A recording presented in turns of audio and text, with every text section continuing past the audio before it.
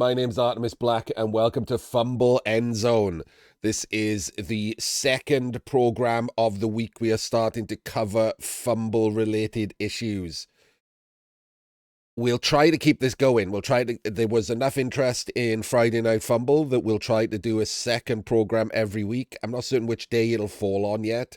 This week, my schedule's been all over the place due to my illness, so even though this is coming out very close to Friday Night FUMBBL, it won't always be that way. I'm going to probably try to do it on Monday or like maybe Tuesday, one of those two, to try and get it opposite to Friday Night FUMBBL. And yes, I know I could have called it Monday Night FUMBBL, but it's a bit boring, isn't it? To just have something Night FUMBBL all the time. So we've decided to come up with FUMBBL EndZone. I hope you like these new sprites. I'm kind of proud of these sprites, I'll be honest with you. It's kind of hard to make something like 8-bit-ish and also massive and still yet recognizable. I kind of like them, so if you do like these, let me know. So, what are we going to cover on FUMBBL EndZone? Well, Friday Night FUMBBL is going to mostly be about the Black Box Trophy. It's like almost exclusively going to cover Black Box Trophy. There's enough Black Box Trophy coverage every week with enough good games that we are going to have that full all the time. In fact, there's enough Black Box Trophy coverage that we might end up bleeding into FUMBBL EndZone with for a game or two as well, like every week, because Black Box Trophy is, to me, the most interesting part of FUMBBL. However, there is something else that comes out of Black Box Trophy that I mentioned in my FUMBBL video that this is going to cover for now. And that is the Steel Gauntlet. What is the Steel Gauntlet? Well, if you go to your homepage, this banner, is a bunch of the current interesting stuff that's going on.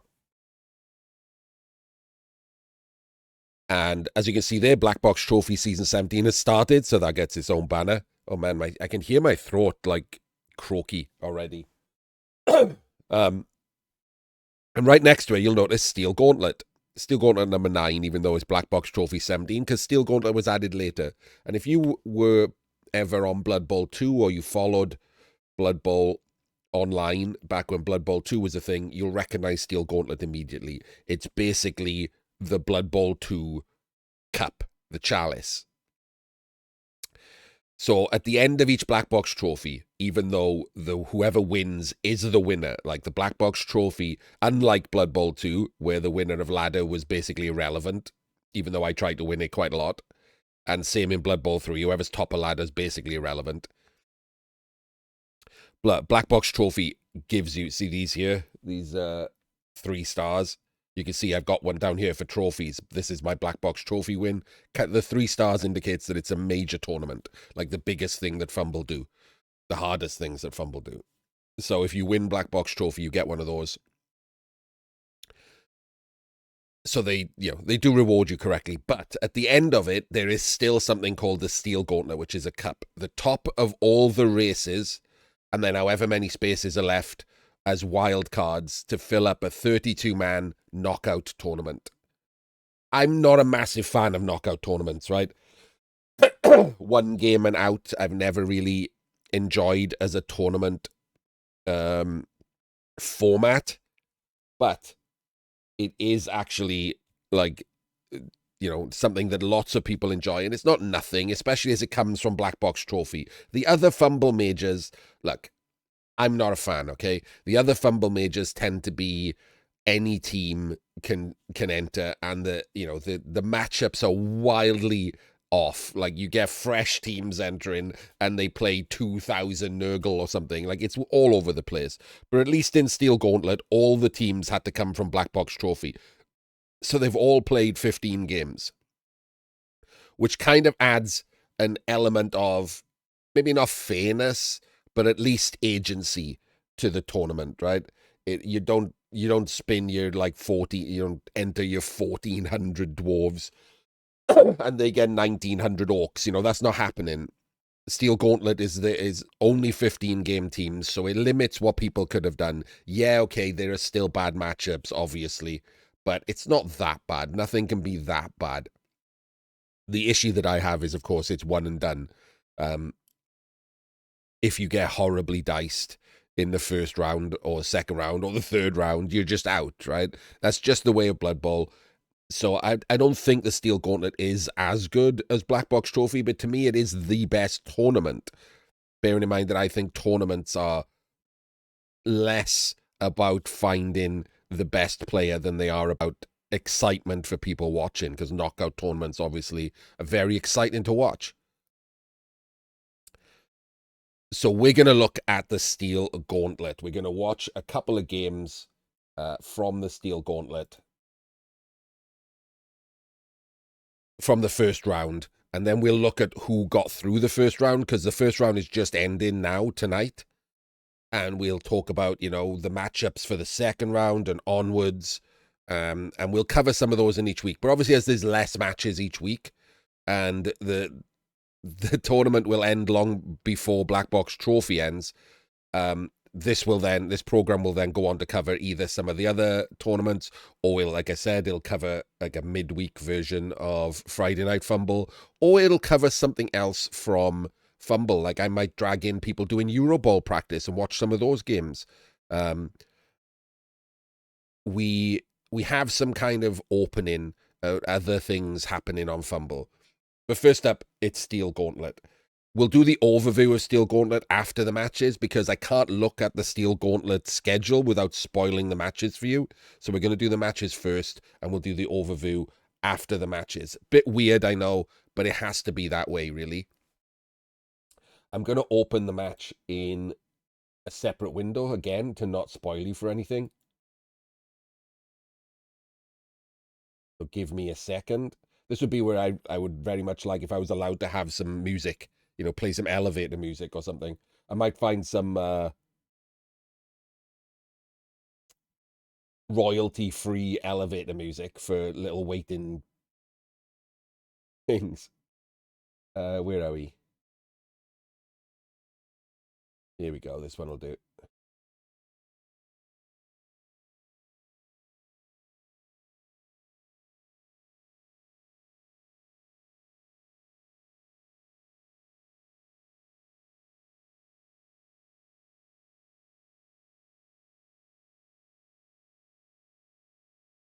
Hopefully this will pop up. There we go. I'll turn off the background because I think it makes it easier to watch. Like I said, please give me feedback about this. A couple of people have said that this is harder to see on their phone, which I totally get. So I can absolutely try to make this bigger in the future, but not if there's only a couple of you that care, because I absolutely detest horizontal like playing, and and I'm stuck with whatever settings I use. I have to keep changing them back and forth. So first up, this is a first round match between we have Dan 12345 with his humans. I'm just going to call him Dan, and Rib Gorty with his Dark Elves. I thought that was an interesting matchup. Remember, this is season 3 rules. Remember, this is season 2 rules. God, I almost said screwed that up immediately. These are using the previous season's rules, right? So we will get a show for a while. It's going to be mixed season 2 and season 3. Sorry, that's annoying. But otherwise, we won't get to cover the Steel Gauntlet, because obviously people are using the teams that they played Black Box Trophy 16 in, and that was in season 2 rules. So they have to keep season 2 rules for the cup. Next Steel Gauntlet will be when season 3 starts. Oh, I've lost my chat. There we go. I'm back. Hello, chat.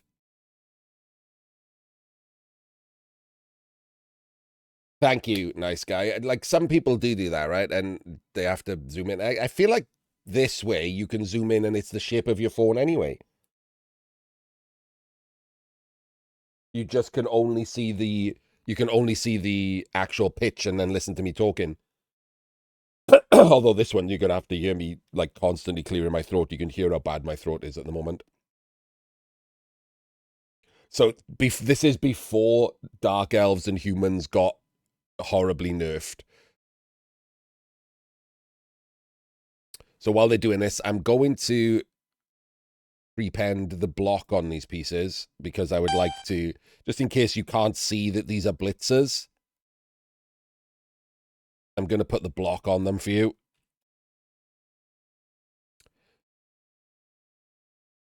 Also, this is the old sneaky git, so this is a good killer. This has leap, so I'm going to append LE to it, so you know that's the leap witch. And this has dauntless, not that that is likely to... Oh, it's come up with null. I have to replace in that case. So, and again, just in case you can't see that these are the blitzers, you can do this yourself when playing the game. Ugh. There's a small bug at the moment where if they don't have a skill already, you have to press replace. Such a good system, though. It doesn't really matter that much, right? This is a lot of skills. Look at that. It doesn't actually fit. But I'm gonna leave the B there anyway. Shoe hands. This is a blocker. So, oh, see, forgot already.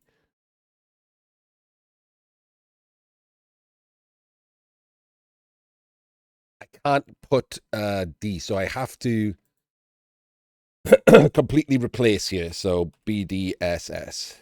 There we go. And I'm going to append a negative. So I'm reminded, look, that guy has a stat that might matter. He's got a negative agility stat. You can do this yourself. I tell you what I do like about this. Is that it forces you to look at your opponent's team. Because nobody has all of the skills. Oh, there's a chainsaw. It forces you to look at your opponent's team and look for odd skills that you don't have auto-marked. Which is why I don't have every single skill auto-marked, because it reminds me that I have to look at my opponent's team.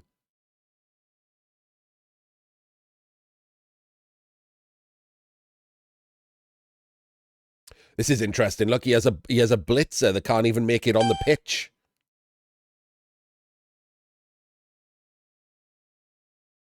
So let's immediately start with... so you might not know who these people are. Rib Gorty is someone who is in our community. I have checked out the stats of everyone in Steel Gauntlet. Rib Gorty is a 56% coach overall. Sorry, not overall, in Black Box. I ignore overall. And Dan is a 60% coach. So they're basically the same, right? Slightly better for Dan, but I don't know what their recent win rates are. I might talk about that if I get time tonight. There's something interesting on FUMBBL that I was reminded about. Someone remind me to do that. So, reasonable matchup as far as skill is going. The biggest issue is the humans are a lot lower in TV. They only made it to about 1400, whereas the Dark Elves are up in the high 1600s, as you can see. Mostly through buy-in bench, right? There's not a lot of difference on the pitch of TV. The Dark Elves bench is very expensive there. That's like 200 in bench. Although saying now, this is about 115 bench as well. So, but the humans get a wizard and they've put a chainsaw on the pitch. And they've also got prey, which has come up as treacherous trapdoors. I don't know why they've got a prey. Like, this is old praise. So that's terrible, by the way. Don't take praise. But we'll start off immediately. This is a bad setup, isn't it? This is a game-losing setup if the Dark Elves get a blitz. You have to protect against a blitz here. There's no excuse. If your opponent is elves with 47 blodge, if you don't protect against a blitz, you are literally one dice roll away from losing the game. Like, it's insane to not protect against a blitz. You have no idea how often that comes up. You don't even have to go crazy about it, right? This guy can be there. Well, actually, this... Ugh. Let me put the yellow on for a start. So this guy moves to there. This guy moves to there. That's a chevron. You can put the chainsaw where the mighty blow is. That's protected on that side. He goes there. and you put the catcher there. And now this is the only weak spot. And you're still maximizing your LOS blocks. Like, there's no reason. God damn. There's no reason to have it so weak. You're not giving up anything by moving the players to where I just showed you. You're still maximizing your LOS blocks. You've just made this stronger. With a chainsaw, look, he's just there doing nothing.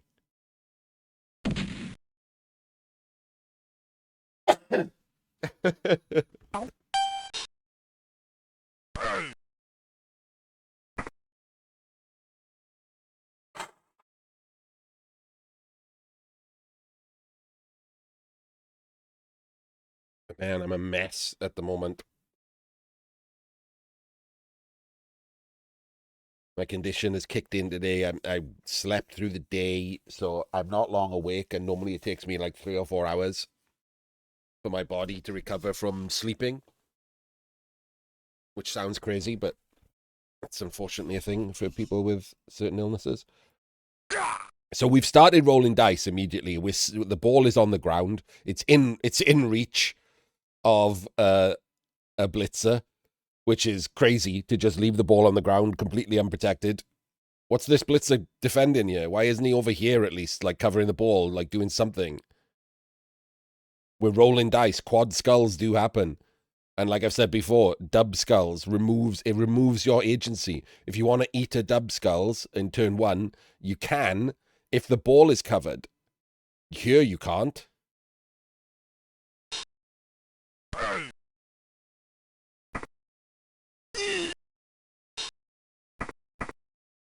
So we are blitzing a blodge stepper.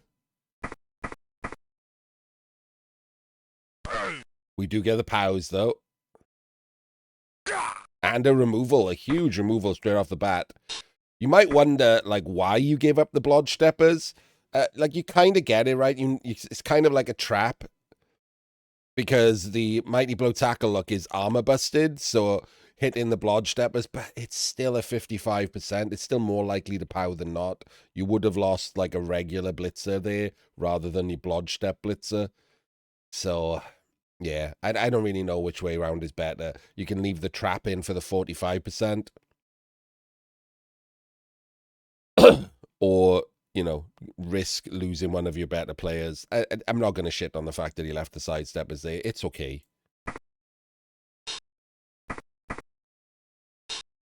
Yeah, this Augur should not take this block. He should be picking up the ball first. This blitzer is doing nothing at the moment. It's not even a screen. Like, it's pretty bad.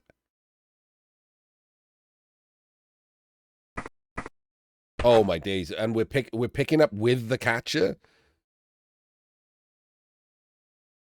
because the catcher is agility 2. You're like, why is the thrower back? Why didn't we pick up with the thrower and hand off to the catcher? That's a 1 in 9 and a 1 in 36.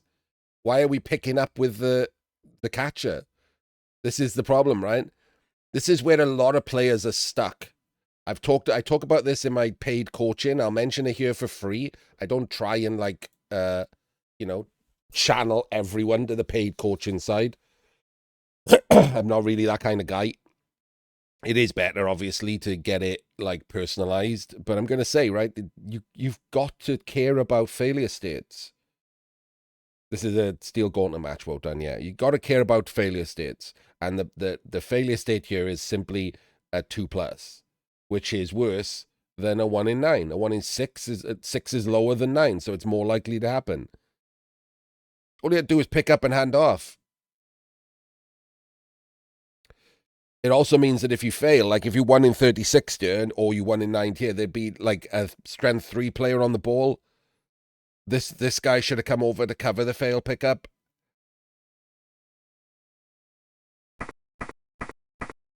And why are we bringing the ball so close here? This could be a 1 in 27, or this could be a bonehead. Run the ball backwards. He's movement 8. He can just be completely out of reach.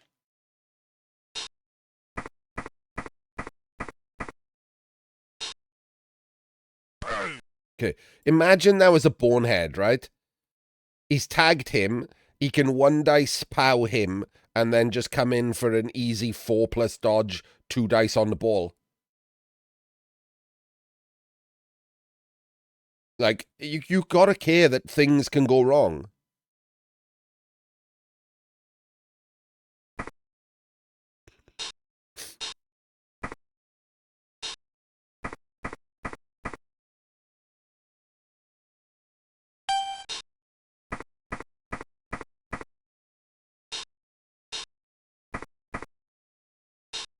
These are not going to be super long. I'm going to let some turns play out.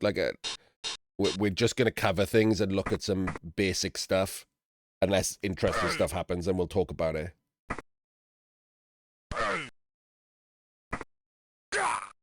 Gets a removal from his Mighty Blow Witch. The Mighty Blow Witch is pretty nice, isn't it? Just existing. He doesn't have anyone to foul with his fouler there.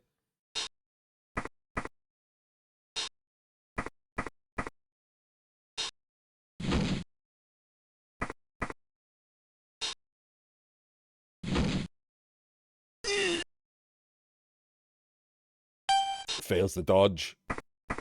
I don't mind the dodge there. It is protecting his other Blodge Stepper because he's seen. So it doesn't matter if it's wrong, right? This is one of those other things that we can talk about. The better you get, the more you'll be able to recognize what your opponent is doing wrong and right.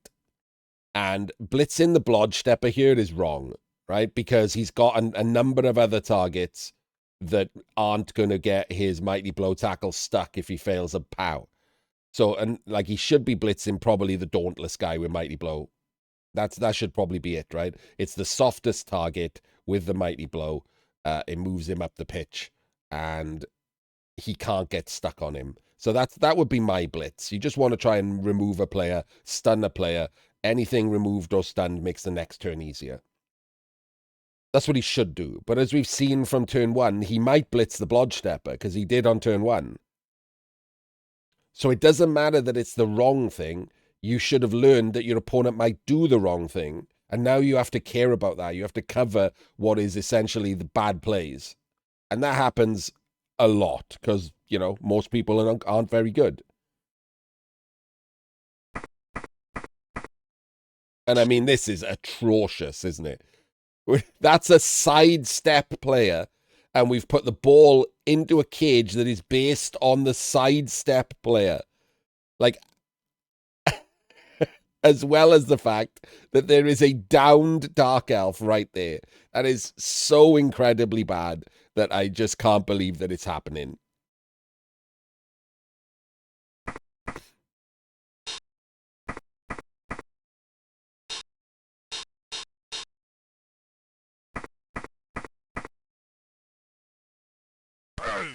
And he gets the POWs. And an armor break. Absolute lucker, dog. I don't know how we're protecting the ball. Like, the problem we got here is, are we going to foul him? If we foul him and remove him, it opens the ball up.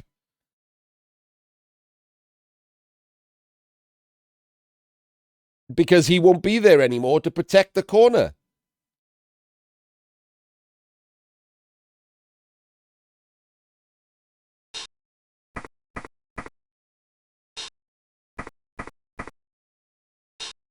Yeah, this is atrocious.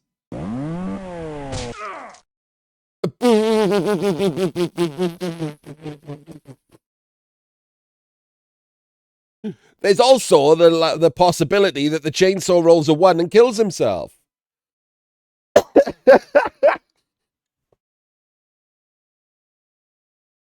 Well, that was amazing. So, incredibly bad play. So what you want to do here is dodge him out so you can hit 1 dice the ball with tackle. There's only 1 guard on the ball. He's strength 2, so you want to dodge him out and then hit the ball with 1 dice with tackle. You could also hit him with 1 dice with wrestle, but really, if you hit him with 1 dice with tackle, he has dodge, so he can dodge back out. The wrestle here doesn't have dodge, so if he fails it, it's not the best, right? He has to then try and dodge out. So you want to hit him with 1 dice with tackle.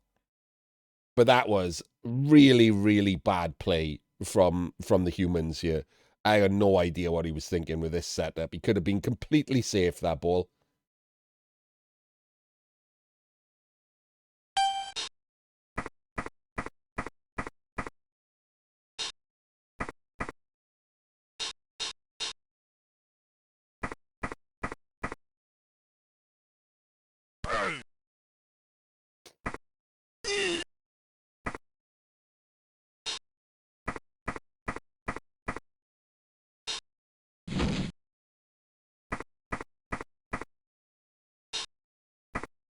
And we're going to do a massive gang foul on the blitzer, which is completely good if you've got... If that's why. It got the Apo, but he did get caught and he didn't argue the call. So, unfortunately for the Dark Elves, all it's really done is take his Apo. It's not that that's raw. It's not that that's bad, is it? He's taken his Apo, he's removed him for the drive. So what could happen here is the humans could now be forced to score early because they've lost 3 players.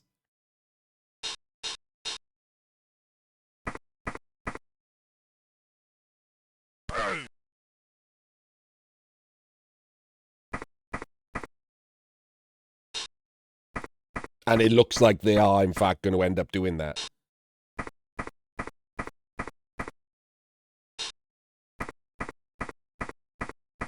Puts the guard corners on the cage, the diagonal corners of guard.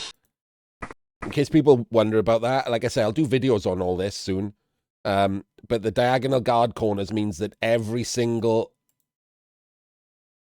one of these squares is covered by guard.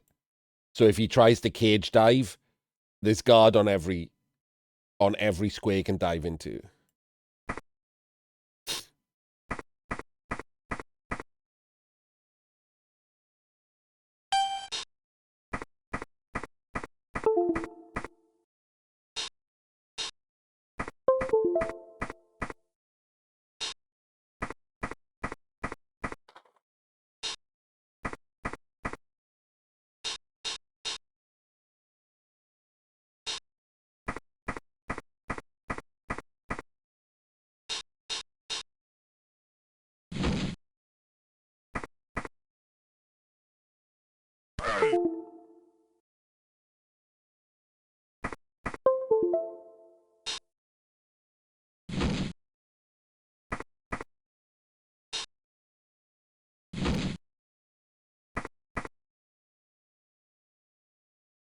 So it looks like the Dark Elves have realized that, they can, in fact, end up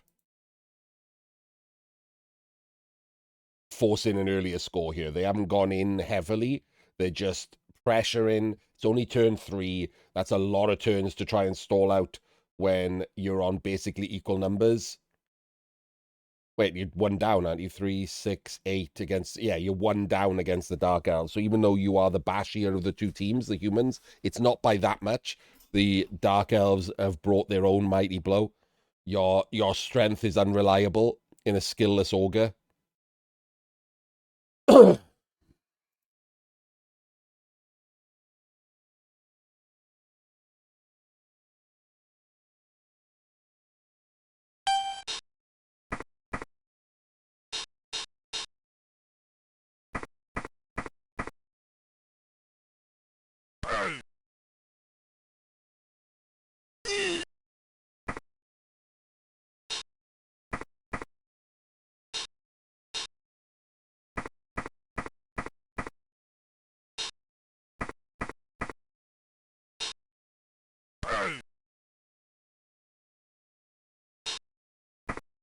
Okay, this is a bit risky, isn't it? This is a blockless block. He could have gone up here and protected the ball a bit better there.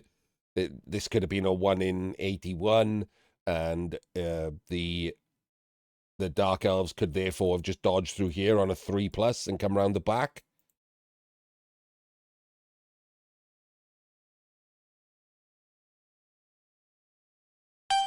So this is kind of interesting. The Dark Elves do have a leap witch.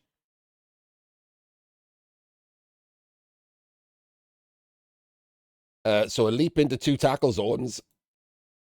Man, my Throat is terrible today. A leap into 2 tackle zones and then just a hit on the ball might be a thing.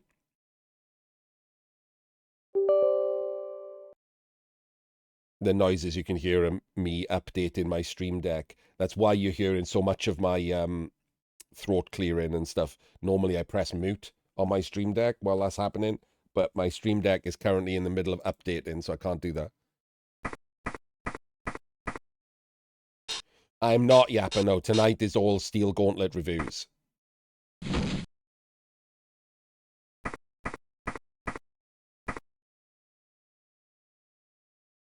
Oh, you just went around the back and one diced him. I don't think that's the right play. You've brought a leap witch. Like you've literally brought a leap witch on purpose. So why aren't you utilizing it?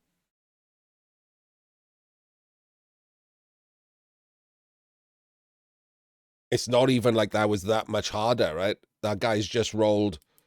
What is that? A dodge double rush? That's 3 2s.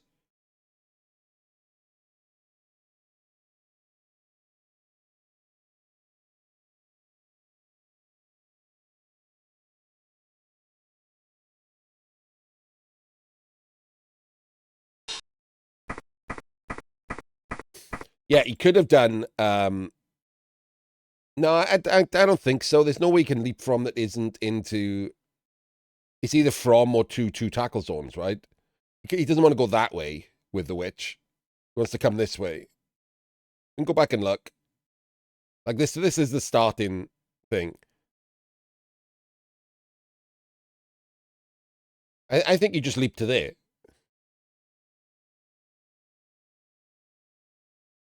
And do that.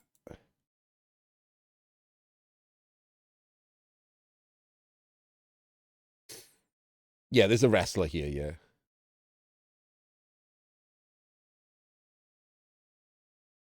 So this guy is 1, 2 plus, 2, 3, 4, 5, 6, 7, 8.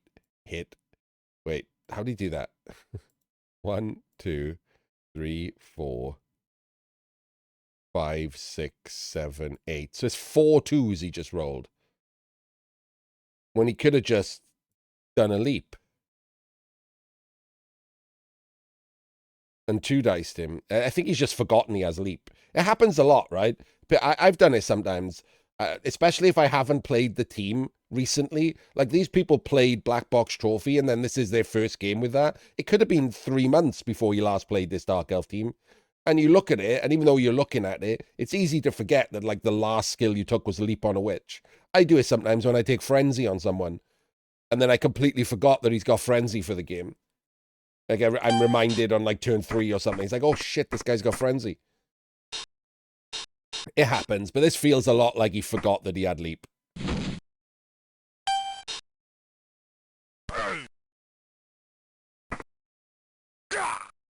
Gets a removal himself. That might. Oh. Oh no. Why are you using the ball here? Okay, I do not understand what just happened. Not gonna lie. Why we got 4 spare players? What do we do if that's a 1 in 9? It's bad enough that it pushes. This is... I don't know what's going on with these humans. Oh, wait, he's already... Oh, my bad. Sorry. I thought that was the blitz, the Mighty Blow tackle. I skipped to the wrong thing. I thought he'd already blitzed, so he's just surfing. In that case, my question is, what the hell is the Dark Elf doing letting his Witch Elf get surfed?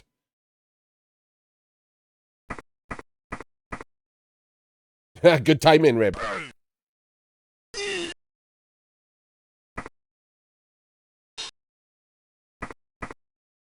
So, to me, that last turn there with the Dark Elves, now taking 2 removals, have kind of completely given up their advantage, right? Bad blitz on the ball, followed by really bad basing to get surfed, has completely given up their advantage, and the humans now might be able to stall out till turn 8, which is really atrocious when you think about where they were. And he gets a full power on the other witch. Awful. Rib, while you're here, did you forget that you had leap? You can ask. One of these two players has just entered my chat.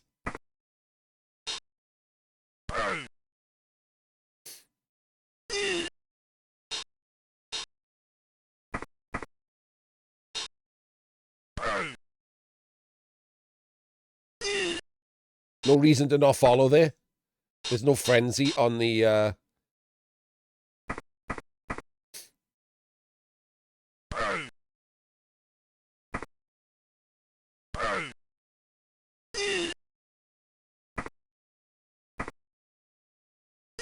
Oh, no, no, no, no, no, no, no, no. You're so scared of that. You know what would have been better there? Exactly what I said, right?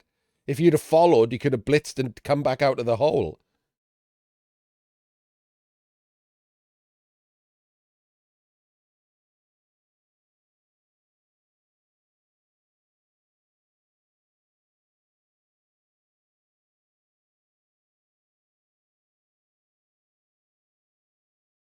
Like, if you knew that was the blitz, if he'd have followed to there, look. Oops. The witch could have just blitzed from there.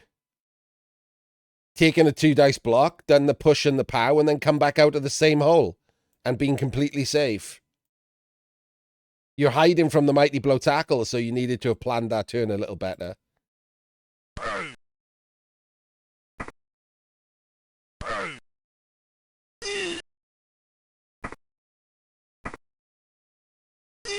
Honestly, there was no need for the rush. There was absolutely no need for the rush. It's turn 5. If your opponent puts in an assist, stands one of these two up, and then blitzes with the mighty blow tackle, how's he protecting the ball?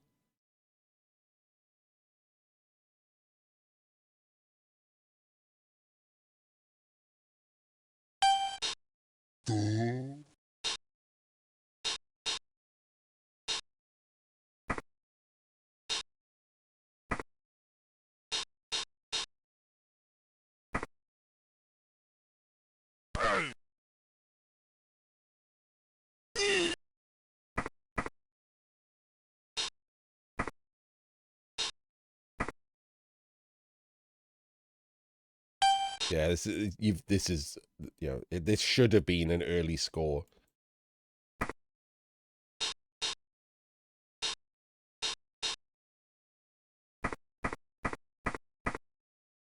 I mean, if someone gave me the choice of getting dice on the ball for losing my witch, which, you know, it probably isn't going to die, right? The odds are I get stunned, KO'd or whatever, or, you know, it's something you can appo, all of those more likely as a total thing than it getting cast into something you can't appo. For dice on the ball, I take it. I just offer it. Like, shake hands with my opponent and be happy about it.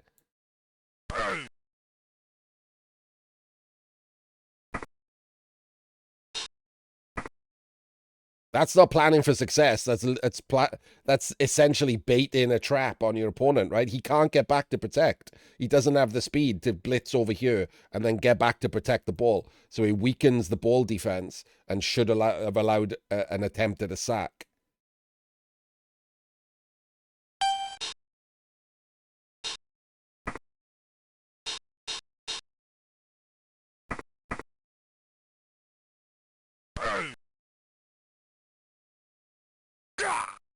Yeah, okay. So it's a turn 8 score.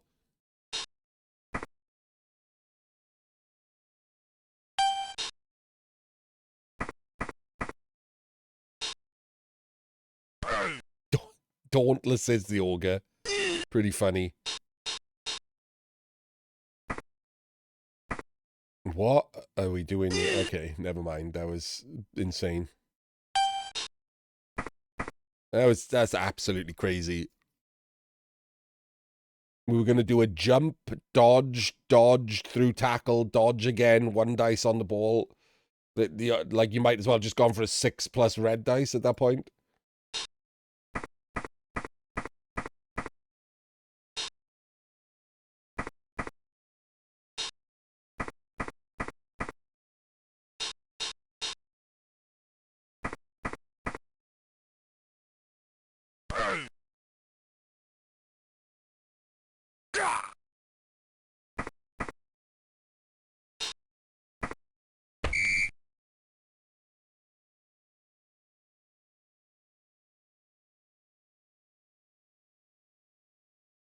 Right, so the Dark Elves do have 2 rerolls and Frenzy, but they don't have any movement ups that I saw.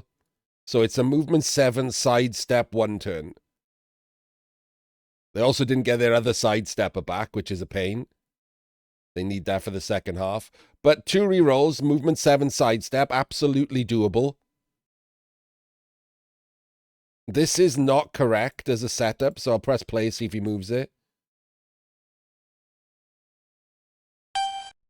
Oh, he's made it worse.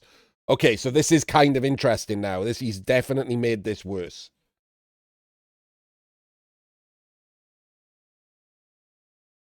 So because this guy has come in, what you want to do is push that way.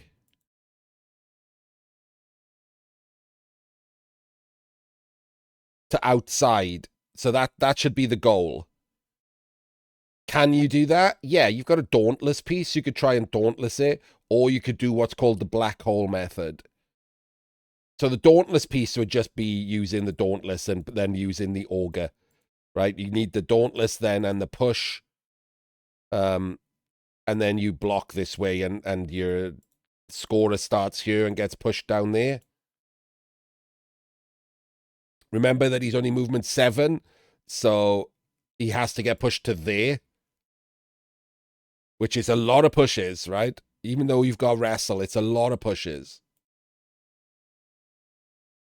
Movement 7 always means that you have to push forward one of your own players. One of your players that isn't the scorer has to be pushed forward with him to take a block. You can't push a movement 7 from the LOS.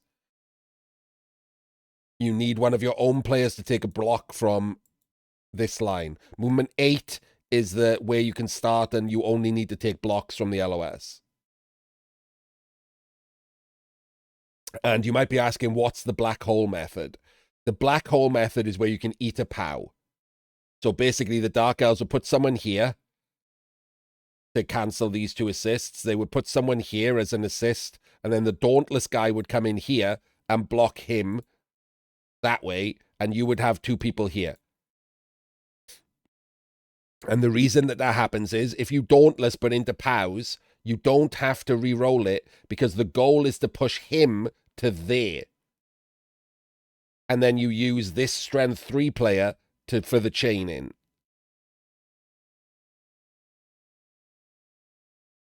So you can eat a POW on the first one. It removes one of the pushes. If you get pushes, it doesn't matter. He hasn't got guard or anything, so pushes still work. But you can eat double POWs or skull POW or whatever. You don't need a push on that first one. And it pushes him to there, which you've left a hole for. And then your scorer is there. And then this guy takes a block, and that's the first one.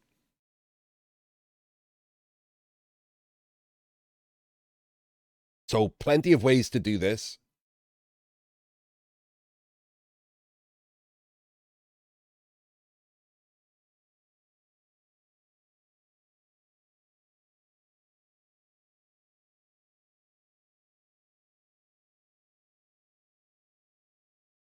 Okay, so this looks like more he's going to Dauntless the Augur out of the way to maybe there. And then blitz like this to push him to there. Maybe. I made up the black hole. Just because it's got my name in it. And it's a hole method variant.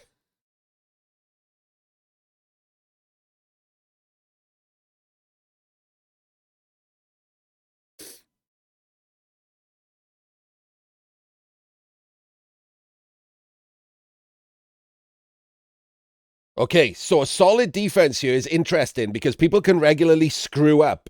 The same way that when you get a quick snap, you can screw up your own 1 turn. People with a solid defense can screw up their own defense. So let's see how this works out for him. So all he's done is move forward a bit. I don't think this changes anything, really.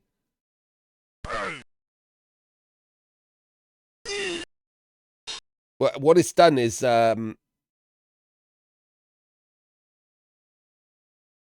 this is a horrible dodge. So he needs to change that plan, which is actually doable. he can block. And if someone comes and stands there, then the blitz can then be on him, up here, into him.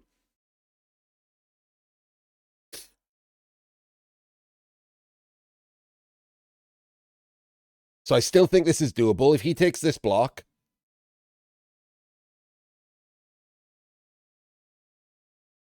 we can then come into this angle after filling this square. Fill in this square. Come in from this angle, blitz up into your opponent, and then he can take a block down there.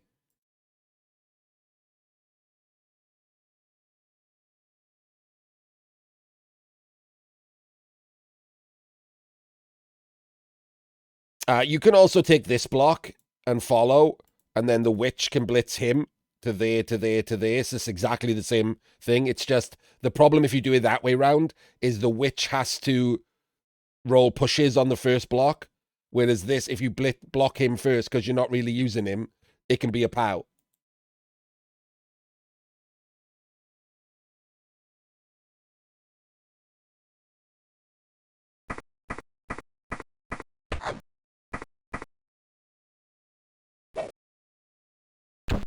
Okay, so far so good.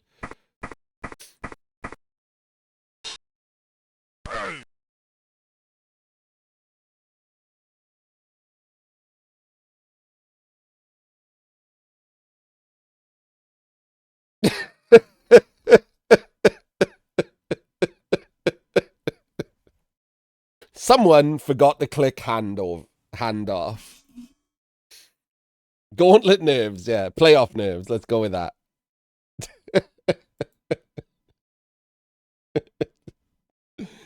Someone forgot to click handoff.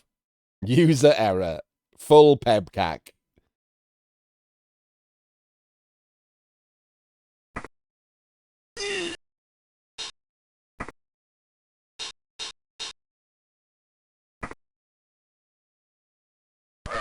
Wait, do you think you've got the ball? I'm confused.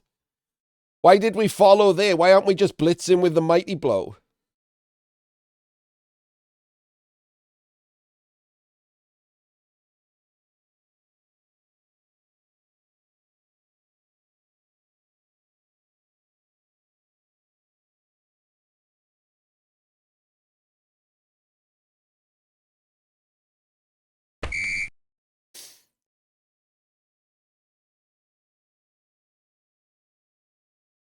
Oh, delete my dot. Right. So, thanks to the no one turn, the Dark Elves now have to play out an entire drive, really.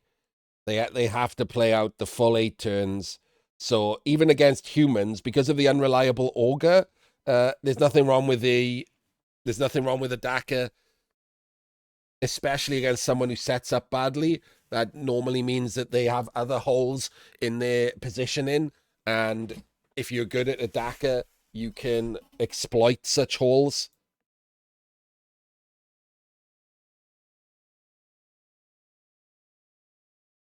Instead, what it looks like we're doing is we're setting up to quick score. Is that what's happening? Why? I mean, that seems pretty crazy. Remember, because this is a knockout tournament, there's no draws, so you are trying to get to overtime now.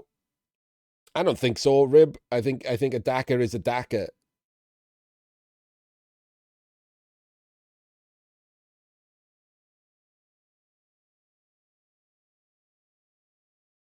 And we immediately see the weak spot of whatever's going on here, right?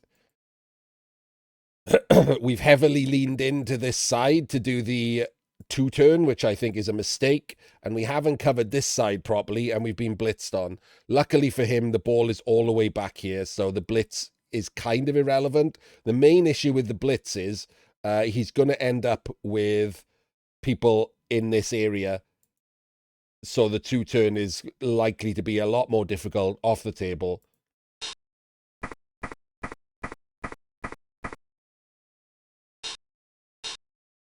Why have we put a guard in there? No, it's the problem with the scoring fast against a wizard is that on your first turn, you are going to be vulnerable to the wizard. Because you can't have, like, normally the wizard you would just do by having the ball held back out of range. On your first turn, and remember that, like, on his turn, he can wizard immediately, and all of his players are here to react. If you do a Daka, his players have to be spread across the entire pitch to defend. So when he wizards, this half of his team can't do dick if the ball is over there. So a quick score is just as vulnerable to a wizard, if not more so. It's not like you're going to have a deep defense, is it? You're going to do a usual, like, screen and ball.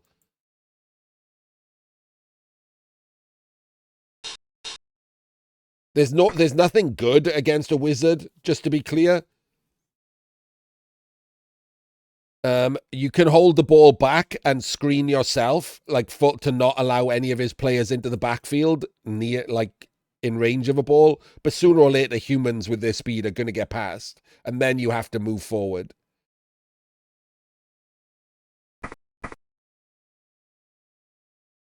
Blitzing the wrestler is wild. Not only blitzing the wrestler, but remember this is second season rules, so blitzing the wrestler without moving the other players first is terrible.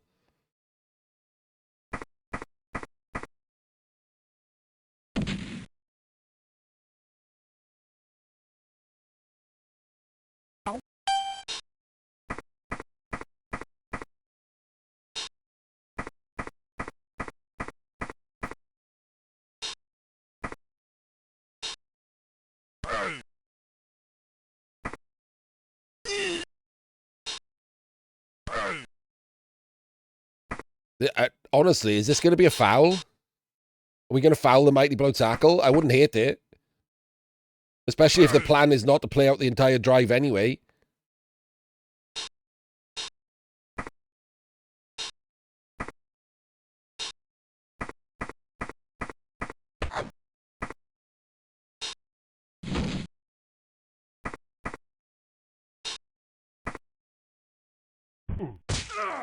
Oh, my days. Let's go. Dead Mighty Blow tackle. That's why you don't blitz a wrestler.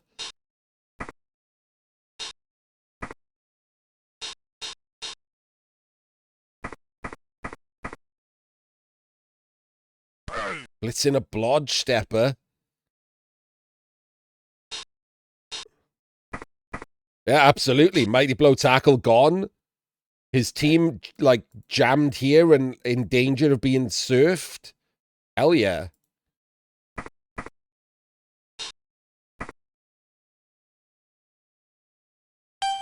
So right now, that is a 1 dice. You could put someone, oops. You could put one of these guys here.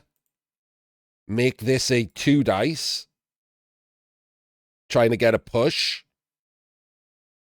Put the other one here. And go for the surf.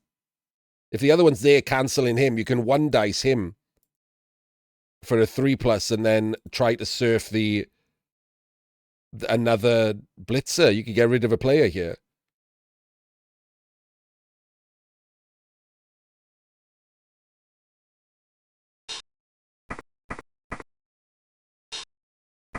The problem with going after the catches, you haven't got anything to go after it. I mean, you could 4 dice it with the witch, hoping for a full pow. It's okay. It's not the worst. It's fine.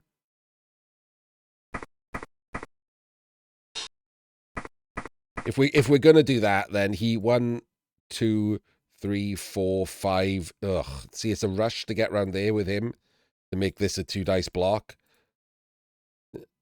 If you were there, that's a 2 dice block, and then that's a 2 dice block once you've added another assist with the other guy. And then it's easier to get to him. The problem with this is 1, 2, 3, 4, 5, 6, 7. If you don't get him on the first pow, it's a rush. You have to re-roll the rush. And as he sidestep, he's going to go here, and you're going to run out of movement. If you don't get the pow, he just goes there, right?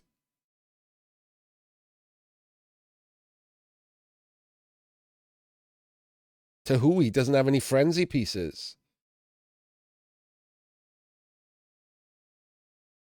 Like, the plan is to blitz anyway, right? So you can cover the tackle piece easily.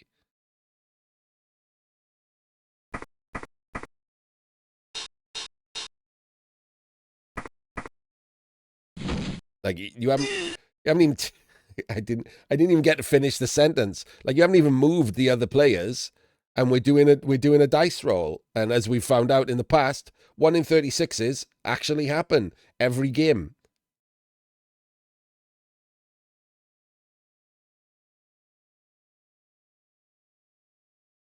You better hope this isn't a POW. If this guy's a POW, I would try and surf the witch.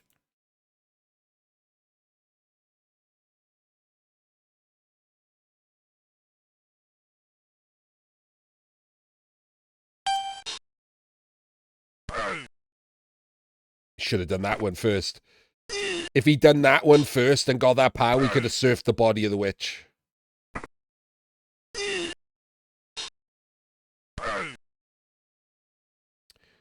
I will say that the humans are missing frenzy, by the way. The humans, do, like, at this level of development, humans should have a frenzy piece.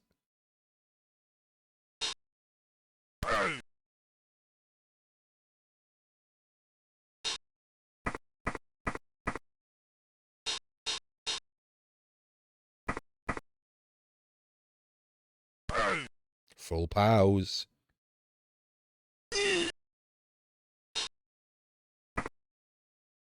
That's a terrible move from that ogre, isn't it?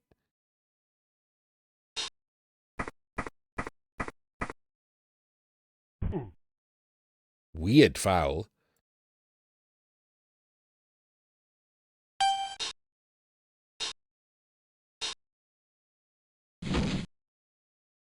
Why isn't this guy up here? With the wizard in play, you need someone to threaten the wizard play. Like, leaving everyone down here, the wizard is irrelevant. Who just sculled?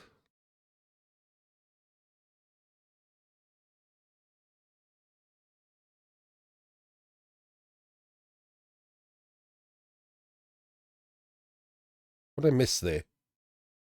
The witch just dub sculled?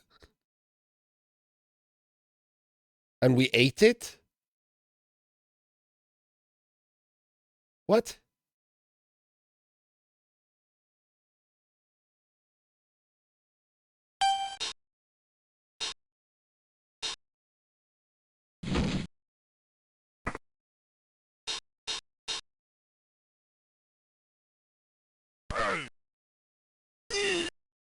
Okay. Okay, so this is absolutely doable to surf him now, right? If you fill this square and this square, he can't sidestep anywhere but here or here. If you fill this square too, he can't sidestep anywhere but here. And then you surf him. That's what he should do.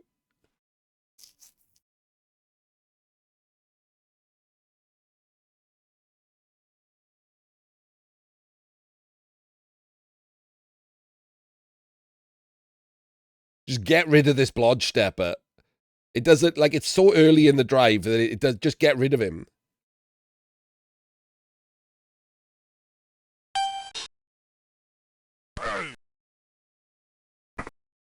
Oh no, he's moved the ogre up. Oh my days, he's just taking a block on the sidestepper to just allow him out. Awful. Come on, man. You can surf sidesteppers.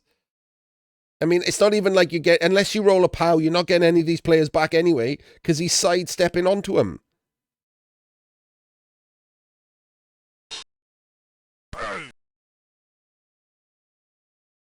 Like, hilariously bad, right?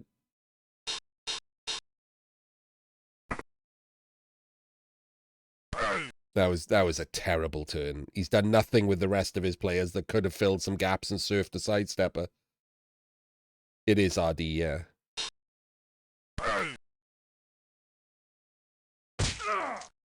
Does get a rando Kaz. It is just on an unskilled rookie, so Rib's not going to care too much about that. Wait, what was that?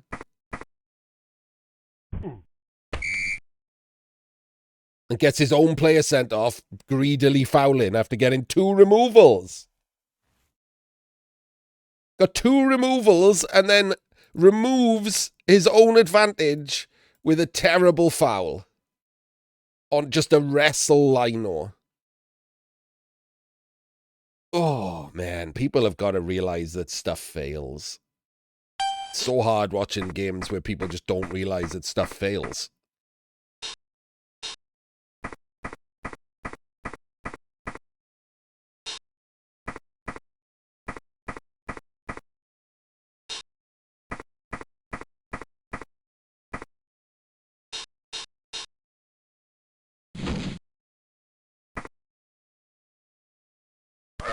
Full powed him.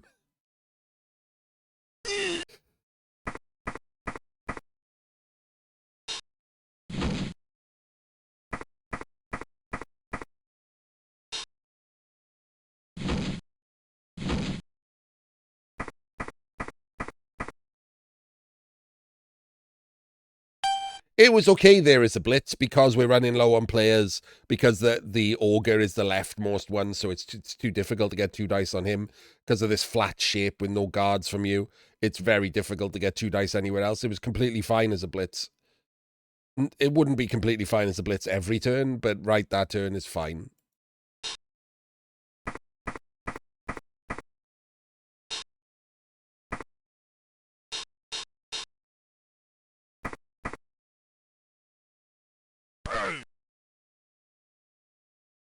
The wrestle there is actually really, really good for the Dark Elves, right? Because it takes that square. He's not sidestep, so pushing him out the way there would have opened this route for all of these players to come through and come over here. But because he's wrestled now, none of them can do that. It's really good for the Dark Elves. That makes it much more likely that he's going to be able to stall out till at least turn 7.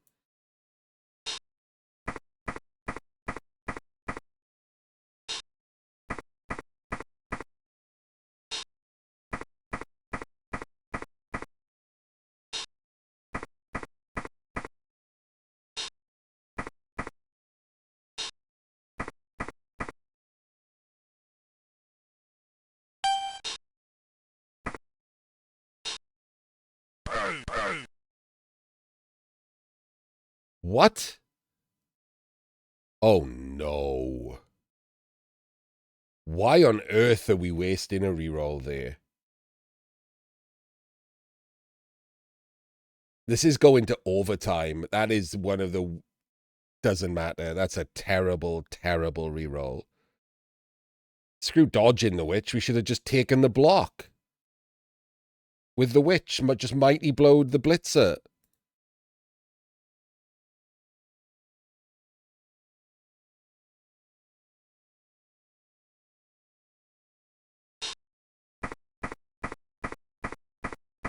So that was awful.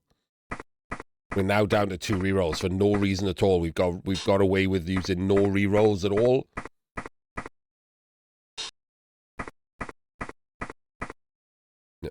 So this is too many players in a small square against a wizard.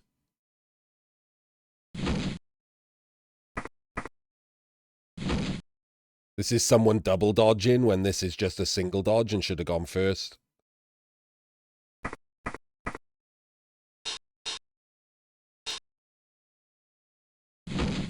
Oh, wait, we're blitzing with him?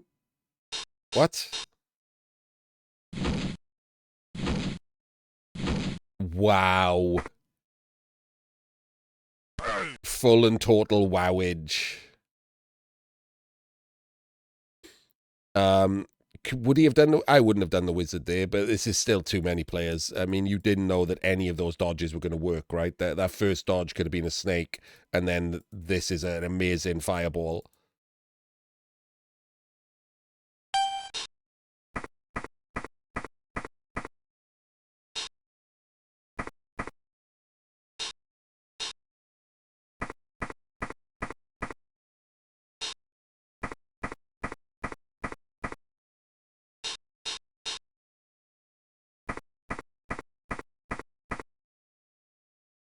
What's this guy doing?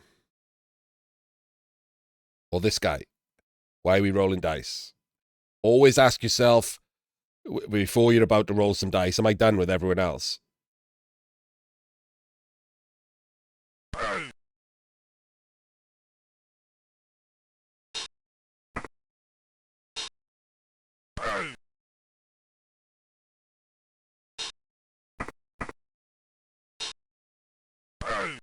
Full pow. No armor break.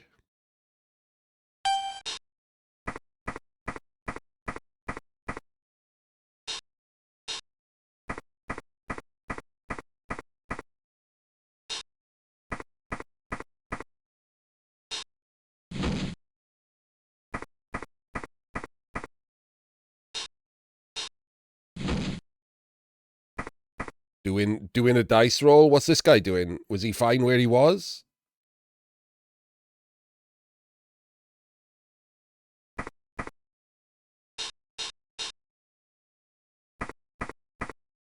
Is this guy staying there? I guess he is. What's this guy doing? This is a rush, isn't it?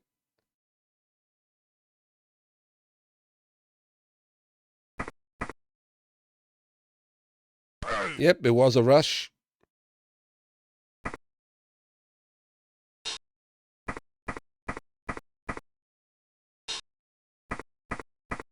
And then 2 moves after it. That was definitely a rush. It's literally a rush in the... Oh, it wasn't a good idea, correct, yes. I mean, it was fine to blitz him. It's fine to blitz him. And it's fine to blitz him with the wrestle. I wouldn't have done because you're not re-rolling the rush. I've been completely and utterly spunked to re-roll away like last turn. I would have just blitzed him with the blodger, the blodge stepper. But if you are going to do it, if you do decide that it's better to get him on the floor with the wrestle, the others should have moved first. Like, it's really that simple. You get a lot of players who kind of like remember that they're supposed to do safe moves first, but for some reason just get bored in the middle of a turn and start rolling dice. Like, oh, I've moved some players. That's good enough. It's not.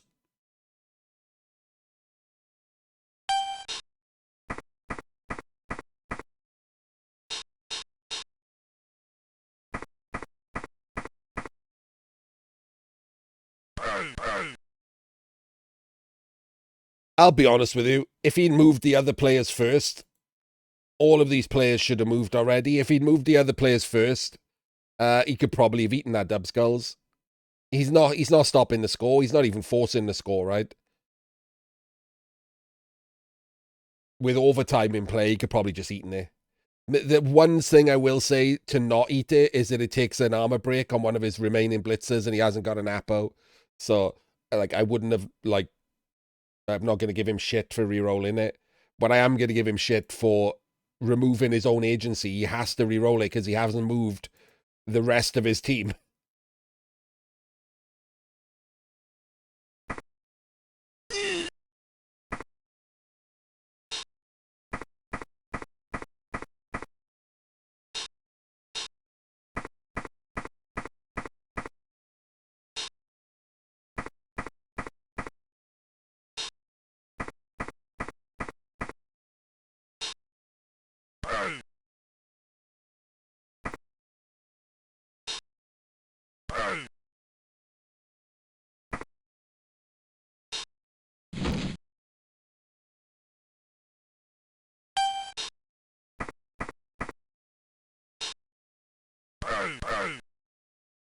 And now that completely useless reroll we did earlier is starting to look problematic, isn't it?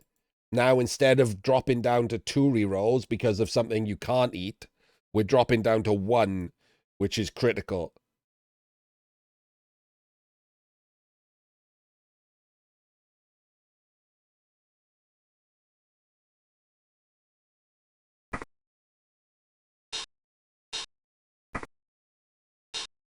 And then now it's looking like we're scoring.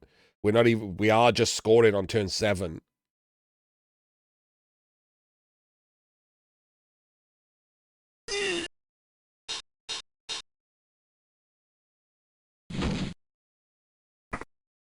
After doing a 1 in 36 dodge, despite having to just re-roll a 1 in 36 that exists.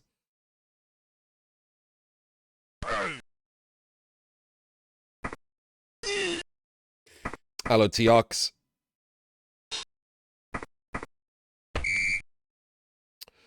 So now that the Dark Elves have to defend a 2-turn from humans who are pretty fast and do have an agility 2+ movement 8 Blodge Stepper. I don't believe that's the case, Rib. Just think about it. The risk is you lose. You just lose.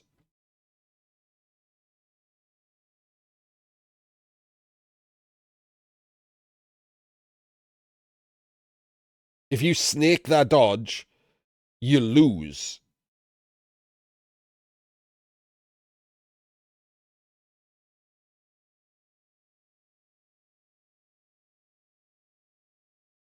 And you swap that risk for rolling a full POW and Kazin the catcher, which is not a high chance. In fact, I'll tell you what the chance is now.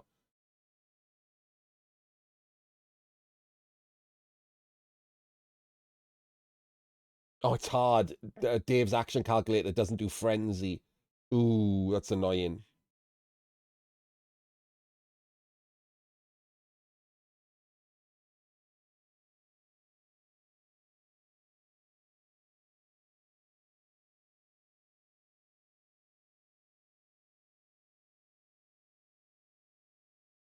So the odds, if he didn't have frenzy, if he just blitzed him, the odds of full powering him into a removal that's stuck, so the lowest odds of that is a KO, and then it doesn't come back, is 5%. 5%. And if you 3% the dodge, or you 3% the block, you have to re-roll that, right? That puts you on 0 re-rolls. That's the same 5%. 5% of disaster. You're swapping 5%. It's not worth it.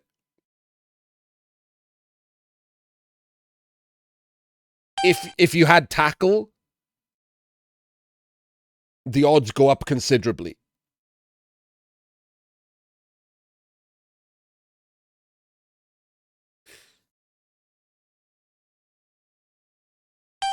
Okay, so let's just start immediately with the fact that the catch is exposed, which is terrible. So both of these setups are bad, right? Firstly, the catch is exposed when he doesn't need to be on the LOS for a 2-turn. That's atrocious. Secondly, the Dark Elves tackle is on the side instead of one of the middle squares. These two should at least be swapped, but the tackle needs to be more central. What I would do here is have columns there and there, there and there, there and there. Oops, nope, not there and there. There and there, and there and there.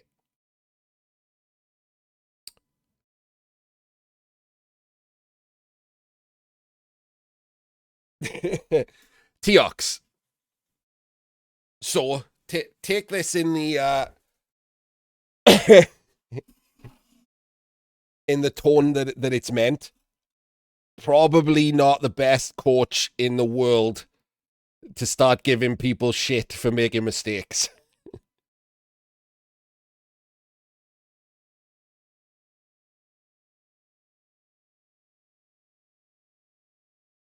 But you can still have sidestep edges with columns.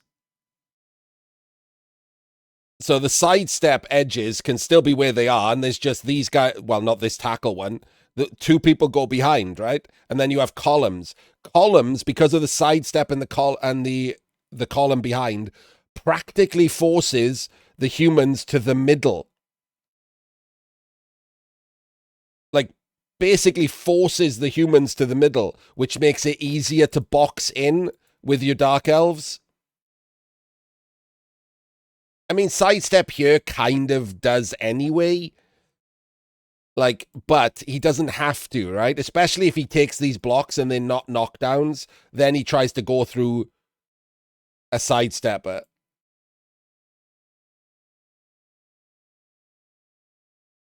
Columns forces to the middle, even aggressive columns. even aggressive columns would work, like on this line. So there and there, and there and there, and there and there, and there and there.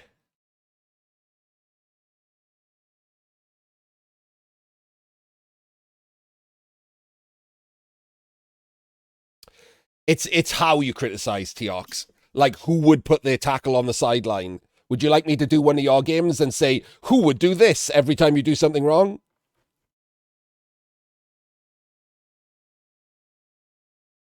Because I'll lose my voice for the next week.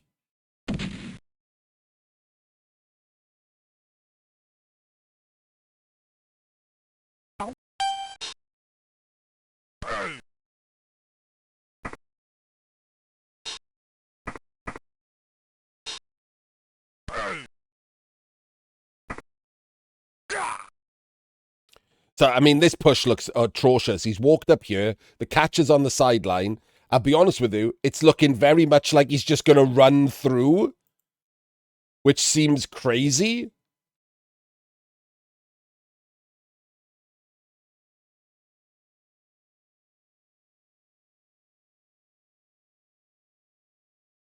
A wizard could have worked.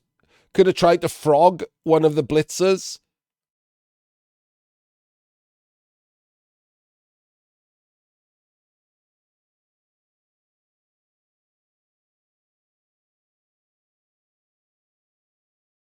Like, he also could have gone for a one turn.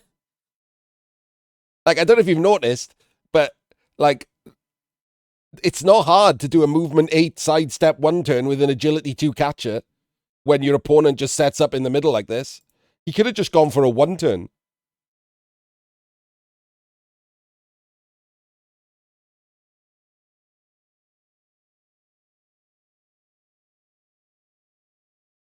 Like, I would not have hated that at all. That just gives the Dark Elves a one turn themselves to not lose.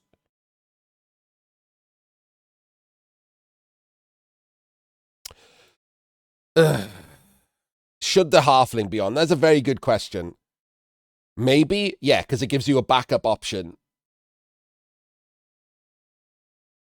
It probably instead of the kicker, right? The kicker's doing nothing. So if the Halfling was on and next to the Ogre, it gives you a backup option that you have to worry about. So yes, the Halfling should be on. I forgot he had one. The kicker's doing nothing. He's just an unskilled lino. So yes.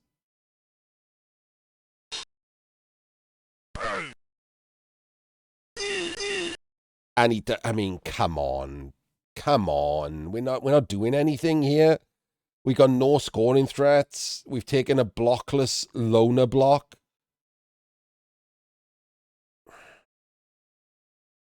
Well, that sucked, to be honest with you.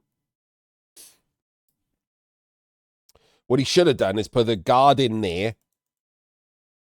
2-diced wrestle from here, hoping for a double down. Had someone back as a relay. Thrown a pass to the relay, handed off to the catcher, and just potatoed.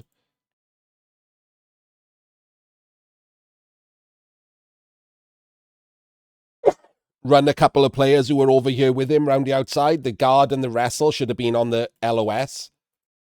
And then a blitzer could have been there, and the kicker could have been over there with him. So they could have run round to do some kind of screen. Excuse me a sec. I need to...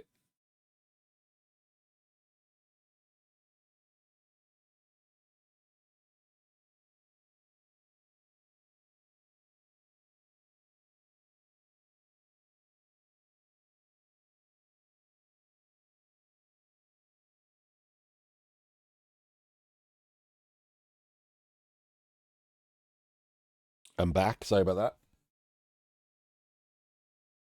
Yeah, the thrower is the sure hands piece there. But the deep kick threw him because he didn't prepare for it, right? He didn't have a relay in place. Because he is not failure state thinking.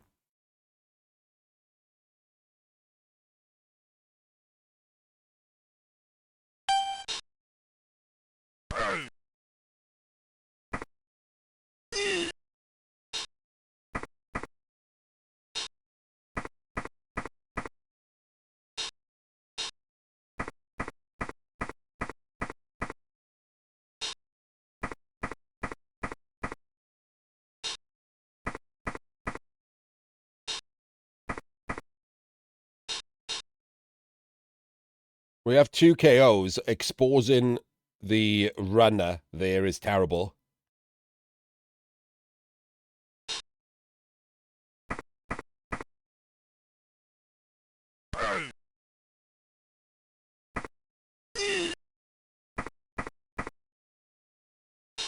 Yes, that's why I said it was silly to not have a scoring. But the problem is he couldn't get a scoring piece in range because he did his turn ordering wrong.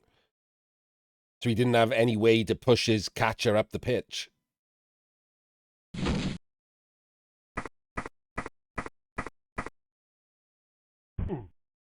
Oh, that's... You got 2 KOs. You're obsessed with this catcher, man. Look, I get that it's a good piece, but you are obsessed with this catcher. Like, that is more likely that you were getting removed than him.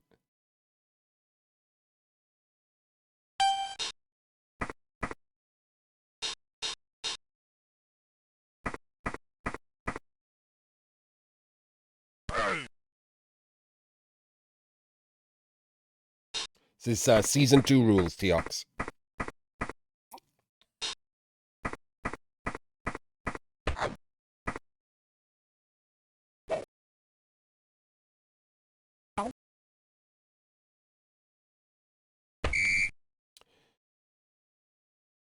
Man, wheezing. What's going on with me?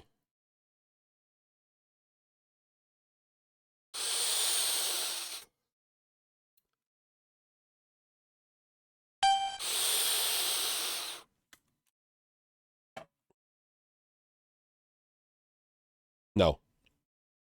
Right. So we have overtime in play. The Dark Elves have the ball.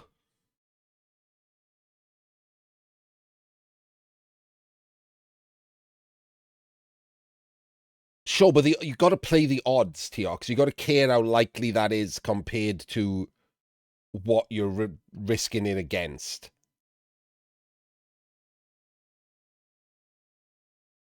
Right now, look, you can see that the Dark Elves have 11 players total. If he'd got sent off for that foul, he would only have 10 men on the pitch.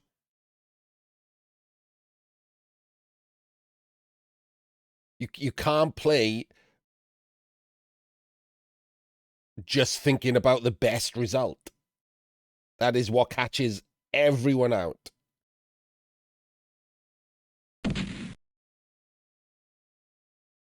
Hello, Jim.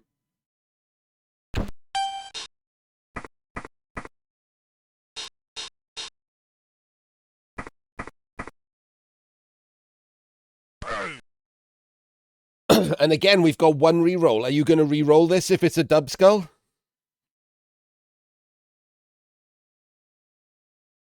Or you're going to eat it? Like, you almost have to eat it, right? It's overtime and you're on 1 reroll. You can't really go down to no rerolls. So what the hell is this flat shape?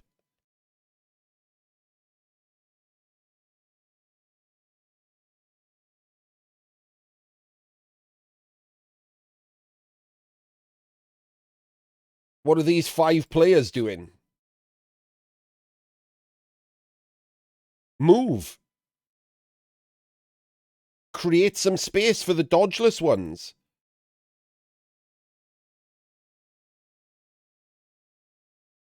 Make some classy elf columns. He goes there.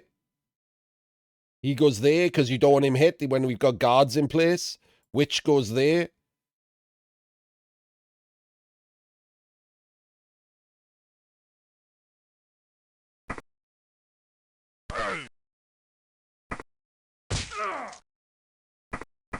Amazing removal. No, it's terrible. If your opponent has a guard, flat defense is useless. Because he can 2-dice any of these players, and right in the middle of your line, there is an armor 7 unprotected player.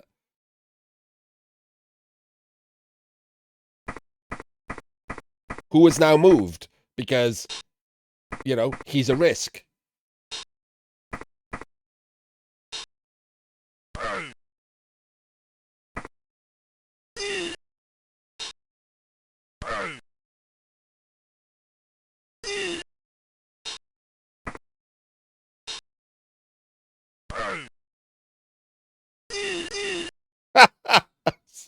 Stunned himself, but took the auger as well. Incredible. But this is the right play from the humans, right? We need someone up threatening a wizard play.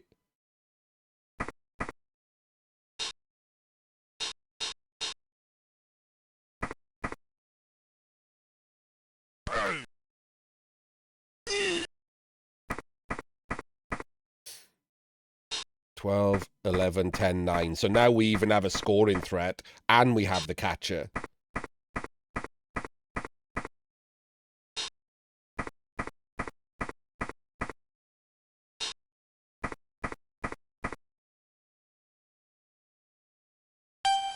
So now this is interesting. So 1, 2, 3, 4, 5, 6, 7. This is the problem, right? We should have anticipated something like this last turn and given ourselves an out.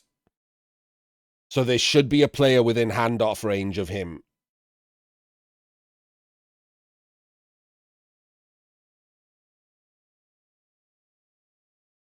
This doesn't count because he can't go anywhere unless you're also throwing a pass, which is a 1 in 9 to disaster. So there should be a player within handoff range of this blodger. Either this witch or this blodger. Because then it's just a 3% and off you run away from all of these players down the pitch, and you're guaranteed at least kicks.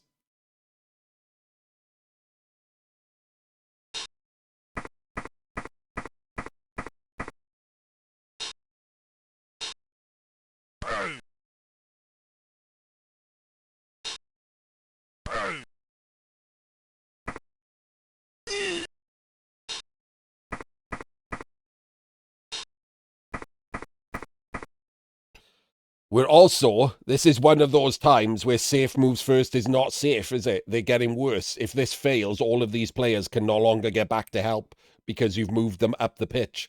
Now you're all in. They could all have just stayed where they were in case this is a snake or whatever.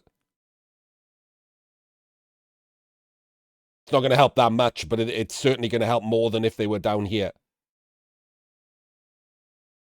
So these guys should have waited to react to a dice roll, because you're going to do a dice roll.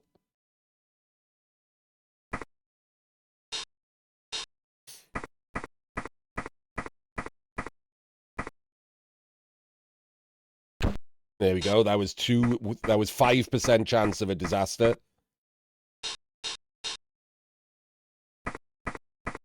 We haven't moved the runner for some reason. Double rush.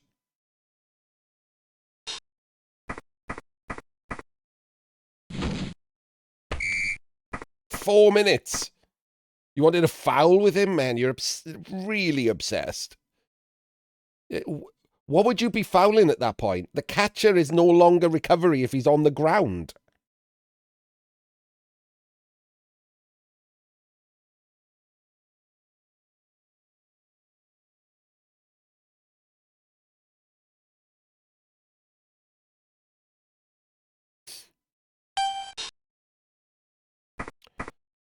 Yeah, and it's easier for him to counter score with just regular, like, players if you're missing another player because you're fouling.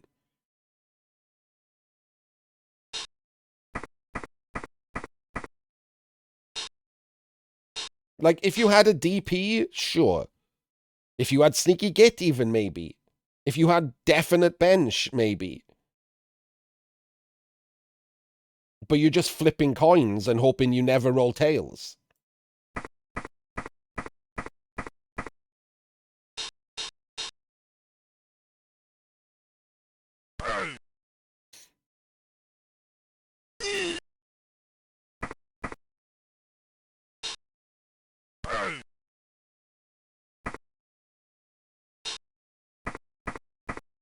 One dice before we move that guy.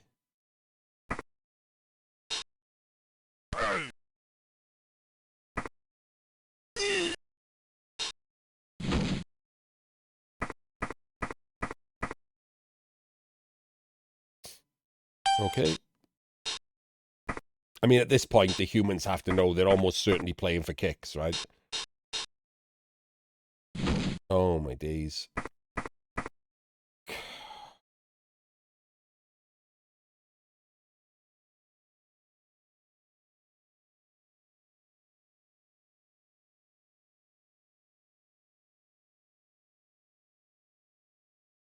I mean, for this one, you deserve a snake.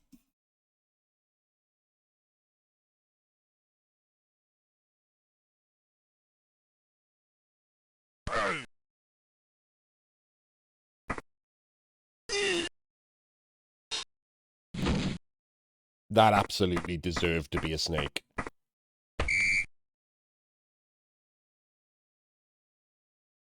I mean, well, we should have just cleared the ball and stalled more.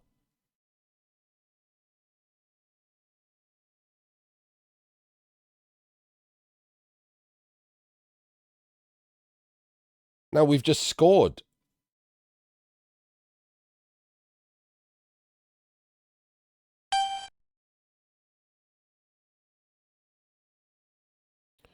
I mean, honestly, the only saving grace in this game has been that the foul on the mighty blow tackle worked.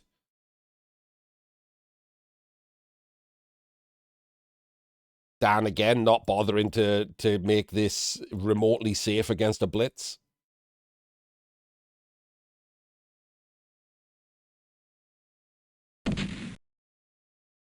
Yeah, I could. I've seen you and Jay leave and stuff. I'll think about it in the future. I'm also debating the whole you know, up and down thing. I'm asking for feedback on it. I prefer this, like playing up and down, but you know, it is harder on some people who watch on smaller screens, like tablets or phones.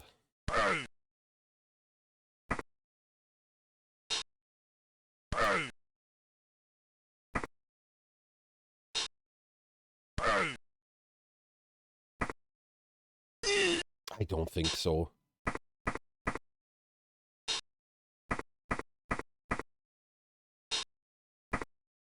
Lots of people seem to watch on a phone.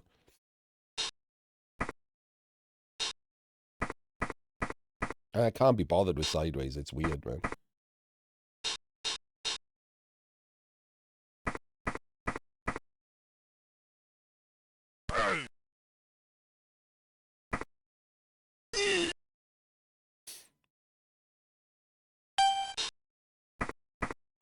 There is a zoom function, Chimp.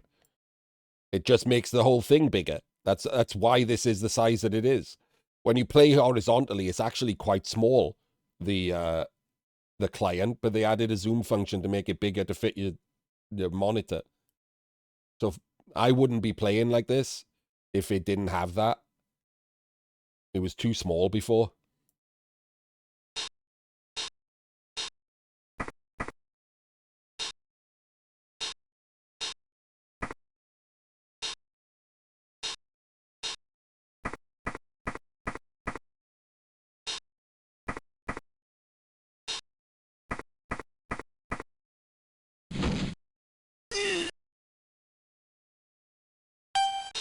And there's a snake.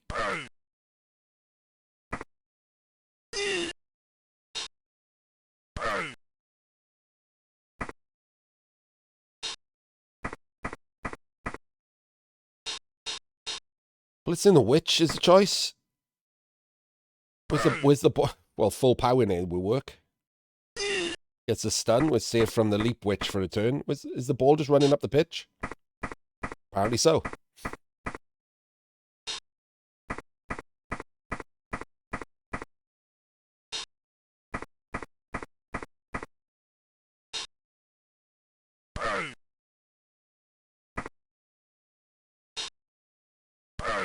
One dice pow, lovely. Wrestle him, that'll do. Tackle goes down.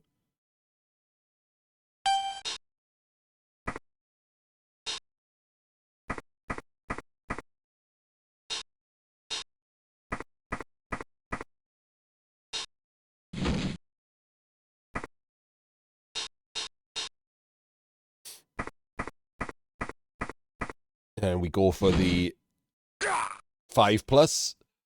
5+ fails. Removes himself, but the Apo keeps him on the pitch.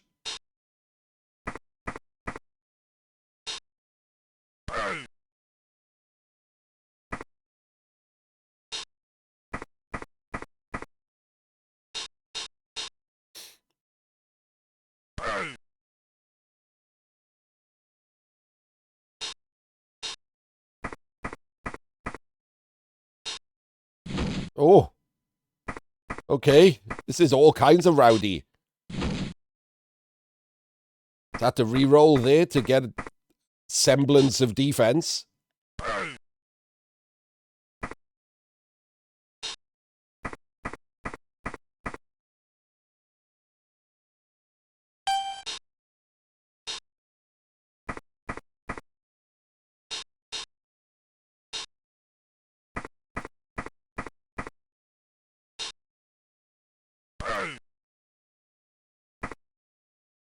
Go in for the leap sack.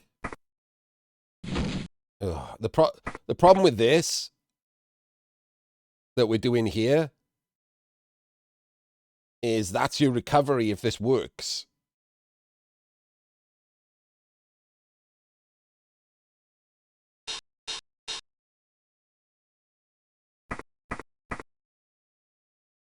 Rowdy was him not scoring Novocaine and relying on 1 in 9 dodges to protect the ball. So it's just a word we use for when people take risks.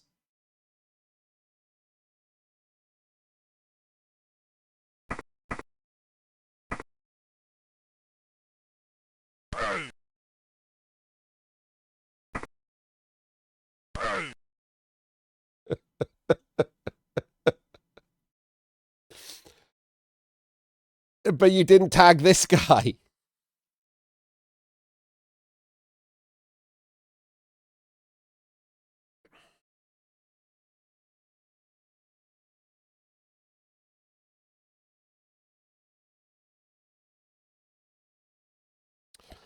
Well, I was certainly a choice. And we've choiced into red dice skull skull.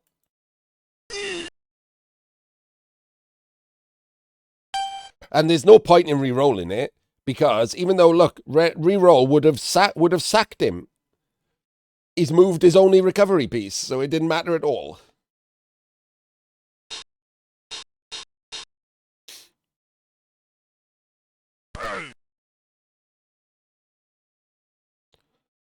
That is one terrible blitz.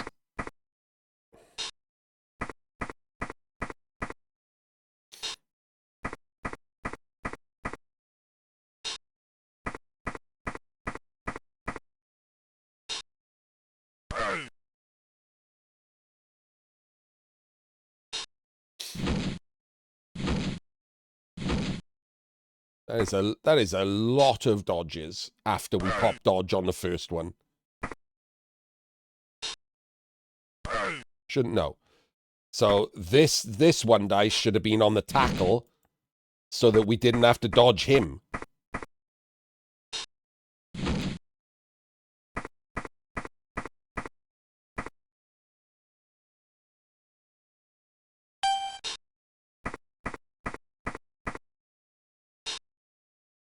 What's happening over here?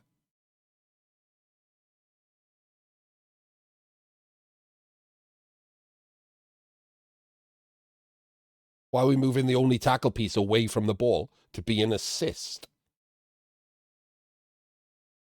But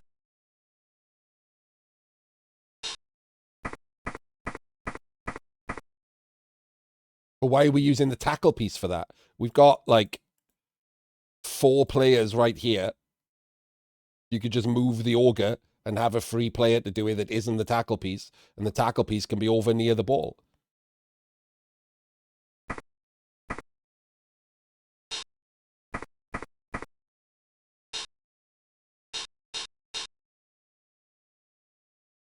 Let him cook. No. The man's making beans on toast. Did we just dodge in? Okay, we did.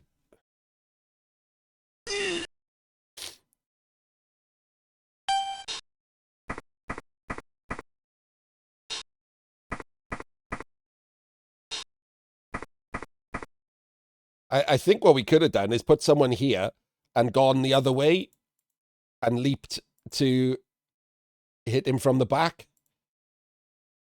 But I don't know if we had the range for that, did we? Oh, hang on. So 1, 2, 3, 4, 5, 6, 7, 8, 9. No, we needed to go through. I mean, we did the 3 plus dodge anyway. 1, 2, 3, 4, 5, 6, 7, 8, 9. That's probably better.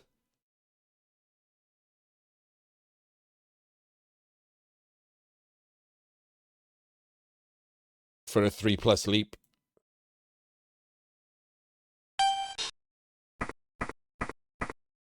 But we also could have just forced an earlier score and had a 2-turn.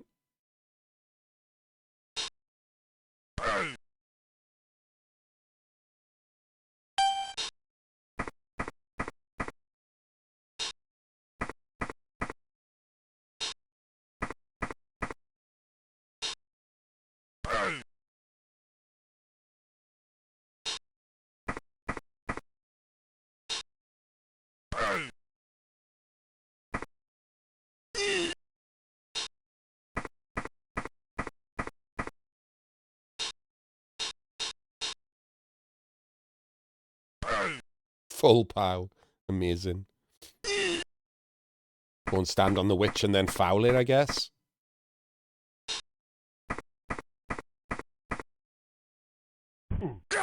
And it's gone.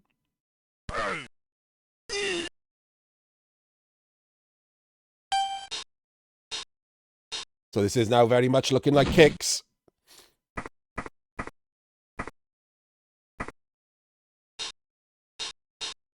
Five plus 30%. Nope. Fails it. Full PC mode. Can't make a single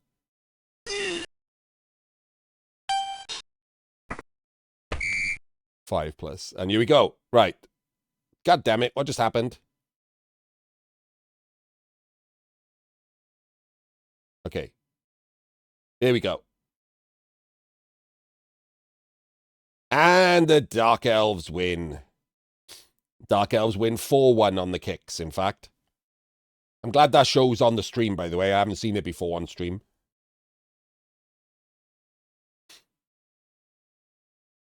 So nothing you can do about this, right? This is just the fastest of the bad options. Obviously, if it gets to a draw at the end of overtime, you can just play again. But this is built into the game. It's just random. It's just literally random. So that's just the way it is to get these games over with within the week of each round. So kicks it is, and that means the Dark Elves move on. Little anticlimactic to end on kicks, obviously. Wizard wasn't even used in that game. I mean, it was, but for nothing, just for fun at the end of the end of overtime, which is pretty crazy. Always good to spend 150 TV on a Wizard and then just spunk it for a laugh on turn 24.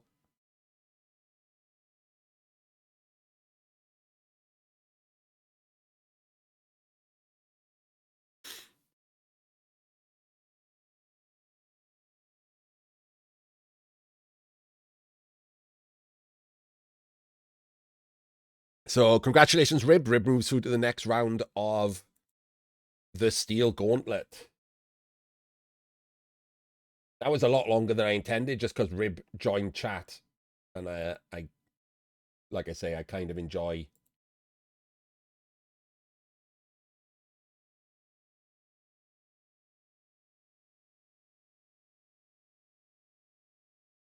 when someone's here. We have got another one in the bank. So I'm just going to open another game in a second.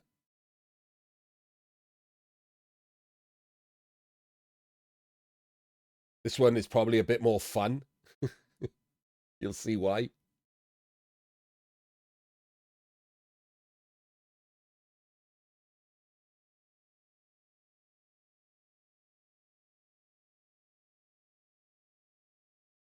That's all that you can ever do, right, Rib? If you want to improve, that's it. Try and improve. That's all you can ever do. And for people trying to get better, especially if they've played a lot of games in their lives, I've coached recently people who've played like a long time, but in in local leagues with friends or whatever, people who've played hundreds of games in Fumble but haven't played anywhere like competitive in ladders or against better players, etc. They've got a lot of games under their belt. And the biggest issue for them is to change the way they've been thinking about Blood Bowl, to unlearn all the bad habits they've got. And I'm sorry for dropping this name in another video. Someone somewhere will comment it was unnecessary, but it is like, it's genuinely real for those of us who do coaching at this level. If people have been learning by watching things like the Bonehead podcast, you have to not only unlearn all of those terrible lessons, but you have to convince them that they're terrible lessons. Like, that's not easy, right? Lots of people, when you're talking to them via casts because they're in chat, or whether it's even private individual coaching, like, have it in their brain that, like, well, maybe they're not as bad, maybe he's just being mean. No, they're really terrible. Like, there's maybe five, wait, not even five, there's probably 4 coaches who do active coaching, like individual coaching with people, that you should listen to. That's not a lot in the world. It's almost really just me, Jim, Davo, and PC. That's it. That doesn't mean that the rest are terrible. Like, that isn't true, right, at all. There are a number of coaches who are like a level down, who you can definitely learn stuff from.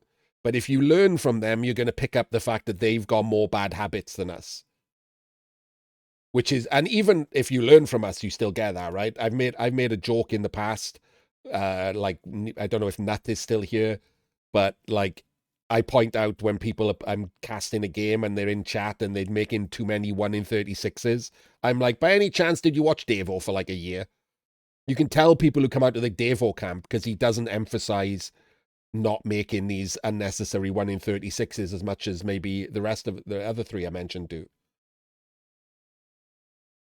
That doesn't mean he's a bad coach. He might be better at nuances that I'm not. He plays a lot of NAF style, so he might be better at coaching some NAF style nuances than me. But you can tell, like, we have our little peccadillos as coaches, and those transfer to our coaching. And obviously, therefore, the worse a coach you are, and that doesn't mean you're bad, it just means you're worse than us. The more of those you're going to have, and the more the people you coach are going to pick up those bad habits from you. And then when they move up to us, we have to unlearn them too. It's a weird situation that there aren't that many coaches at top level, full stop, and therefore obviously every subset is a smaller subset. So there are only probably dozens. You could say, I reckon I could say the word dozens for top tier coaches in the world. And obviously, if there's only dozens of them, there's not many that do offer like coaching services. I think it's just the 4 of us. I might have forgotten someone, I don't know, but I think it's just the 4 of us. There are dozens of other top tier coaches. They just don't coach people. Yeah, they might not want to. They might realize they're not good at it.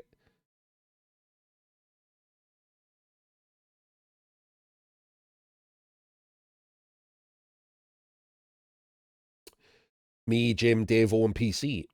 It's like a...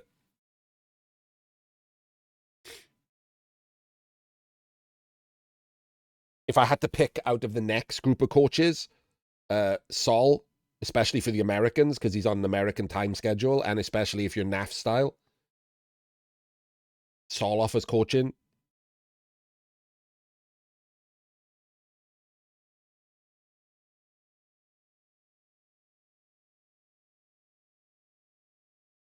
Trying to think if there's anyone else. I don't think so.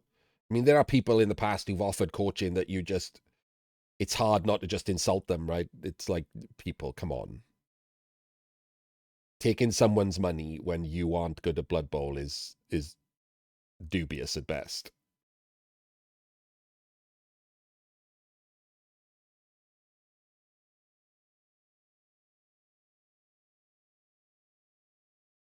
Free coaching is fine. Just to be clear, anyone can offer free coaching, right? you're not taking someone's money, you could offer advice. Free coaching is just advice. So I have no problem when I'm like, I open a stream in the middle of the night and like a 55% coach is just going over someone's game for them. That's okay. Because they're not taking money, right? They're just offering advice. What a... You mean Dimmy G, Novocaine? Why on earth would you list him?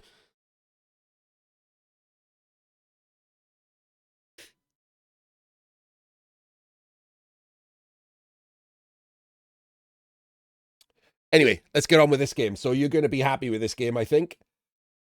Another Steel Gauntlet first round game. And we have Crisis Chris with his Wood Elves versus Rick Reckless and Goblins. I don't normally do stunty games, but this is not really like full casting, right? This is like highlights. And Goblin games for highlights are totally fine.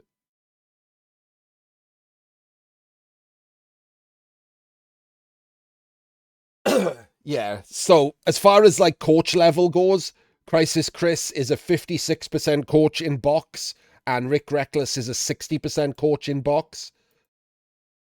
So again, above average players, but not, you know, good, scraping into that like 55 to 60 area.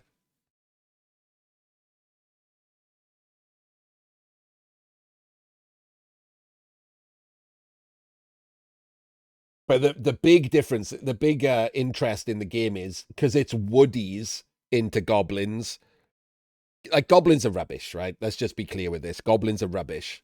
However, what they do is they try to dice you. They lean into the variance, of which they've got a lot, and they try to dice you. And the teams that they want to see on the pitch are either skillless teams, which is not going to happen in a tournament, or armor 7 teams. Guess what Wood Elves are?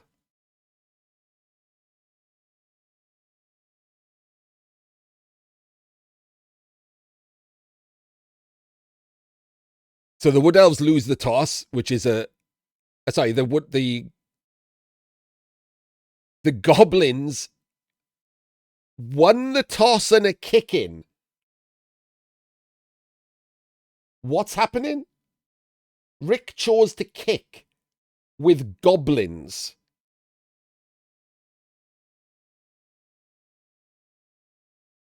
The Woodies have one bench, no tree, but they do have a Mighty Blow tackle War Dancer. They have a side strip tackle War Dancer. They have a dodge leader thrower, lodge step catcher, wrestle and kick, and nothing else. Oh, they have Dauntless might come in handy. I just saw it. Oh, goddamn. We do have this bug still that you have to press replace if there's nothing there. And replace of shadowing. Oh, hang on. I guess I should write shad because that looks like he's got sure hands.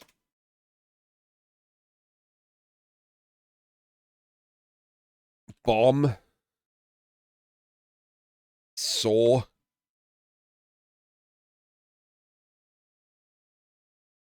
DP sneaky git.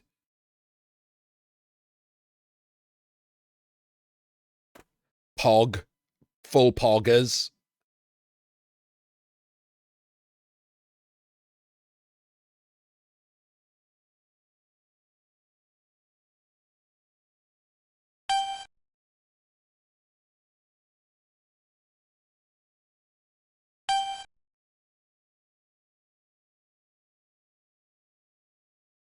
So if you're the Woodies here, you should DACA, right? So one of the things you should do if you're going to DACA is have a dodge piece on the LOS. So not a great start for the Woodies. There should clearly be a dodge piece there.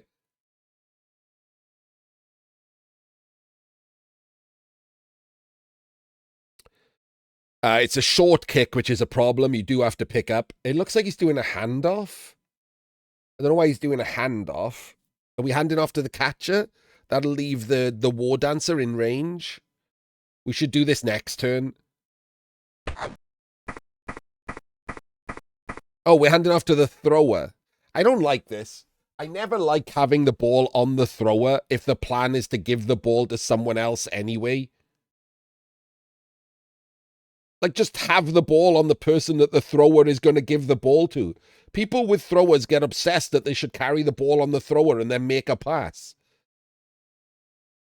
Like, it's fine if you've got sure hands and you're picking the ball up. But, like, at this point, just give the ball to the catcher. Like, surely the catcher's going to carry the ball. And if he's not, this guy who's got the ball right now, this dancer, is also the person who should have the ball. Why are you giving it to the thrower? This is just a 1 in 36 failure state right there. For no reason.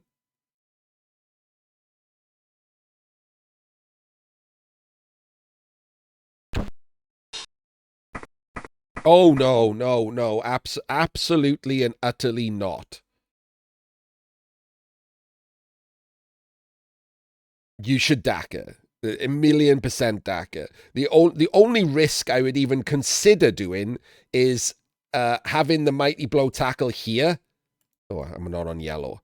Having the Mighty Blow tackle here and someone here so that the Mighty Blow tackle can blitz a goblin and then dodge off and run away. That's the only risk I'd accept here. Running players up and blitzing a goblin and getting all of your players who don't have dodge based, one of them gang fouled on turn 1. That's how you lose this game. These trolls have got to roll 2 pluses to even follow. So it's a 30% chance that one of them doesn't move for the first 2 turns. So yeah, this is awful. Really, but the problem with this is it just immediately allows the goblins a better chance to dice you.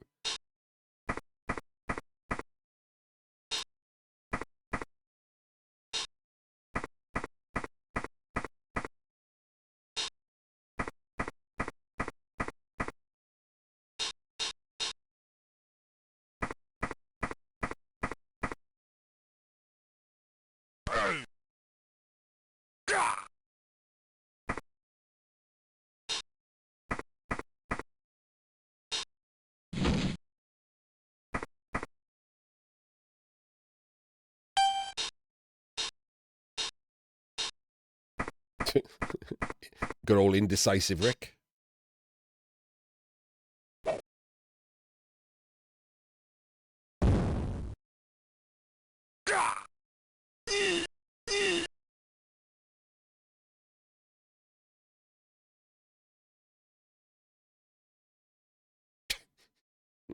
Do I need to say anything?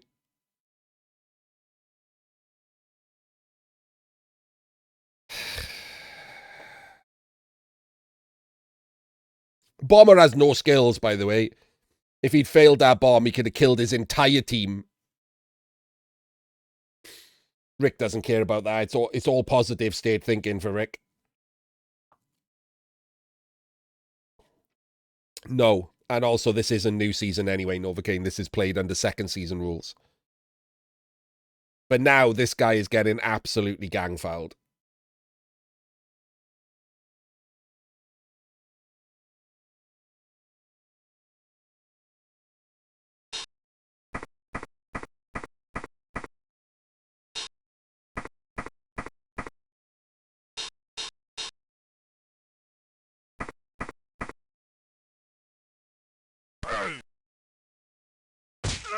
And he's dead now. So that's 2 removals. Like, this game is practically lost on turn 1 with just terrible decision making.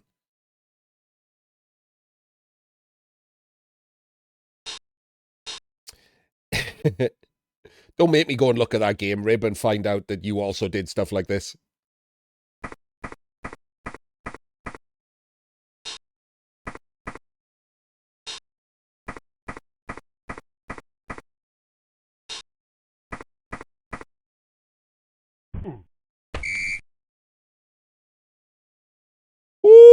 Oh, okay. Is that his only bribe? That's his only bribe gone on a stun. And the woodies are just insanely lucky that that isn't gone. It's got Iron Man. I didn't even see that it had Iron Man, by the way. Like, he snaked the injury.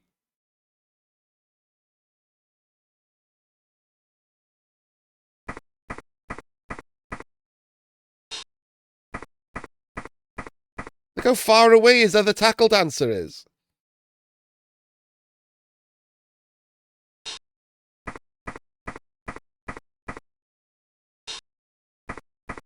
I don't know what's happening right now. Why are we...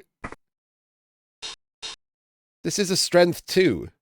Why have we put in 2 assists to blitz a strength 2 piece with a strength 2 piece? Put in 3 assists or 1 assist.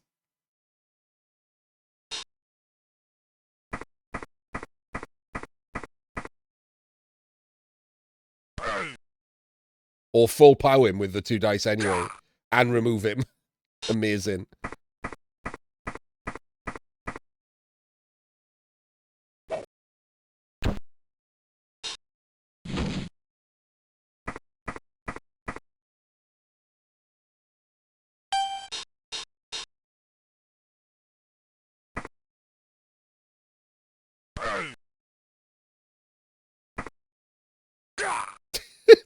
Immediate removal.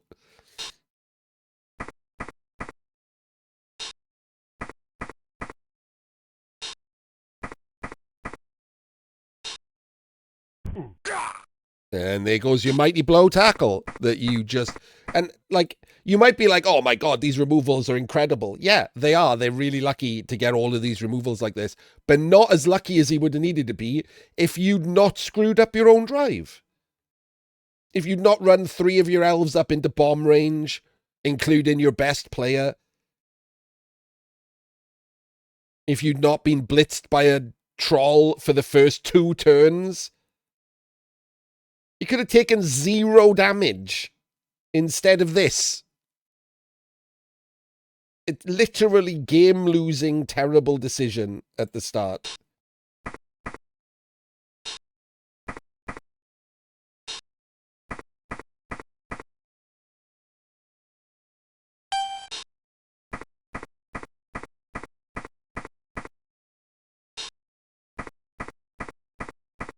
Yeah, like I said, when you play a team like this, when you play one of the stunty teams that has, you know, tools, that has skills and stuff in something like this, they're still shit. They're still a stunty team. They're still rubbish. They're the worst teams in Blood Bowl if you remove Snotlings. They're the 4 worst teams in Blood Bowl. They still have to either massively outplay you or dice you. Unless you're playing one of the top tier coaches, they're not going to massively outplay you. So the only option they have is to dice you. You need to remove as much of their variance from play as possible.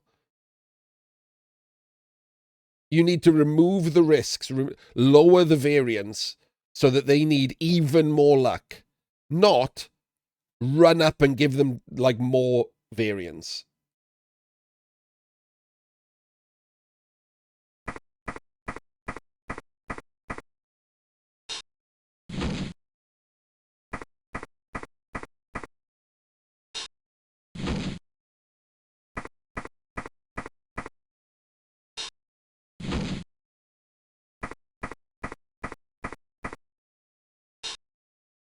Why would you be in blitz range?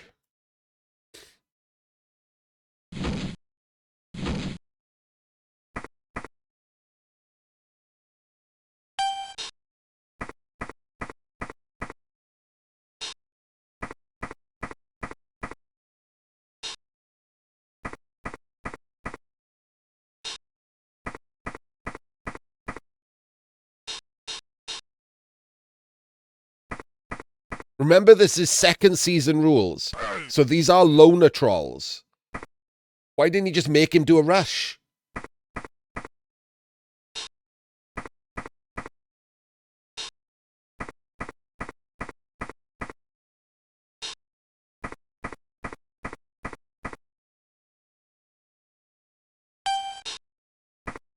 I mean, honestly, you've got to hit him, right?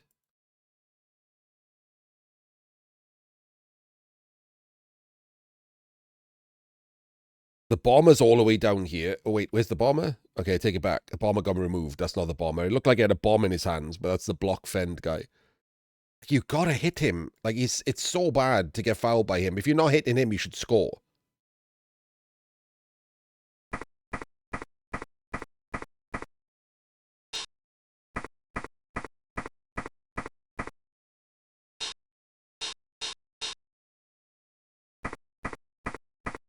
We're blockless blitzing and full powering a Roger into removal. Well, talking about hot dice.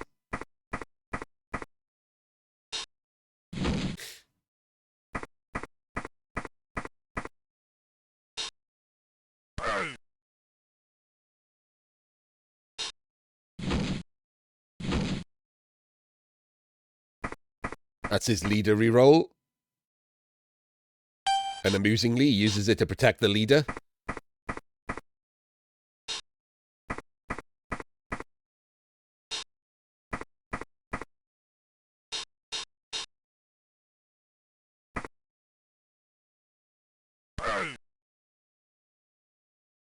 Wrestling him down to get the foul.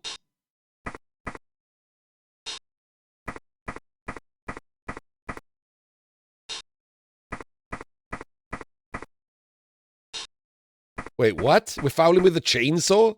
Oh, we haven't got a bribe. Wait, what just happened?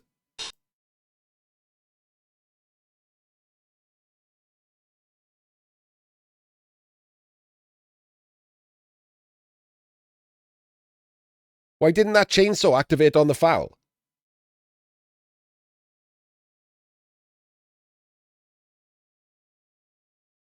Do you have to select chainsaw foul or something?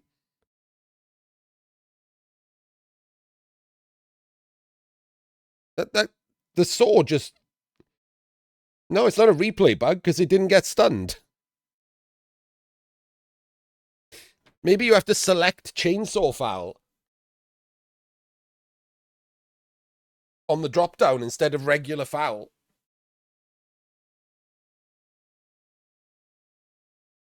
I mean, no, in second season, the chainsaw was allowed to foul or block without the chainsaw. That was the rules. But I would have thought that the game would have defaulted to using the chainsaw and you have to select the other one.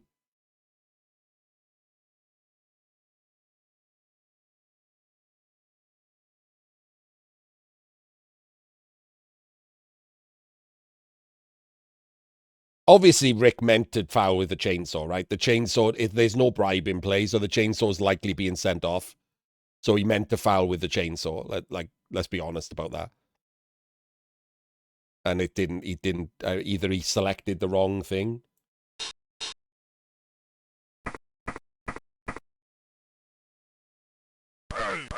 Or maybe he didn't know.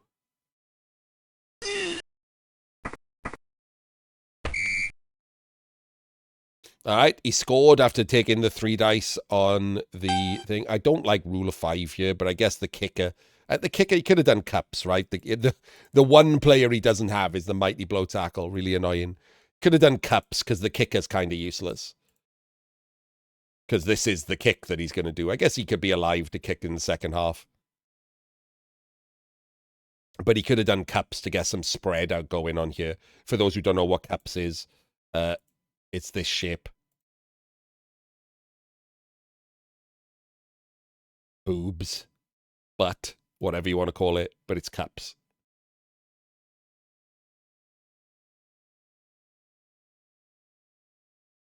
He did roll a 6 on the Argue the Call, but I don't know which one. Dylan Anumil. The saw. Oh, God.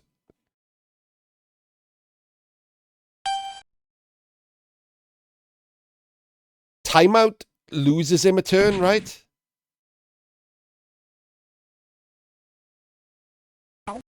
So timeout lost him a turn. So he's down to a 3 turn now.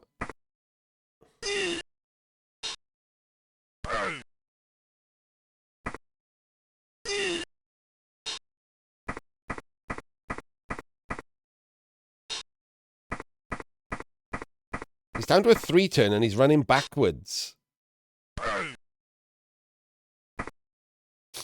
No really stupids at all, by the way, on this so far.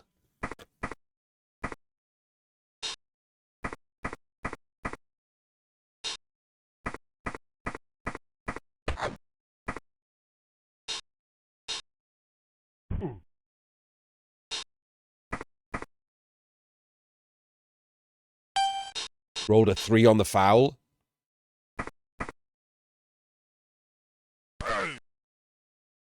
Pows the blodge fend. Doesn't get an armor break. And doesn't run through. So that's interesting, isn't it? He could have therefore then dodged through and been in scoring and sacking range. Like, you need someone in scoring range this turn. But I do get why it's not him. So the catcher should now go through, right? You need someone in scoring range. You absolutely cannot have no scoring threat here. You can't give Rick a free roll. If you don't have a scoring threat in place, Rick is just free rolling. He can't get turned over, so he doesn't need to use any of his players to defend the possible turnover. So you need a scoring threat.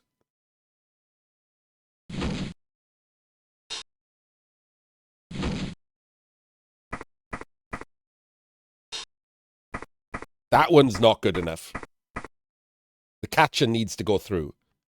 Oh, come on, Chris. Terrible. Obviously terrible. Now he just, if either, like, that's not even a good scoring threat, is it? The catcher needed to go through, obviously. 2 scoring threats. You can't take them both down. You splits the focus of the opponent.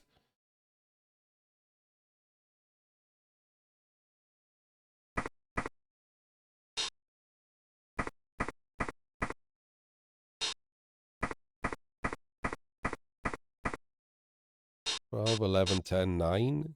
Wait. Okay, so he's now a scoring threat for the goblins. Only 2 dices. He's got blocked, but still.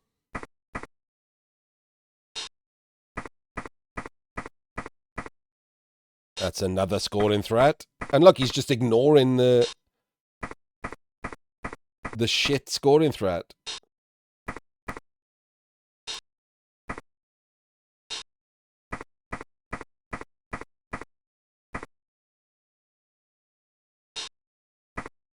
Needed to be more dangerous than this as a threat, because now the reason he's ignoring it is because even if he gets the leap or dodge or whatever and sack, he's got no one close to recover to give the ball to someone who's not even a catcher all the way over there.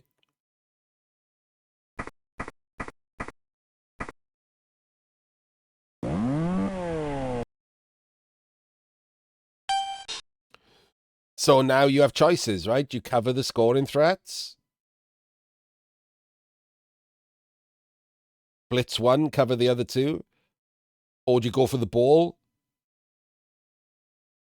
The sound effect is great, yeah, the chainsaw. I just assume that is PC making the noise of a chainsaw.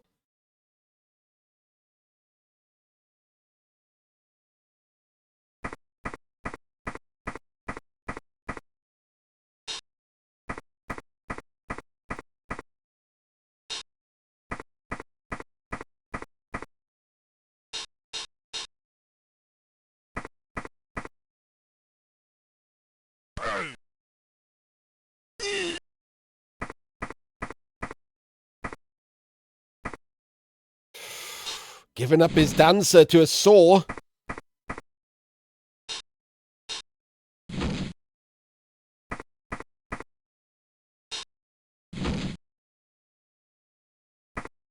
is this guy doing?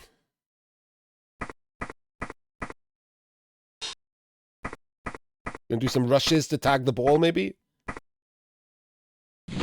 Apparently so. I mean, he's giving up this dancer to a saw, right?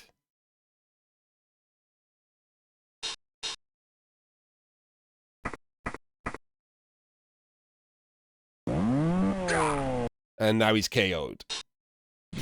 Now you can just do a handoff to the pogo and pogo through.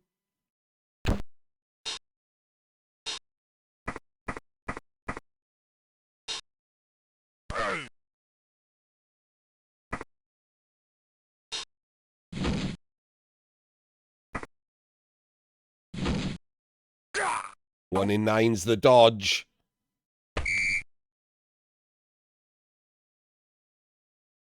And he doesn't get his mighty blow tackle back again.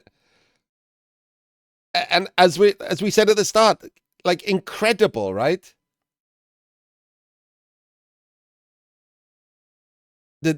Like, he's basically screwed this game up with just a turn 1 decision. For a change, it isn't not defending a blitz. It was just running your mighty blow tackle up to die.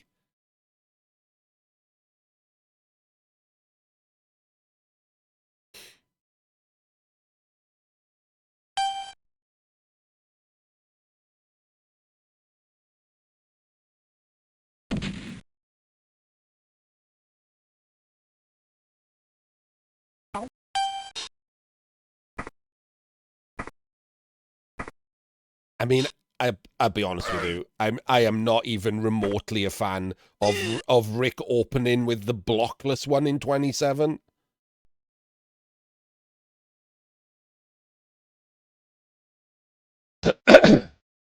I know I can count on you.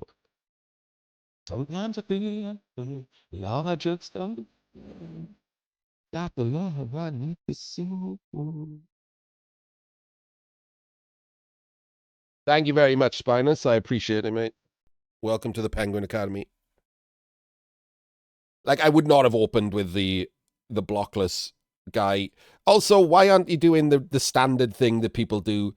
Like, if you have the block piece, the trolls out on the outside, you can block in. So if you get pushes, like 3 pushes, this guy could has a chance of hitting him. You can block in to make a wall for him.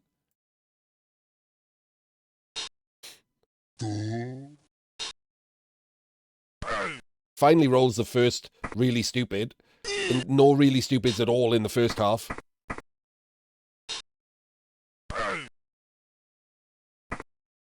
See, wouldn't this have been better knocking in and then doing the fanatic later? This is the kind of thing that I'm talking about, right? It's wrestled him. Are we gonna foul? Can't foul, right? It exposes the killer.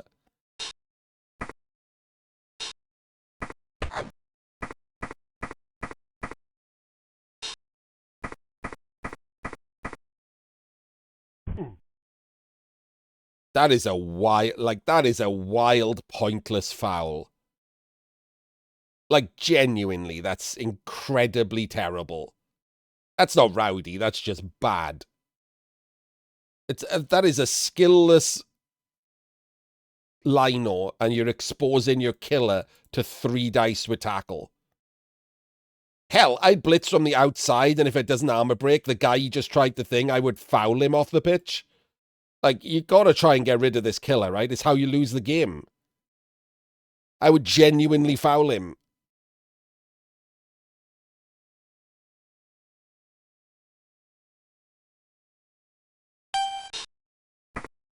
Blitzing from the wrong direction, look. Not chaining his guy out. Just gets a stun. And there's the problem, right? Little things, little bad decisions. That should have been a chain to get this guy out so he doesn't have to dodge.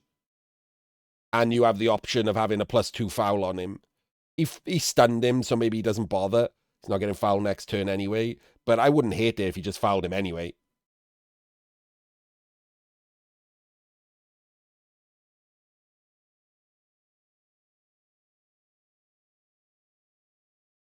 Wait, what?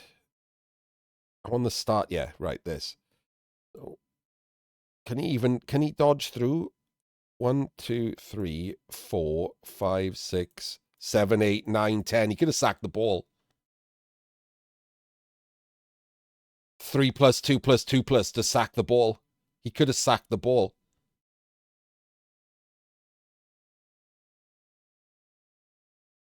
You could even have been really rowdy and gone for a 3 + to sack the ball, because then you have a movement left to pick up the ball on the blodger.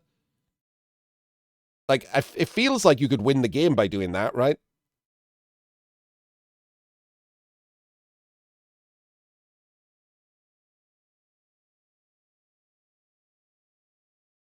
If all of that works and you've got the ball on him, then all of these then roll dice to come and defend him. This should be out of range. This shouldn't be sackable. When you're getting battered like this and you don't have your Mighty Blow tackle to batter back, I don't hate that at all. 1, 2, 3, 4, 5, 6, 7, 8. Oh my God, he could also just do that. 3 twos to sack the ball.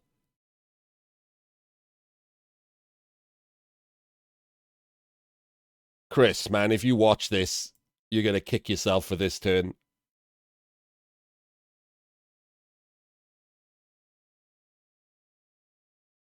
This ball is horrendously unsafe.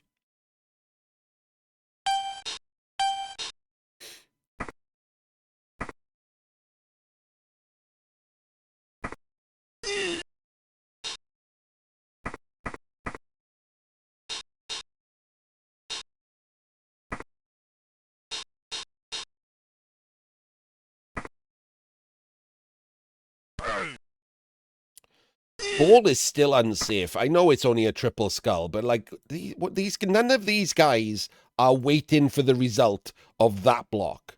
So why aren't they moved? I mean, I know the answer, but like Rick has played enough games. He should have learned this by now.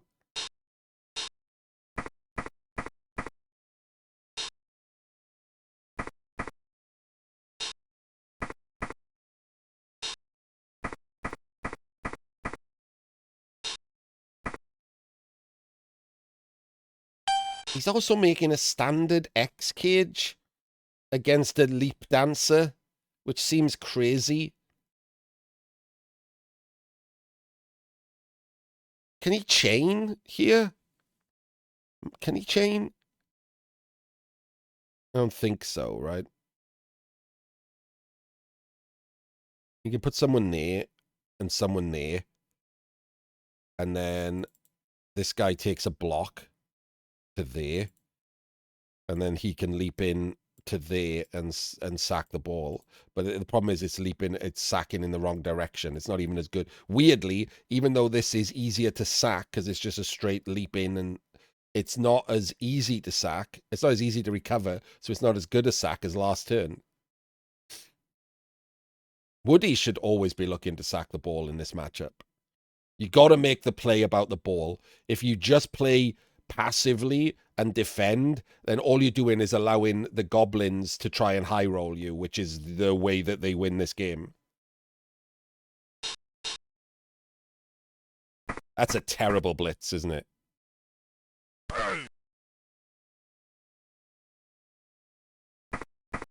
Why are we blitzing the only guy with block? And then failing a dodge when we could have taken a block on that guy? Why are we taking a block on him? Why are we just basing one goblin at the back? I don't know what any of this is for. Just totally random nonsense. And he's failed another dodge. Should have just powed the troll.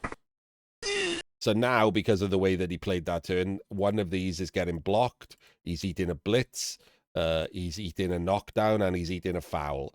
He might even eat another block. He's got plenty of goblins.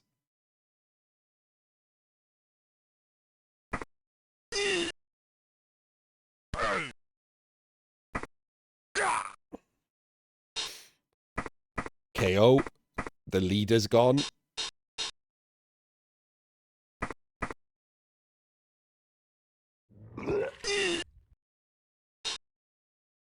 Oh my days, he vomited on the dancer and rolled double 6.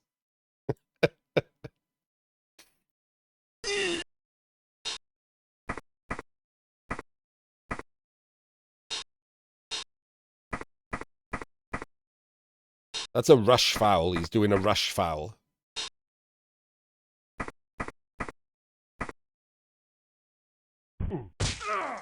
And because it's Blood Bowl, he gets a Kaz for it. And next turn, he'll get to foul the dancer too. Wouldn't this have been a lot different if the Woodies had actually attacked the ball? instead of just allowing the goblins to play their own game.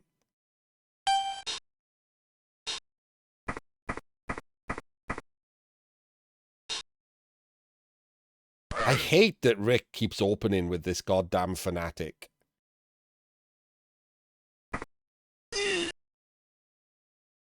He hit his own player there.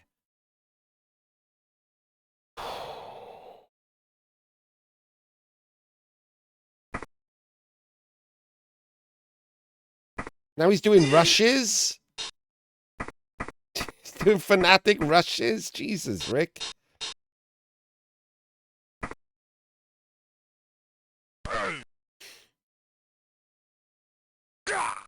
Gets another removal.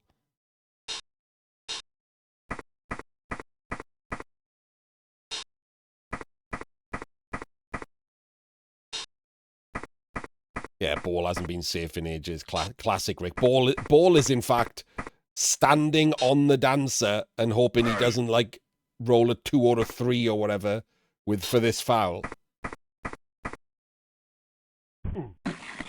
And, of course, he doesn't roll a 2 or a 3. He rolls a straight death and the apple fails because it's Blood Bowl. Why not, right? Ugh. So crap play rewarded, the worst kind of Blood Bowl imaginable.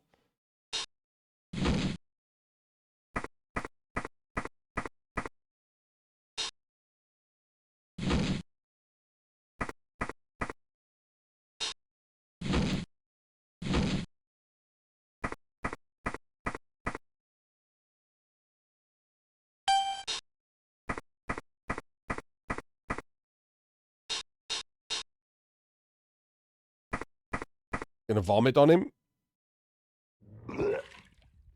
Doesn't get him.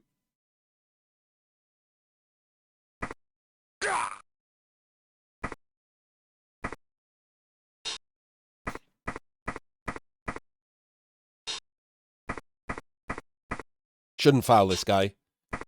I wouldn't foul this guy. It's not worth it. If you're going to foul this guy, it should just be with a regular goblin. Don't foul him with your DP. You've done so much damage here. All of these KOs. You want your DP for overtime. Don't foul a skillless lino with him.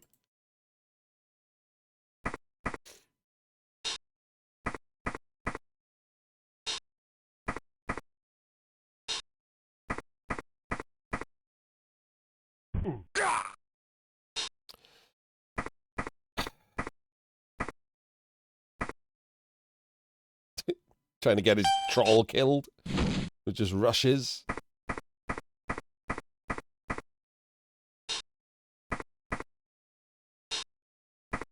What are you doing, man? You've brought your wood elves to him to blitz a skillless goblin. How does this seem like a good plan?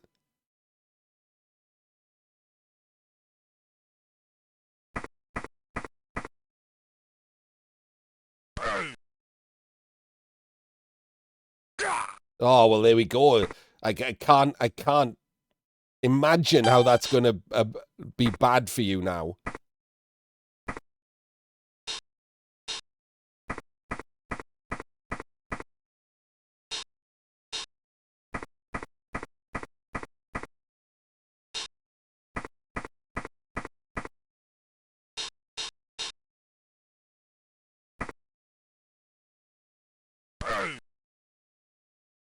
What? It was bad for you? I just don't understand.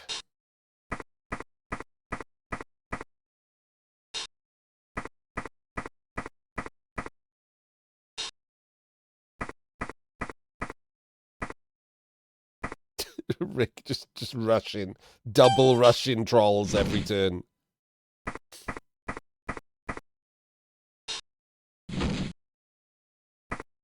What are you doing?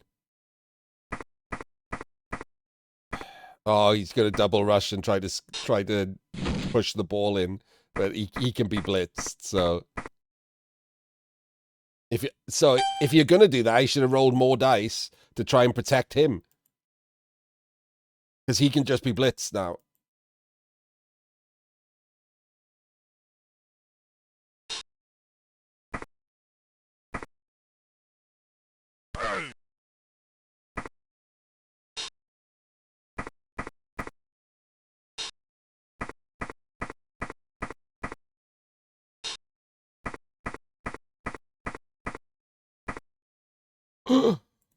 What?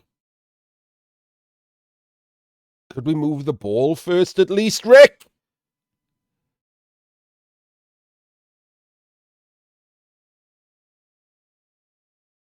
Game losing. Game losing D6 right there. Actually insane.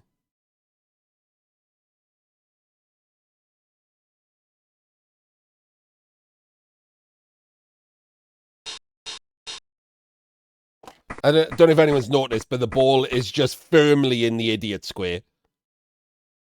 Like, he's pulled up a lawn chair and has started a fucking barbecue in the idiot square.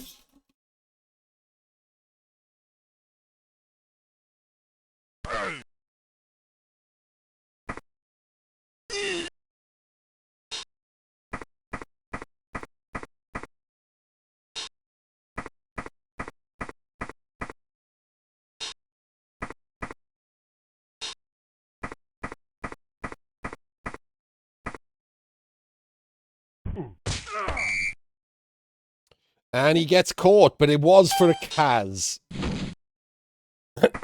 No more killer. But this is looking pretty rough. He's got 6 KOs. He kind of needs them all back, right? He got 4 back immediately.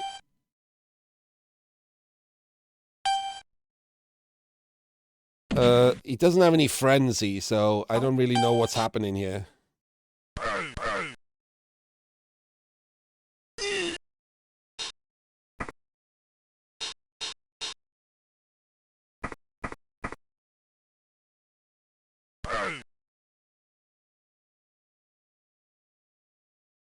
The ref, I don't think the ref fucked it. He didn't set up for one.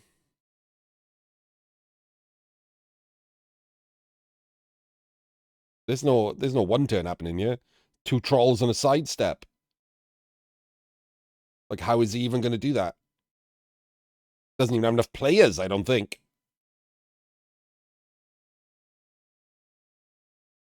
Catchers don't have sprint.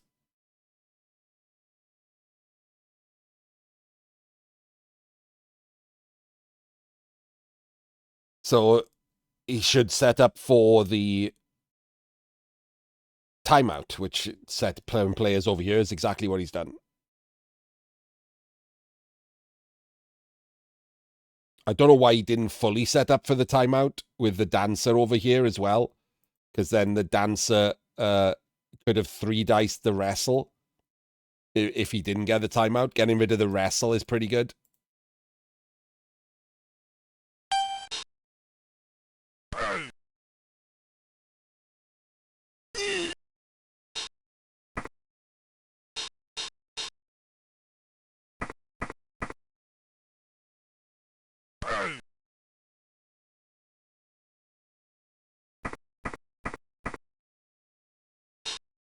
What? Why didn't we make that a 3 dice? This is going to be a block. Why didn't we just make it a 3 dice block?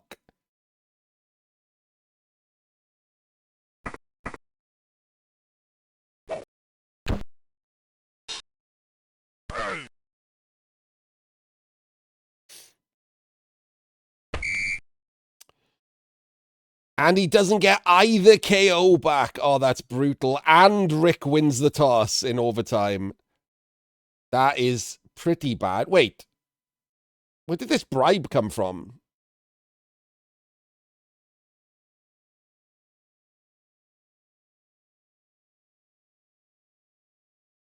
Is that a replay bug?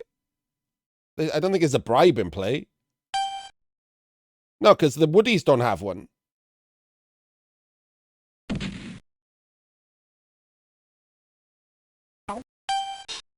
Right. So first things first, it's insane to stand these 3 players in a row, isn't it?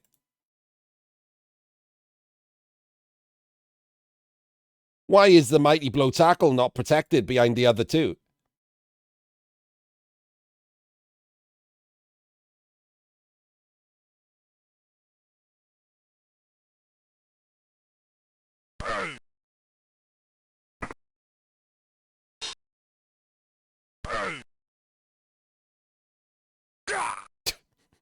Five woodies. Yeah, I mean, it's been a dice-in, but it's also been a dice-in that could have been avoided.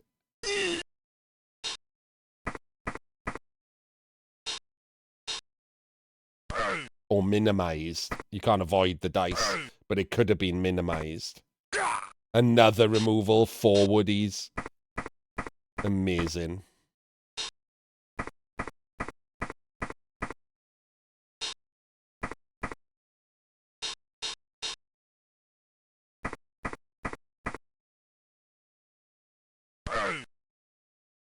Wrestle the catcher down.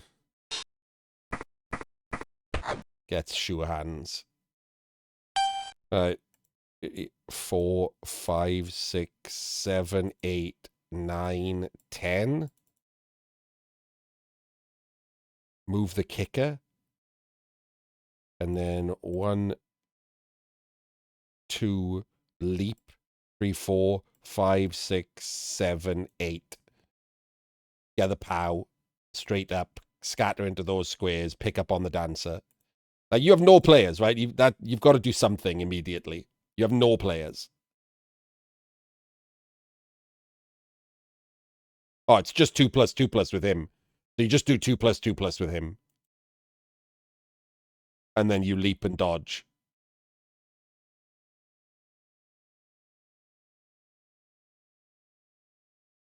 Could just dodge through, maybe. 4+4+2+ to leap in.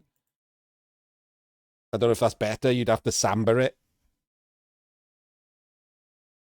But you go for the ball right now.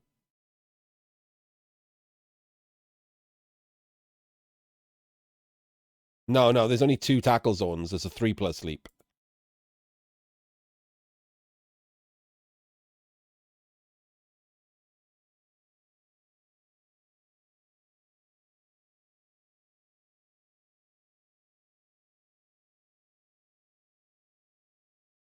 If you don't go for the ball right now, you're not getting it.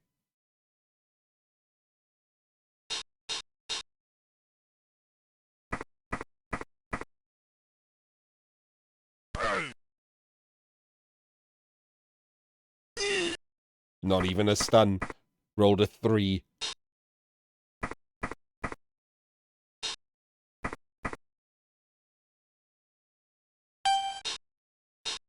Right. So all Rick has to do is keep the ball safe. So the ball should never be in anything other than a 6+ leap cage. H cage every turn.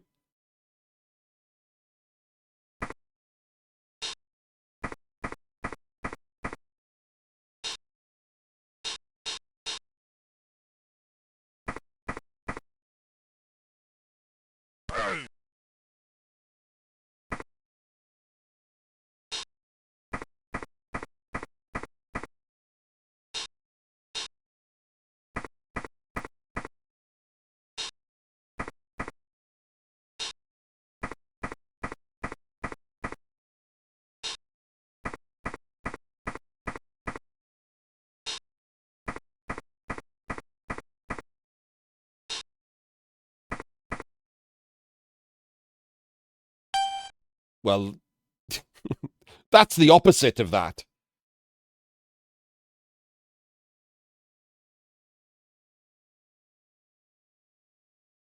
That's atrocious. 1, 2, 3, 4, 5, 6, 7. Do you even need to leap at that point if you haven't popped dodge?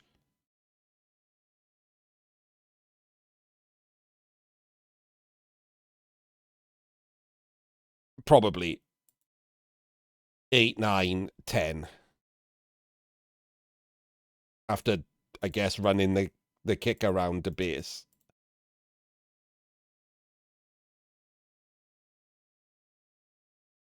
One, two, three, 4, 5. No, it's pointless because you have to leap to there, which is a worse leap. So yeah. Can you go the other way? 1, 2, 3. Oops. 1, 2, 3, 4, 5, 6, 7. Yes, you can. But it's harder to tag him. Wait. 1, 2, 3, 4, 5, 6, 7. 8, 9, 10. No, you still can't get to that square. It's very hard to get to that square. Either way, this is atrocious, isn't it? Like, how on earth is this ball sackable? Come on, man.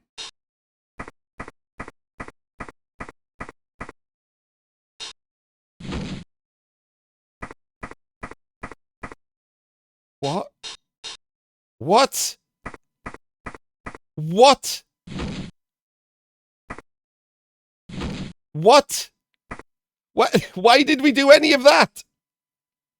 Why did we take those dodges? 1, 2, 3, 4, 5, 6, 7, 8. Hit him if you care. Why are we taking double dodges before we take the rush instead of just walking around them? Incredible, man. He's killed him, and he's based the ball. Well, here we go. Wrestled and murdered. I can only assume wrestled and murdered.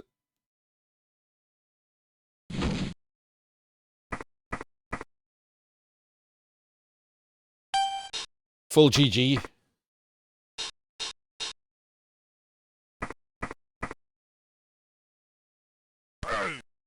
Doesn't get him.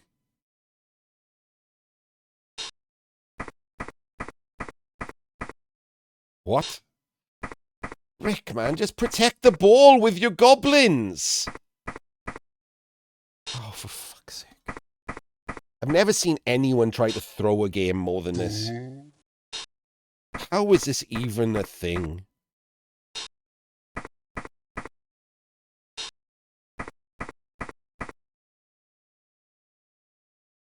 Well, that is atrocious, isn't it? It's just atrocious.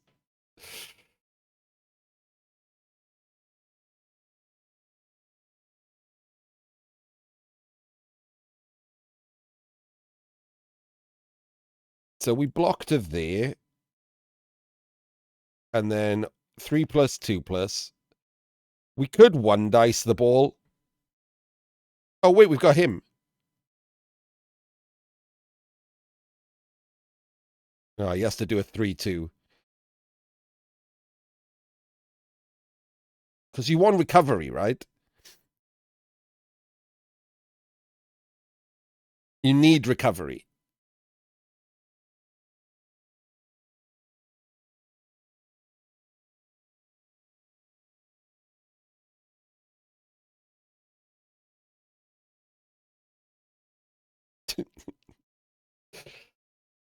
I'm so annoyed that this ball is just consistently unsafe. There's 4 elves on the pitch.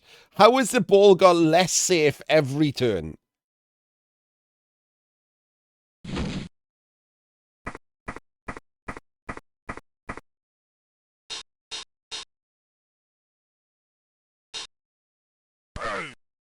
No, you need recovery, man.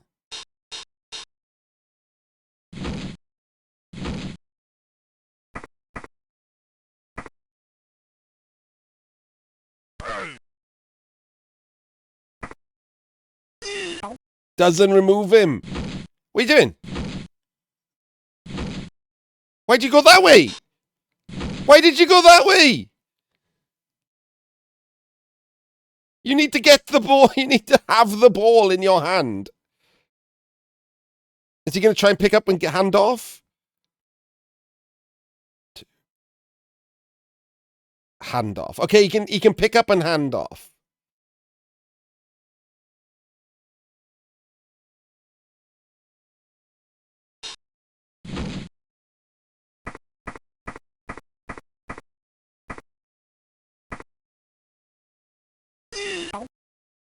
He snaked a rush.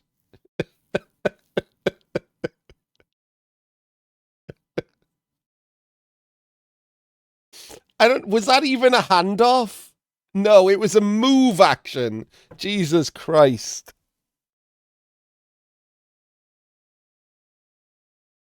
Oh man, this has been a bad game.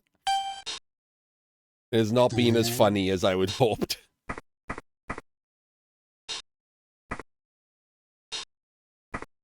Like, if you watch this, Chris, no insult to you, mate. It's like, you just need to learn from this, right?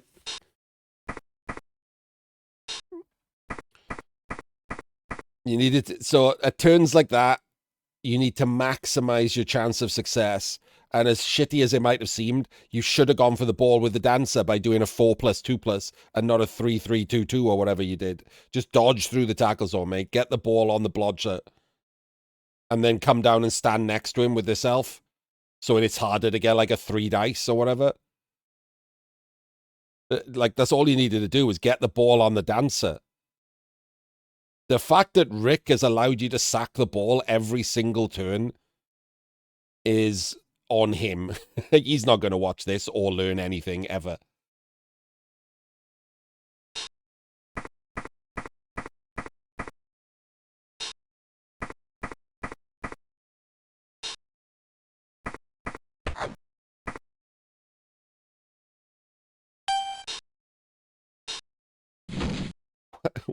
Why didn't he go there and we sack the ball again?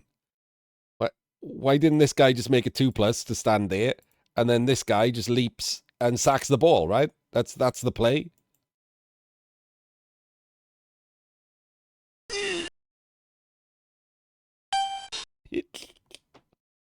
His opening dice are a snake. His opening dice are a snake.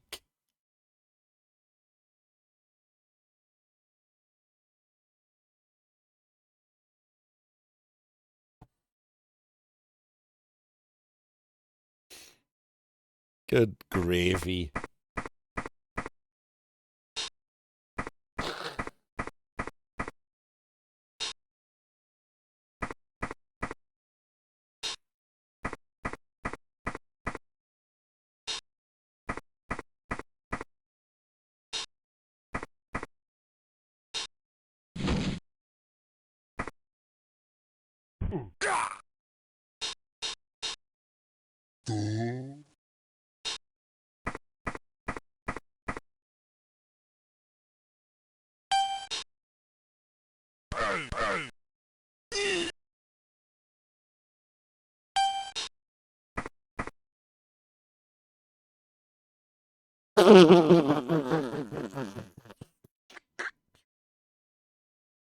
And now his opening dice are a 1 in 81.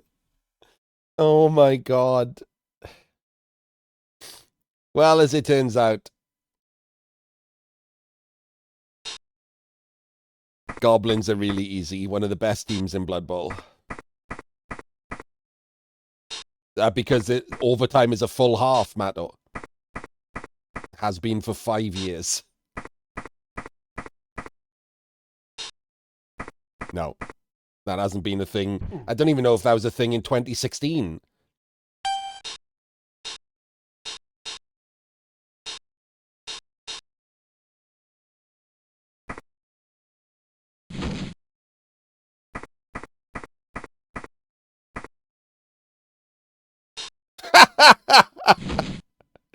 Just run up to menacingly stare at the ball.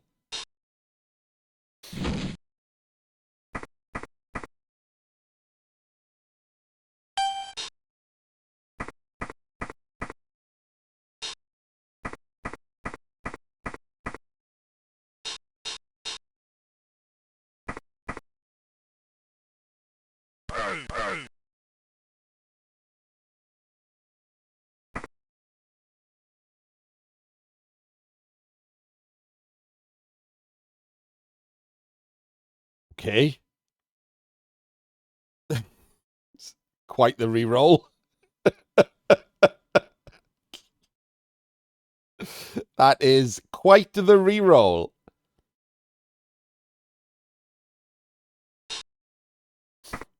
Another casual 1 in 36 to disaster.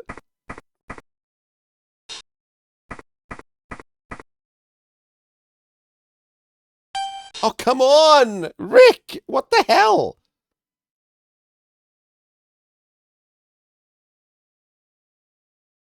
Cover this square. Dodge the sidestepper.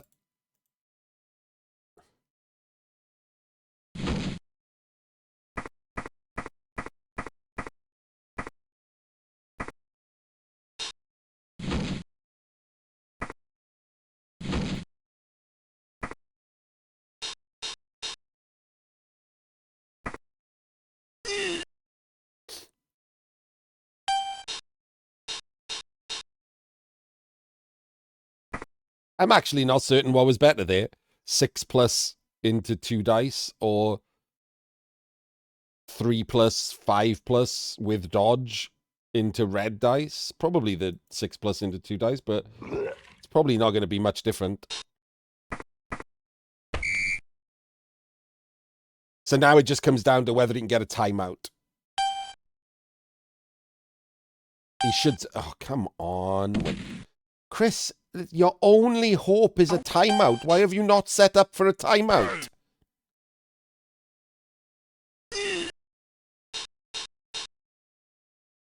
I'm so confused. You have literally one chance of not losing this game, and it's to get a timeout, and you've set up on the LOS with the catcher back there.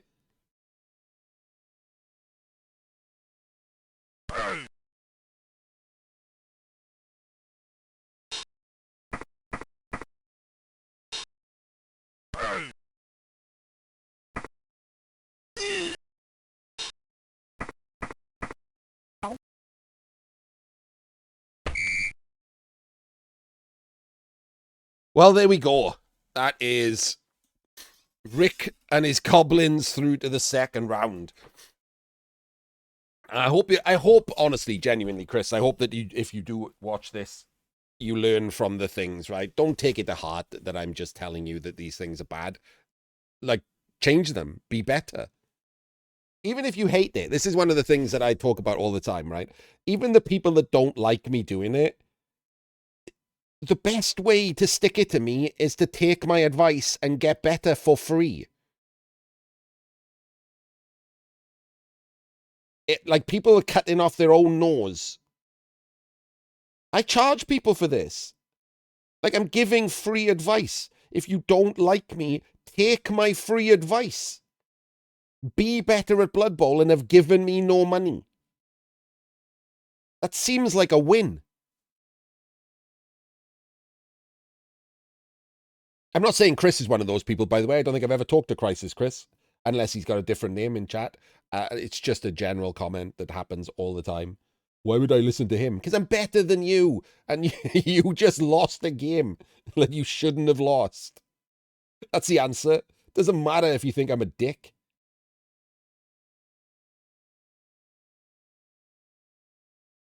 Like, if I hated Jim, but he was casting my games, I would just watch the VOD. He doesn't get any advertiser money, and I get to learn from his advice.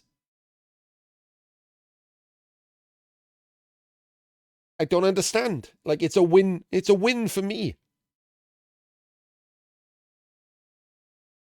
Right. Anyway, that's the second game. I was going to do a third game right now, but those games both went to overtime, which dragged this out a long-ass time. So I'm just going to check to see whether or not I'm going to pootle over to Movie Club or do another game. If I pootle over to Movie Club, what you'll do is you'll still get another game in this video, but I'll do it later and I'll stitch it onto the end of the video. So I didn't really need to tell you this, but I like being open.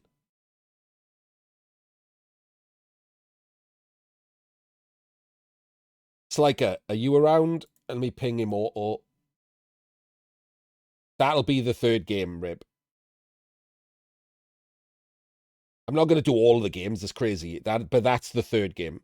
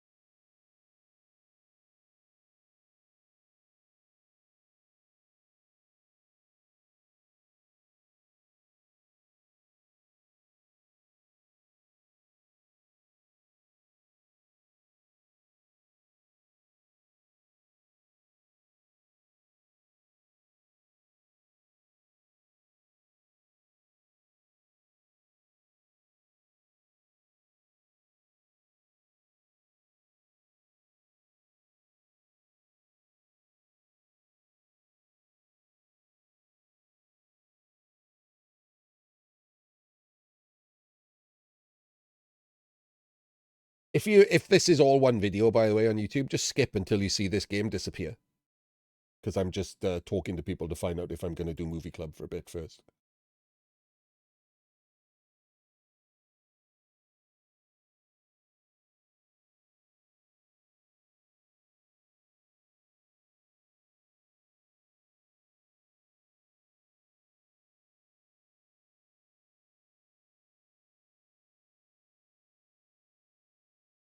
All right, it's looking like Movie Club is a bust. There's no one there.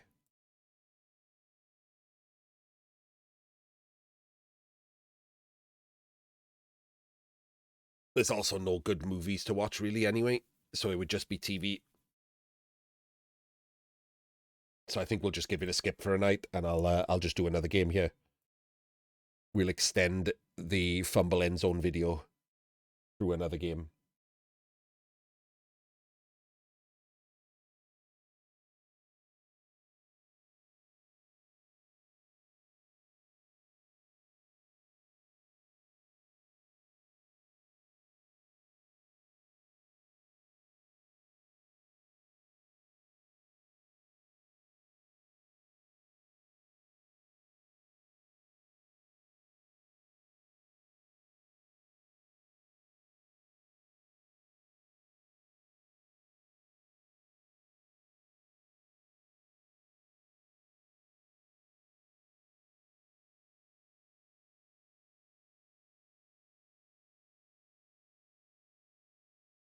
Right, this is game number 3. This is Mike the Machine with 1450 Necro versus Drek with 1680 Nurgle. This is not the new Nurgle, but still 1680 Nurgle is pretty harsh. 220 down. As far as the ratings goes, let me pull that back up. I did have that. So Mike the Machine is a 67% black box coach.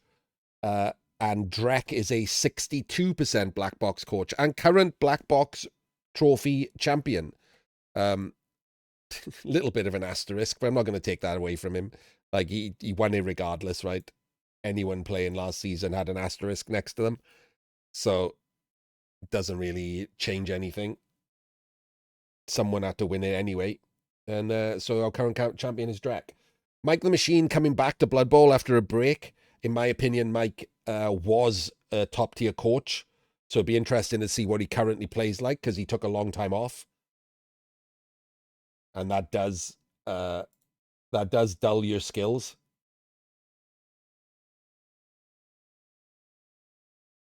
And this is not an easy matchup. 200 down to Nurgle. Let's see what the teams look like.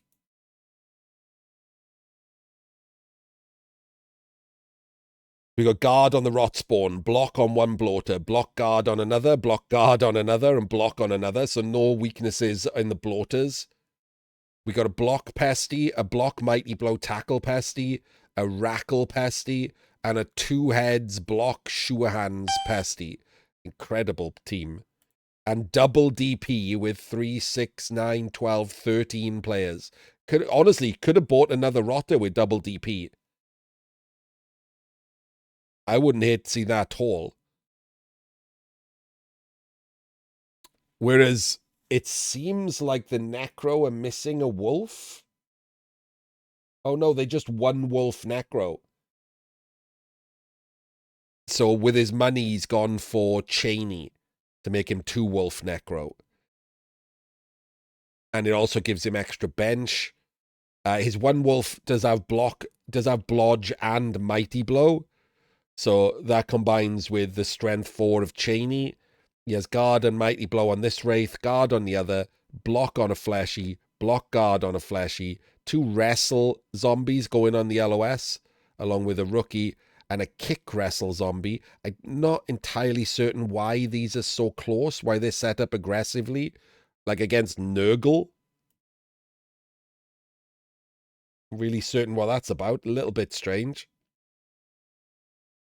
If you're going to do an offset LOS, let me change this color again.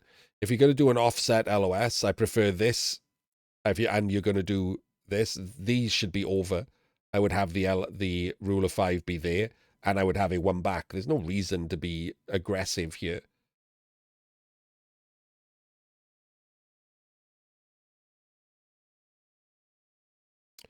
So the again, I didn't even get to say the sentence. The Nurgle's job is to protect against a blitz, which he has clearly not done very well. It's not terrible, but like, it's not great, is it? That's the issue. It's not terrible, but it's not great. This guy could be over 1. No idea. I guess he's just there to take an extra block. He's maximizing his block, but he's minimizing his defense. It's not terrible. It's like an A minus, B plus. Like, there's no reason for it to be weak on the outside quite this much. But also, all he's doing is potato in a wolf round. So it's not the worst. The problem is if it's in any of these squares here. Which is a bigger shape than it should be to cover the bad squares. And Quick Snap is a problem, right? Quick Snap allows him to take an extra block. Interestingly, he's gone for the fleshy. I assume because he wants to foul it, which is not a bad plan at all.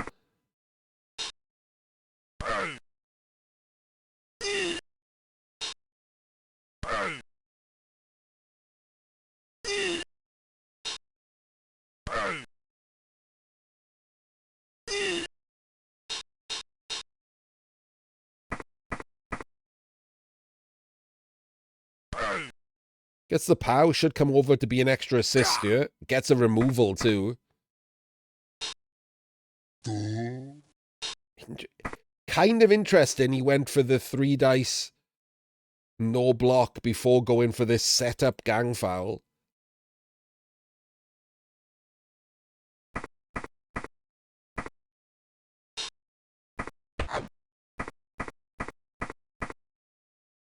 I don't know why he's brought him the ball. That seems like a terrible plan. Should have just stayed at the back with the ball. If you stay at the back with the ball, like, this is a very, very annoying, like, 4+, 3+ into 2 dice on the ball. Okay, he's made it a bit better.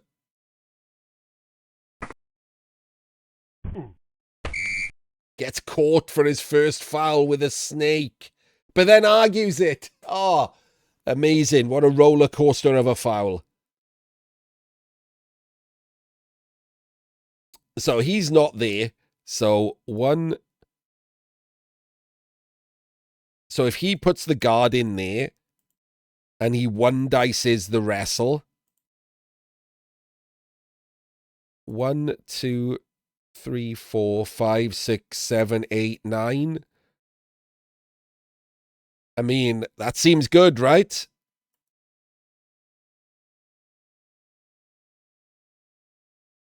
If he gets the 4+ with the wrestle here, a 2+ to sack the ball.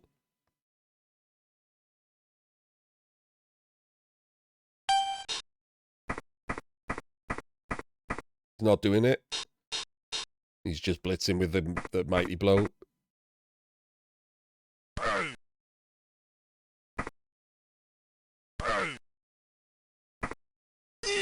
Doesn't even get a stun.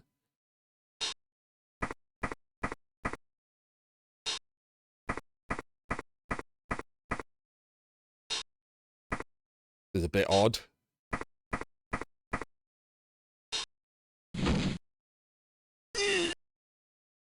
That was a bit weird. He's moved all of his players over here. I don't really know what this turn was. I'd have gone for the ball sack. It's just too good, man, to just immediately sack the ball.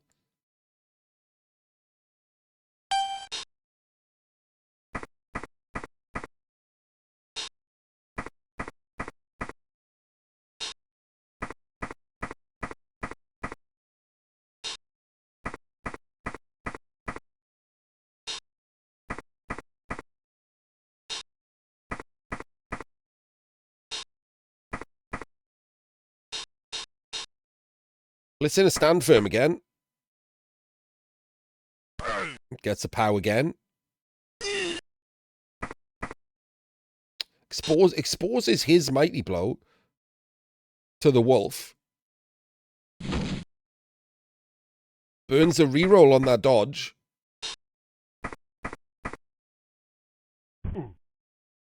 Doesn't get caught. Gets another stun.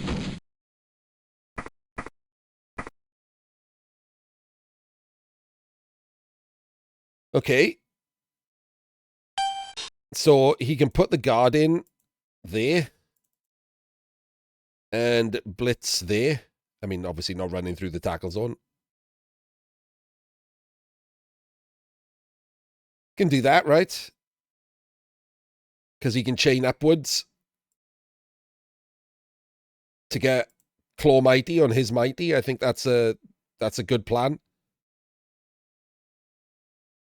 Do I stand these up? Yeah, I'd probably stand these up because the DP's on one of them. So I move the Fleshy onto him as well. Stand these up.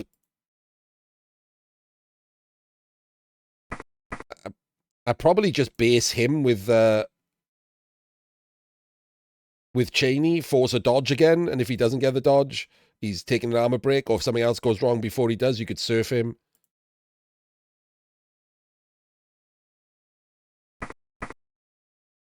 Okay. He's trying to surf instead. I think I liked hitting the mighty blow, I'll be honest with you. Like, other than the unreliable blockless rot spawn, that and the DPs are your best chance of doing any damage. So either claw the DP or claw the mighty blow.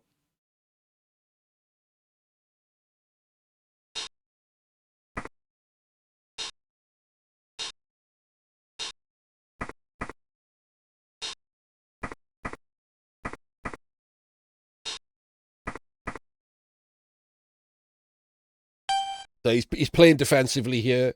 He's not interested in trying to stop the score. I mean, he might if he gets removals or something, but at the moment he's not caring about it, which is fine. Like, he's massively outstrengthed.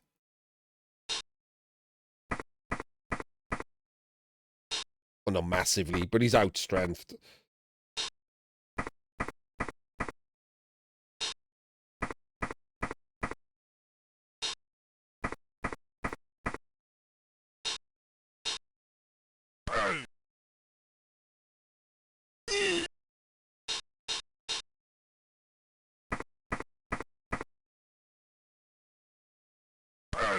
Doesn't power the ghoul.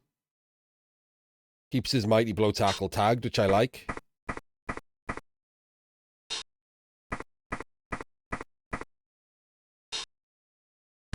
And can't foul because you stood up and based the DPs, which again, great.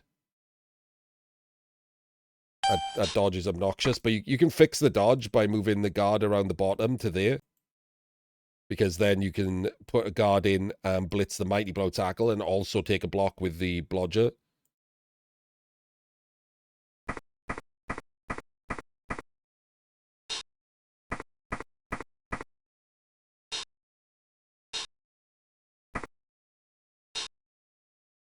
He's going to blitz from that angle, so if he gets the pow, he can chain over there. So he gets a block and he gets a block, which is nice.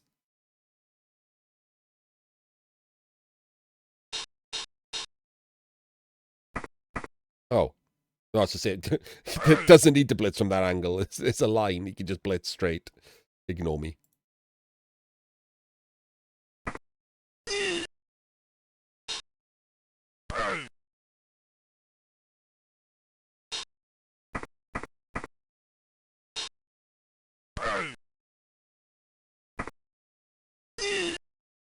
Doesn't get anything for it.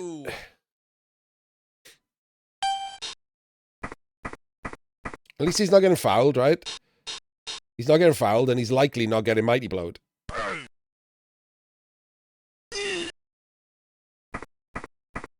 So he's minimizing the damage on himself. The DPs are not fouling. The mighty blow tackle is not blitzing. So he's minimizing the damage rolls on himself.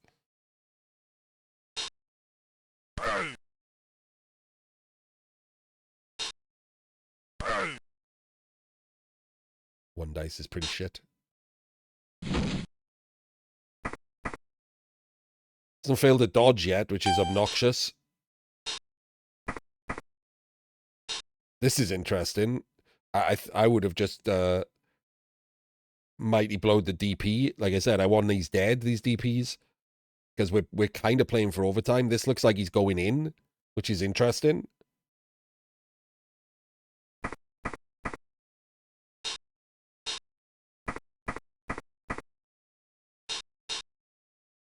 I was going to say, surely he's blitzing with Cheney.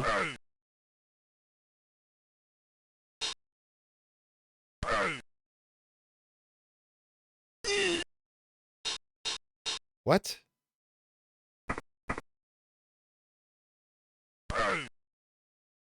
Did you select the wrong wolf, Mike? This that can't have been the plan, surely. Like, did you think that was a 2-dice block? Oh. Gets a pow. Doesn't even get a stun, though. I mean, this isn't really anything, is it?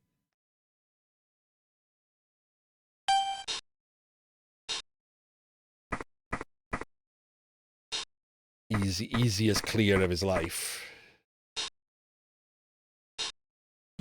Oh my days. When I say easiest clear of his life, what I mean is he'll just 1 in 36 dodge instead.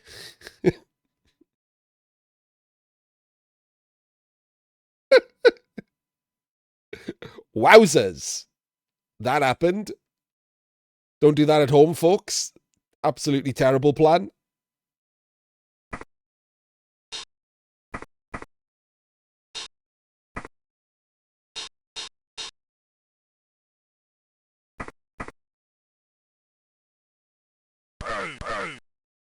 Pre-rolls.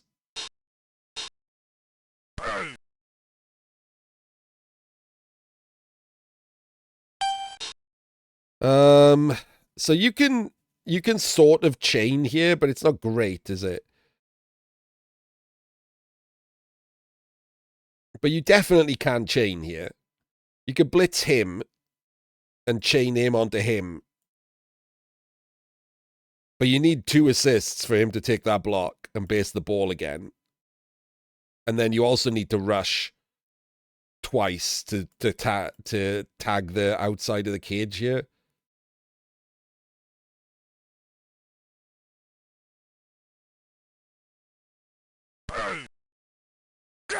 We got rid of one of the DPs. Okay, interesting. He wants to just claw him. I think I would have gone with the, like, hitting the ball, dissecting the cage, trying to get a 2 or 3 turn out of it if he can't make the ball safe.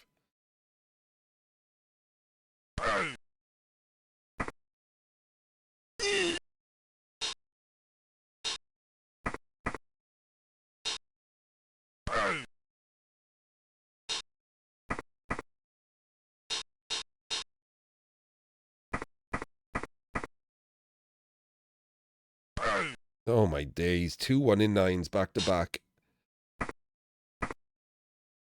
But he does make the rushes at least. Oh, that 1-in-9. That one dice is atrocious, isn't it? Just stay there, because then the DP has to stand up for him to take a 2-dice block. You don't want him to be able to free the DP to come down to foul next turn. Don't take that 1 dice. That was awful.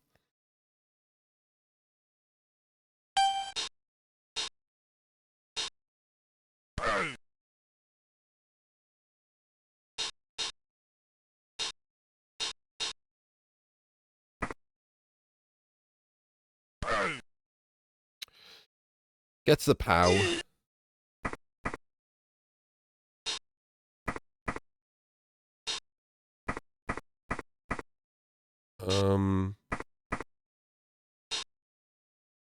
Are we relying on a 1-in-9 dodge to make this ball safe?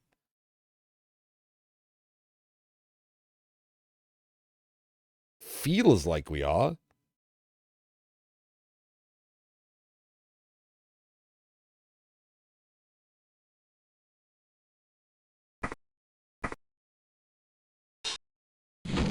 We are. And he makes it with a reroll. Wow. And another one. Disgraceful.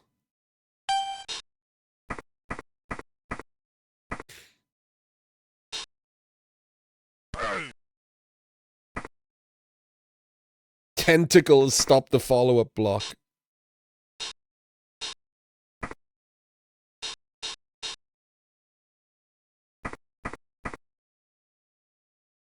Oh God, another 1-in-9.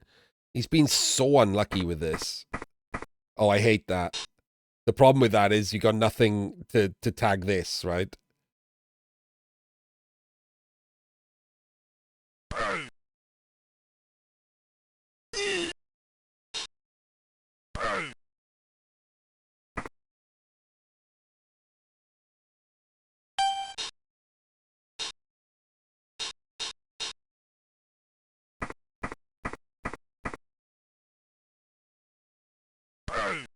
Doesn't get him.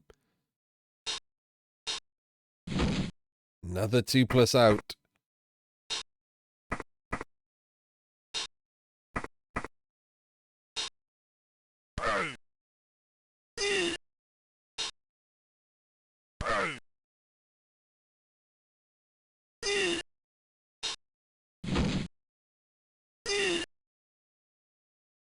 Okay. Have we got it? I mean, have we got anything we can do here, really? I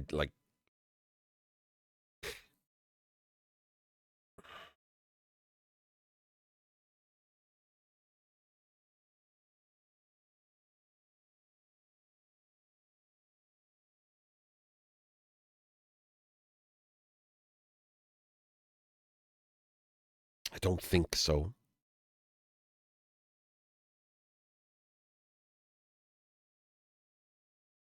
Yeah, I don't think so. The Necro have kept all 3 rerolls for a 1 turn, which is interesting.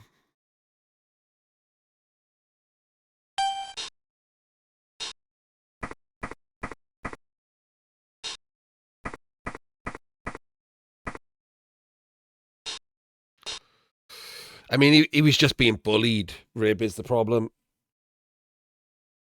It's very hard to stop this Nurgle team from scoring with this Necro team unless you get some removals. So he was trying to maximize the chance of a couple of early removals to then re-engage. And he didn't get anything, did he? It's no armor breaks even.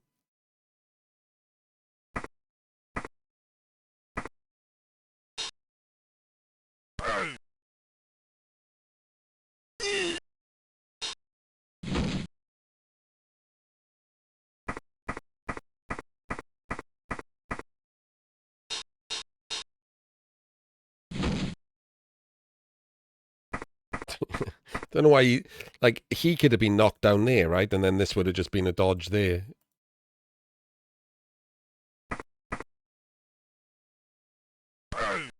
Added a rush for no reason. Has to dodge Cheney now. Damn. That would have been nice, right? Dodging Cheney to go for him. I mean, it only gives him a 3+ because of 3% because of 2 heads, but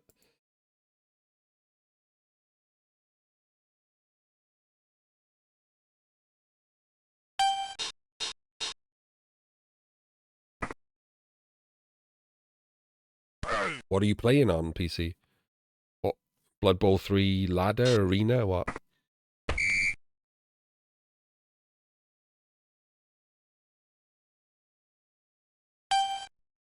So, we've got a movement 9 wolf. So, we want to maximize the chance of that movement 9 wolf. The biggest problem you've got here is giving the movement 9 wolf the ball.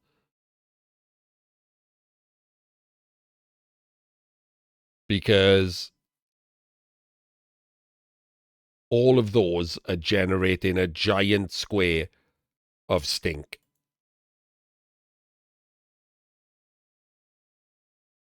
So it's pretty hard to give him the ball. Your best bet is probably... Ugh, what is your best bet? I'm saying it like it's easy, but it's not.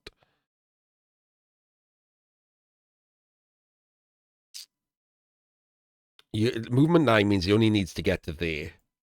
That's in 1 stink.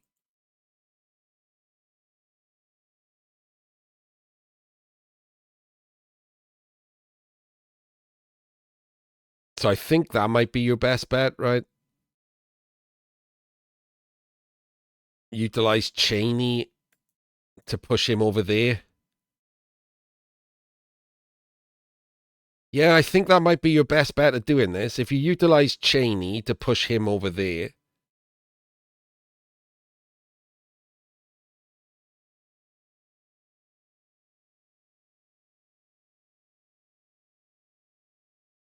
Oh, the ball starts in so many stink. And if you're using him, even if you knock him down, he's still going to be a stink zone at the end. I think it's going to end up being a 5+ handoff, you know? Can't see it being better than that. This is the kind of thing I would spend like the entire time on. Well, I mean, to be fair, if I played Necro more, I would have more of an idea from doing 1 turns in the past, especially if I had a movement 9 wolf.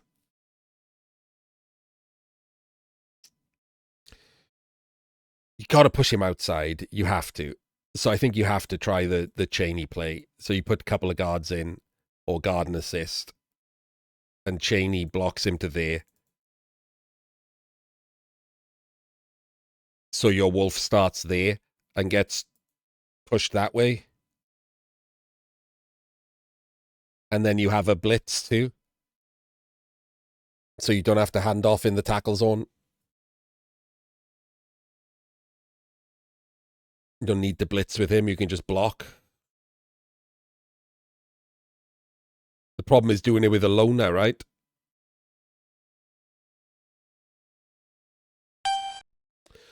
Okay. So what is this?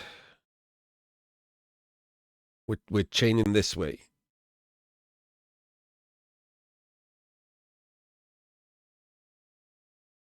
3 assists.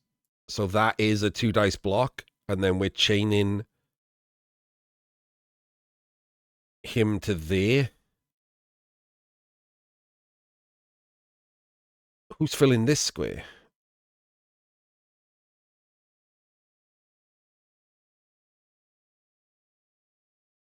And then we've got a Cheney block, which I don't like.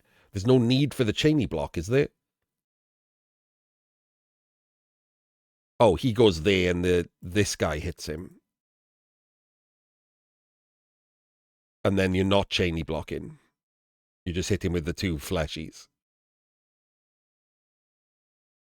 And he's going to end up there in a tackle zone and in 2 stink.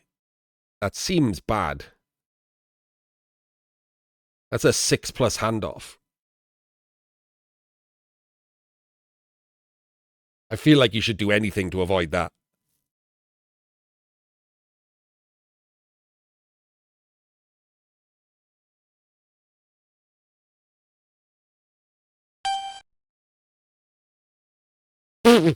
Okay. Well, that just got weird. I mean, we better hope that goes in the crowd if you're the necro. Oh, brutal. You could have made it a 5+ handoff going this way, but it's harder to get the pushes. Because you're doing it with a loner. I mean, with the movement 9 wolf, you still try it. You could have got a touchback there. You can roll a 5+ handoff.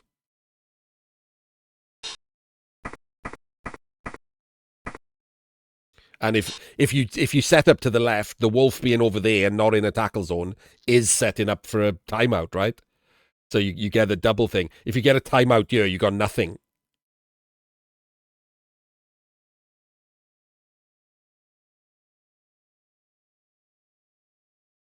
It's definitely better to have gone left. He also doesn't have agility up or anything, so going left pushes him outside for the dodges rather than having to dodge through and kill your own wolf. Like, it's 1,000,000% better to go that way. It's not great, but you're setting up for the timeout anyway by having the wolf over here, so you get the best of both worlds.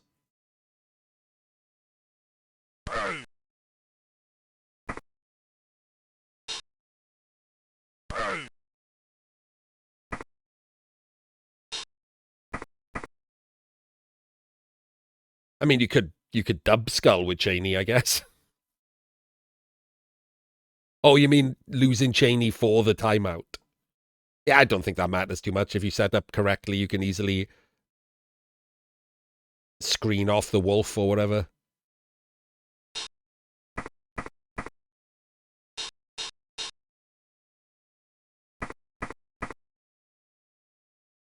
No, if you set up, you have to set up to be able to just do the one turn if you don't get any kickoff event that helps you, because it's possible. And then if you get anything else, then you can, try and fix it some other way. If you get a quick snap, you could possibly try and clear Cheney or dodge Cheney.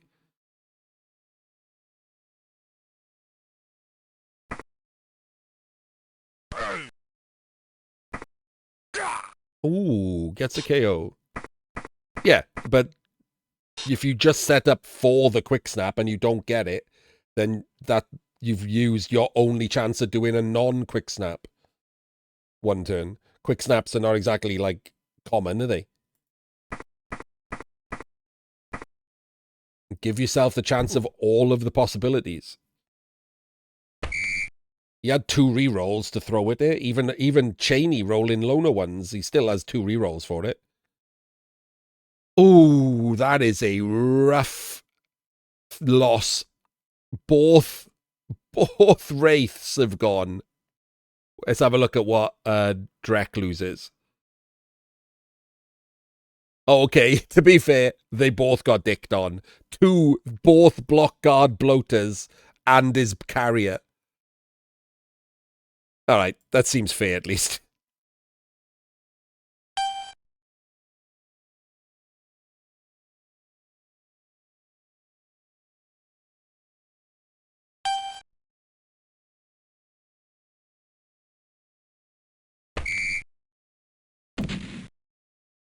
What just happened? Oh, my days!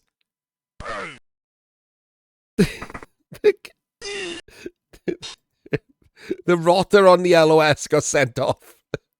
I mean, at least it was an unskilled rotter, but pretty funny. Free removal is always good. Ooh.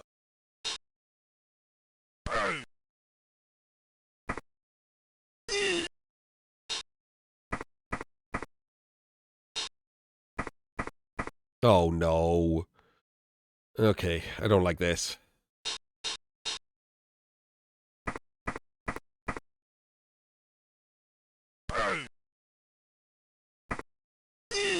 Where's the wolf going? Okay. Oh, wait, my bad. Hang on, my bad. Because he's got so many skills, you can't see the plus at the end. It keeps making me forget he's movement 9.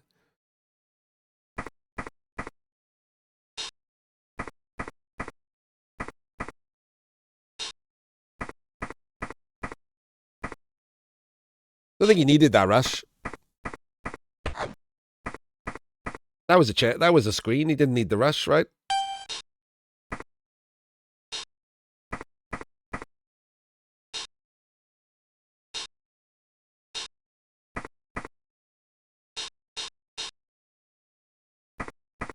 Yes, absolutely.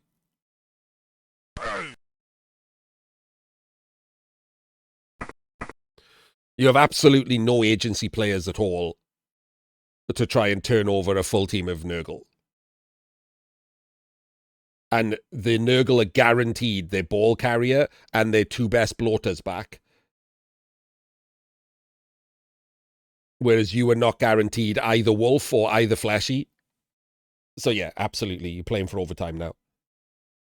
What you should be doing is playing for overtime and trying to get some damage on one of his better players.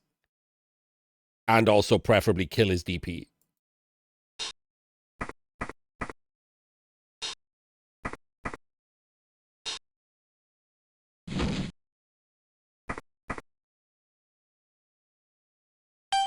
Man, they do they make their dodges.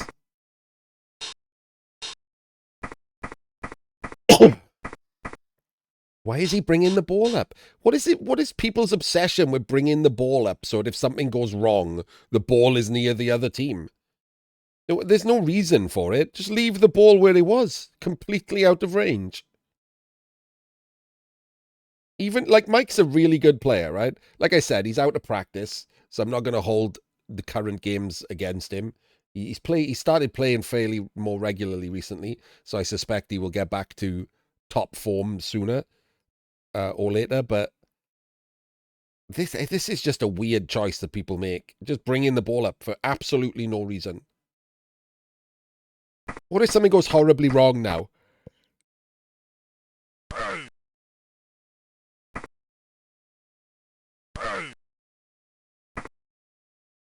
Like, you're going for a double push surf with a loner. Why is the ball here?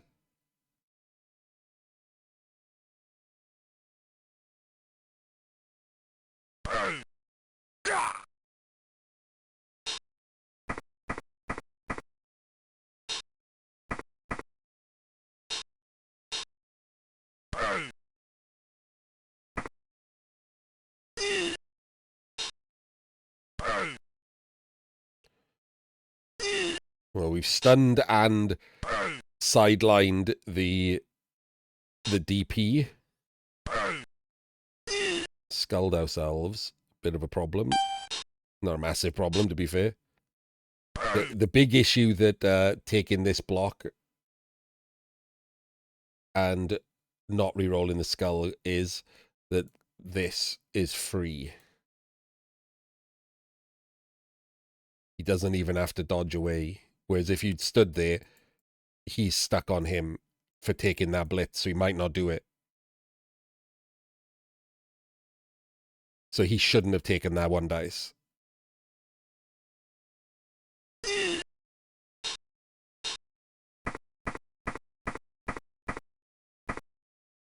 Oh, that's an incredibly bad rush, isn't it?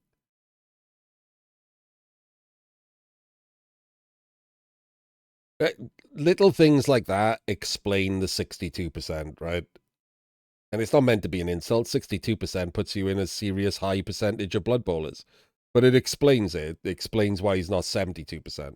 Like, absolutely unnecessary rush in an overtime format that burns a reroll. Like, I wouldn't even dream of doing that.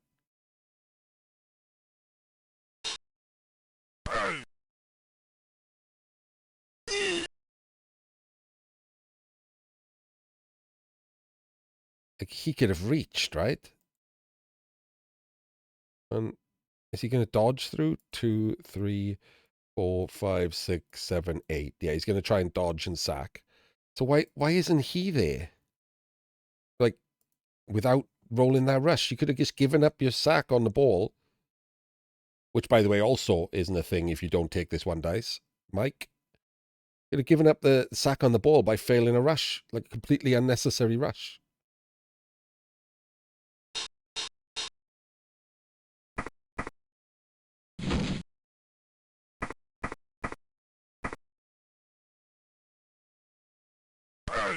That's a full pow, too. And a stun.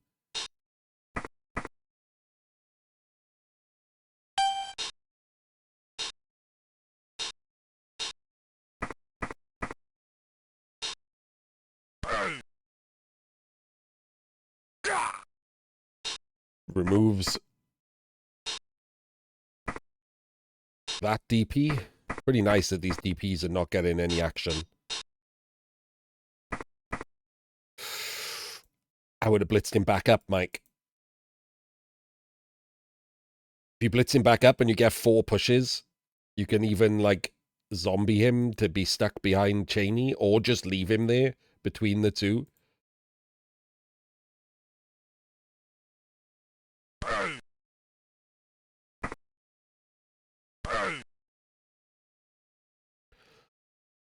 Well, now you got to go and put the zombie on the ball.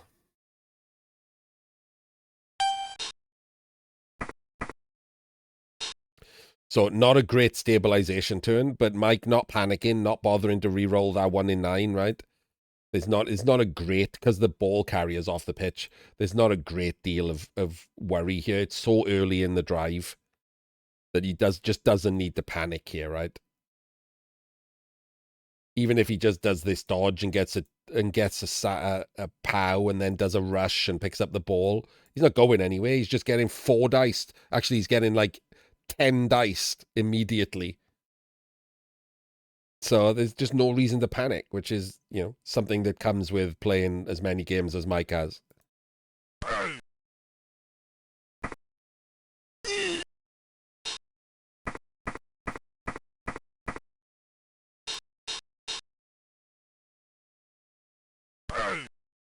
He's just blitzing for damage.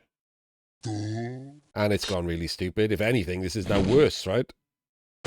Oh my days, he's cased himself and not regened. The rackle is gone.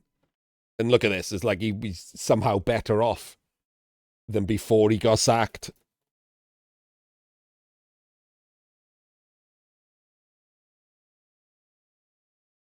No, the blitzing for damage didn't do anything. Could at least try to make it about the ball.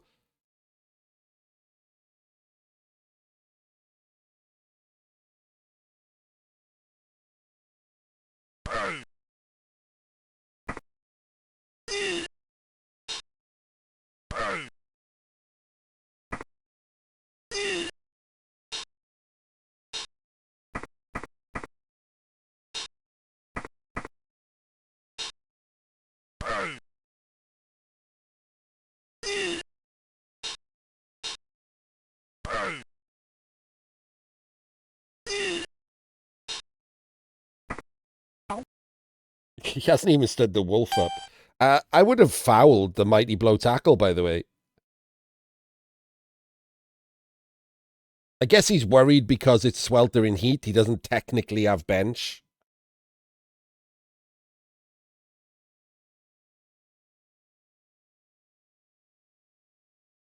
So I can see him playing safe here. Oh, thank you, Bucky. I can see him playing safe here and just not bothering. I don't know why he hasn't stood up the wolf. Was he going to 1-dice blitz the rot spawn? I'm entirely certain that's a great plan.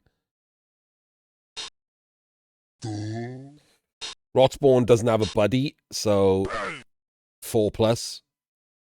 No real easy way to get him a buddy. The only way to get him a buddy is to blitz here and then step in. If he was going to blitz here anyway, depends where he goes now, as he probably should have done that.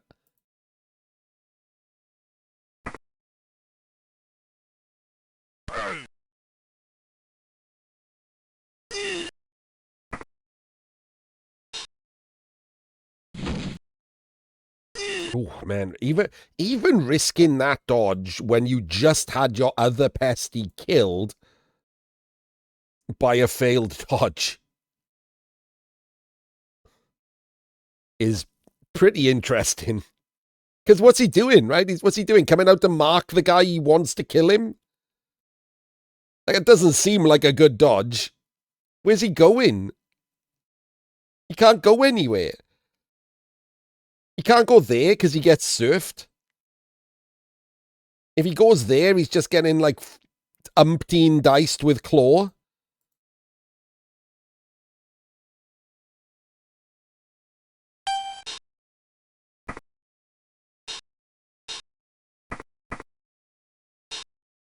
Oh, we're clawing the rot spawn. Oh, no, wait. Before we claw the rot spawn, because that could have been a foul appearance, we needed to tag him. We need the problem with clawing the rot spawn is you're pushing him up onto a rotter.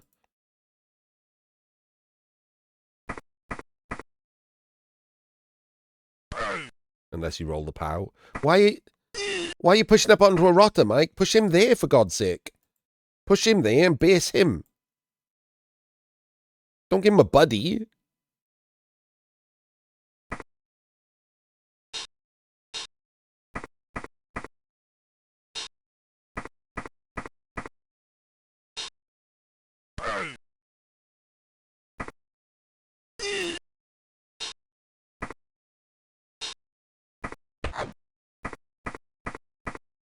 Foul in.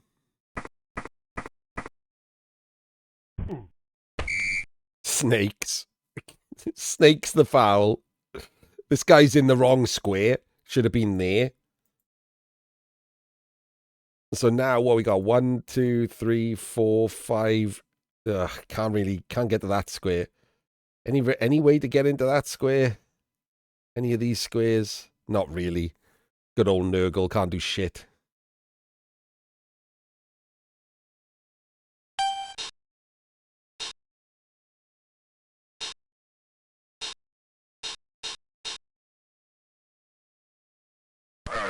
One dice blitz. Okay, bit weird. The problem is now that because of sweltering heat, he's not guaranteed 11. But neither are the Nurgle, right? 1, 2, 3, 4, 5, 6, 7, 8. They're only really guaranteed 8.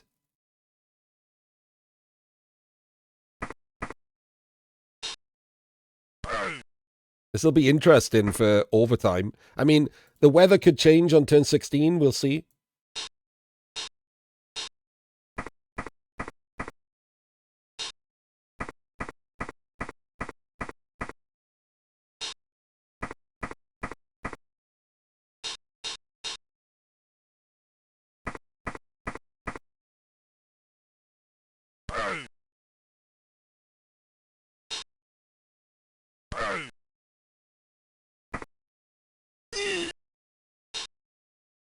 Oh, this one dice is very, very dodgy.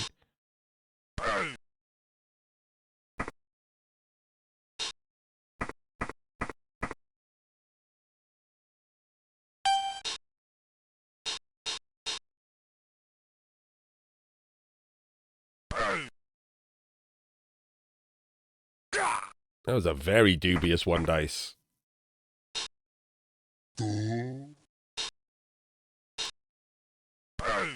I'm still annoyed that this beast is activating on a 2+ when he could have been isolated ages ago.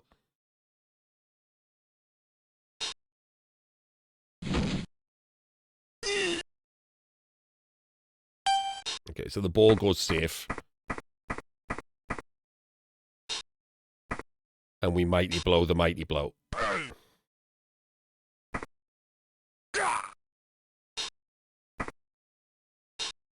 Ooh!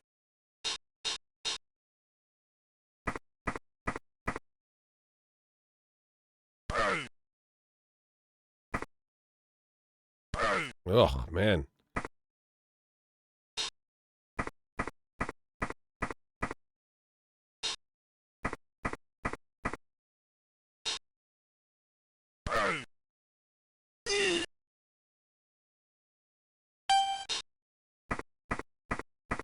So he does have to dodge him because Mike will surf him.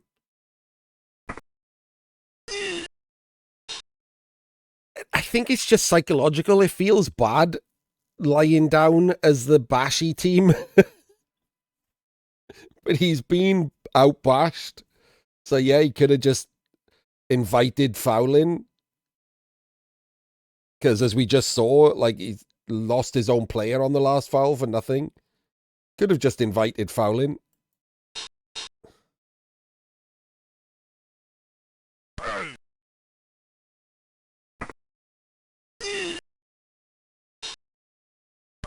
Oh. Oh. Oh my days. The 1D POW removal. Wowzers.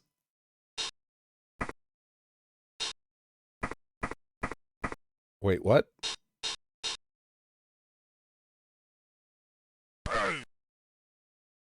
Doesn't even get him back. Mike pray. Oh, I was going to say Mike praying for the not the 25%, but the wolf is out. So it's 50% whether he gets his good wolf for overtime. He is guaranteed one fleshy for overtime, but that's it.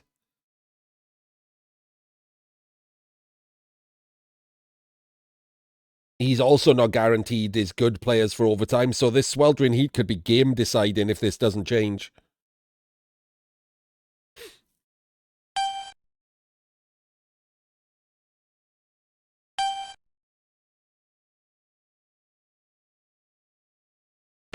The Nurgle also didn't get any of their KOs back.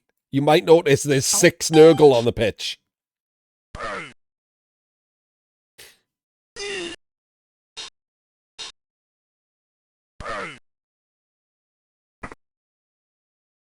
That's a 1 in 27 instead of a 1 in 36.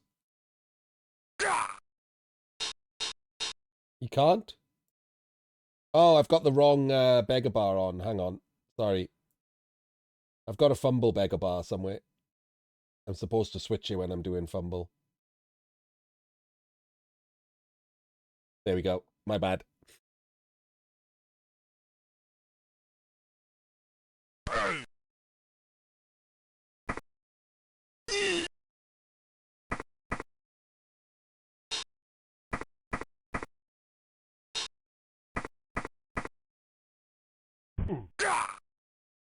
Gets a removal and not caught. That is a fantastic result for the Nurgle.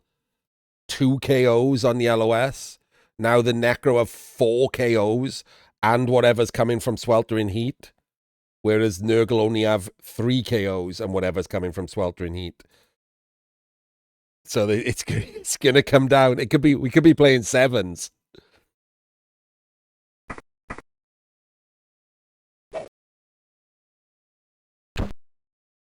Gets an SPP. All right, what have we got? The Nurgle lose... Sorry, the Necro lose their good wolf from that 1 dice POW. And both ghouls. So the Necro have 8.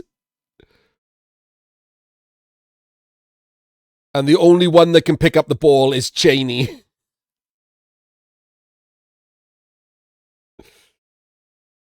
And the Nurgle have 8. No, wait, the Nurgle have 9. Doesn't have his Mighty Blow tackle or one of his DPs.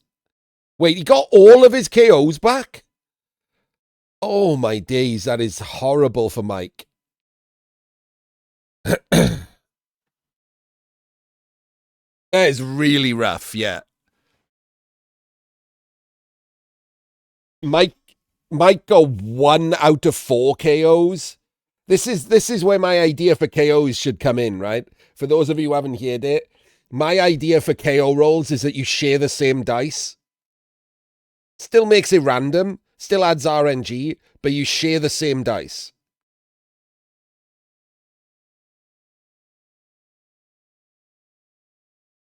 So the first guy who gets KO'd on both sides, you roll a D6 for. If there's no kegs in play, a 4+, they both come back. Just to stop this from happening. Like, this is outrageously annoying. So that would minimize RNG while still leaving it as RNG. I think it's a way better idea.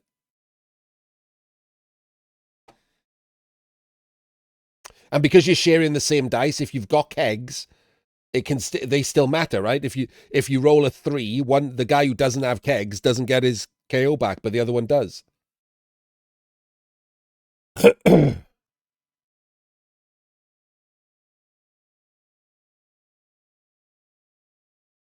They could trade off. Whoever's drive it is can start first.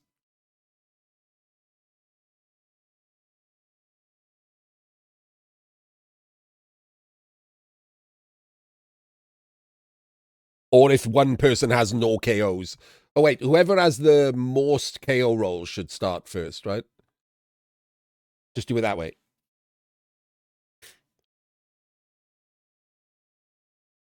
It's just to cut down on the stupidness, right? We've done it with Sweltering Heat, right? It's not even like they haven't used the mechanic. We're literally looking at that mechanic right now. The Sweltering Heat roll is now shared.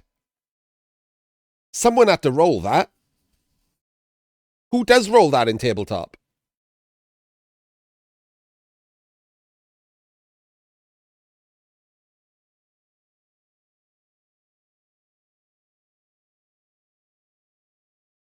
See? So there we go. The mechanic's already in place. Use it for KOs.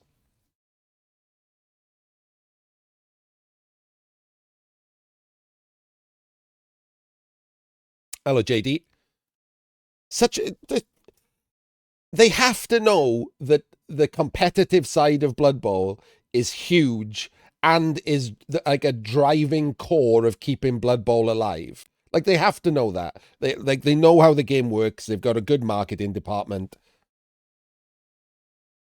So they have to know that, right? So they have to care about competitive, but they don't have to design the game for it only.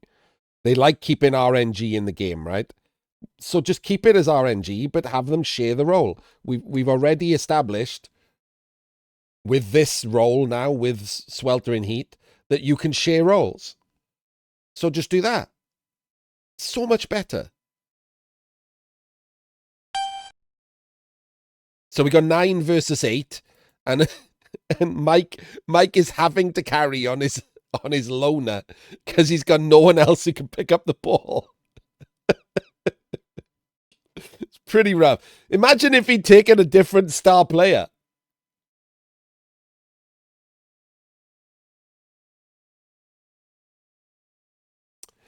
Yeah, that kind of removes RNG, and they don't like that. I mean, obviously that's better for each player to like pick the player you get back. But yeah, you could, yeah. And like I said, it's nothing. I don't mind that there's RNG. It still can happen. You want to balance it a bit though. This is like the version that gives you the maximum RNG. So just stick it in the middle somewhere. It doesn't have to be the minimum RNG, but like it can be better than this shit. Like, there's nothing more annoying than you both having 4 KOs and one of you rolls 0 and the other rolls 4. That's an 8-player shift on pure RNG.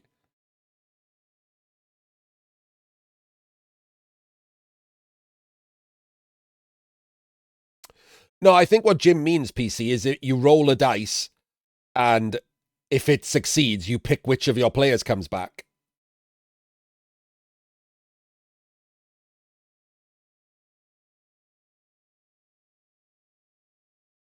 Like, that's the minimum version of RNG, right? Which is also fine, by the way, but like less likely to happen.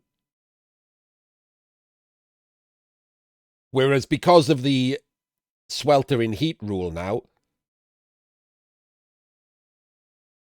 my version kind of already exists. The mechanic exists. Oh, now the weather changes after it's screwed Mike.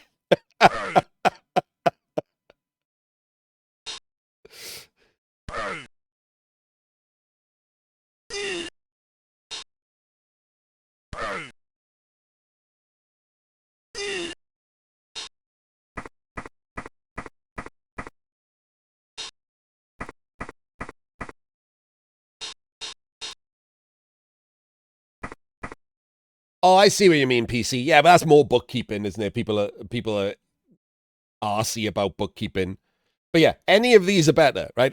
And like, this is what I mean when I talk about like top players all talking about things, like when we all chat about how we would build a ladder or whatever.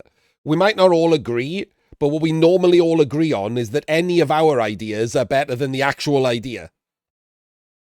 Like, this is 3 slightly different ideas, and I would play any of them over the current rules.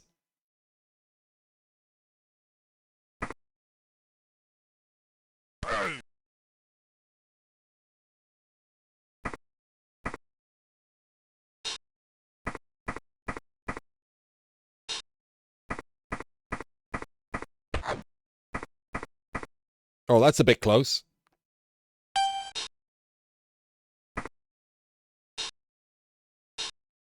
But, by the way, Cheney picks up the ball first try.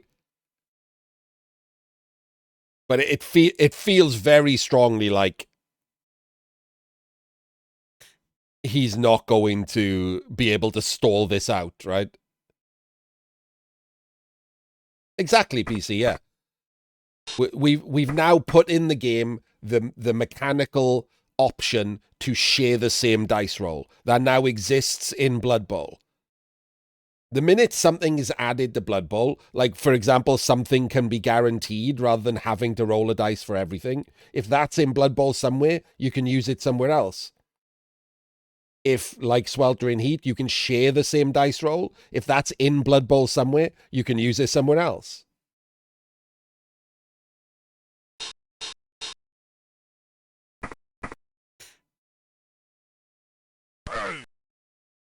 I mean, yeah, and if he can bang it in, he's guaranteed these 2 back, and 50% of any of these. He could have 11 men. 11 men could stop the score. He could still win in regular time pretty easily. Like, basically, if Mike scores, then he is the favorite automatically, because no matter what percentage chance you give him of stopping the score, that sways the 50-50 of kicks. Because it's not going to be 0, is it? Like, even if he had 3 players, it's not 0. But let's say he's got like 30% chance of stopping the score. If he doesn't stop the score, he still has the 50-50 of kicks. So he's clearly the favorite. The minute that Mike scores, he becomes the favorite to win.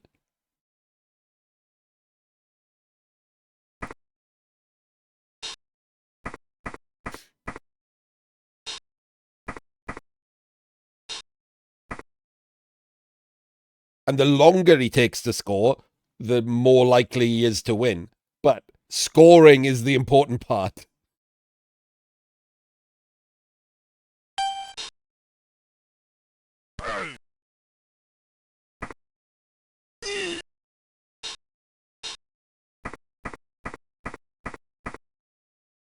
Oh, this is bold, Mike.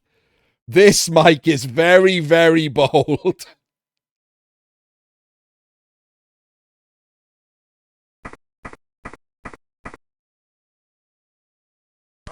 What are we doing?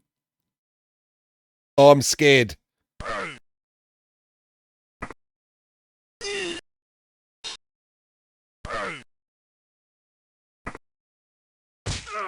Well, that made it less scary. Wait, what? Mike? Mike? Mike?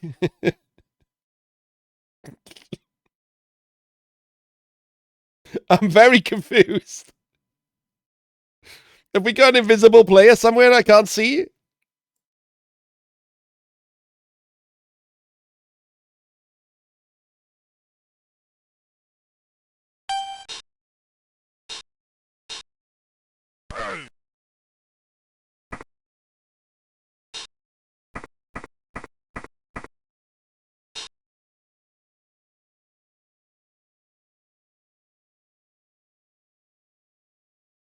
I mean, he could have gone there, couldn't he, with him? And then done the blitz and had recovery. He's got 3 rerolls.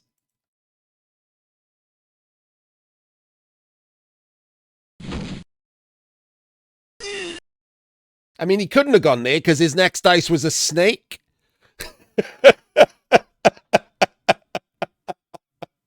Fucking Blood Bowl, man. It's the worst.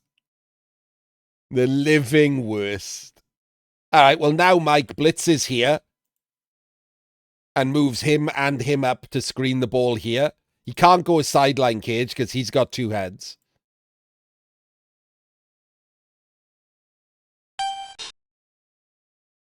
Oh, no. We blitz with him, Mike, because then if we one dice with him and we get a push or a down, we can also move the other guard up. That was a bad block.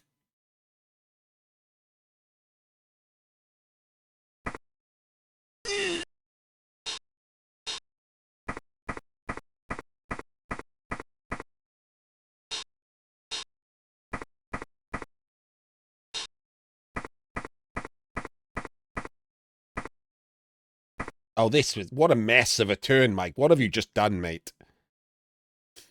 That is an absolute mess of a turn. Also, if you'd blitzed with the mighty blow, you'd have broken armor there. Just quietly.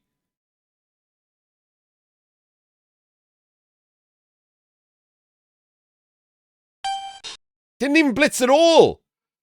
You didn't... Why didn't you just blitz with him? If you were going to do that, blitz with him. Just didn't blitz at all. That was an atrocious turn.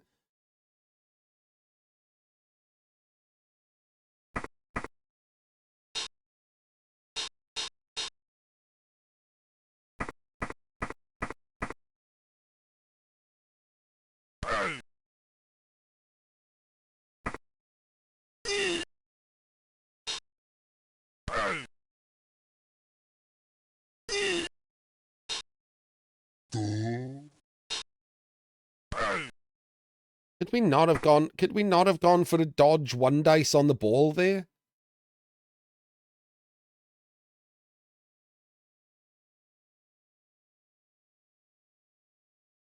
Oh no, wait, rushes. 1, 2, 4, 5, 6. I can't now. Okay, never mind.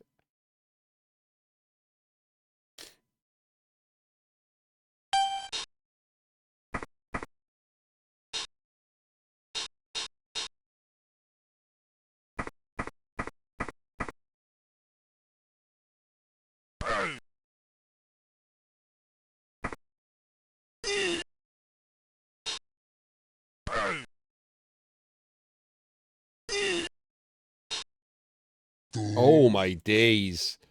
No. Why did we do that? Take the block with him and then move the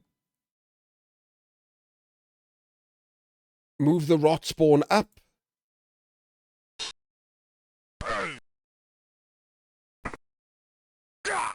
Oops, all pows on these bloaters. It was just the rot spawn that let him down.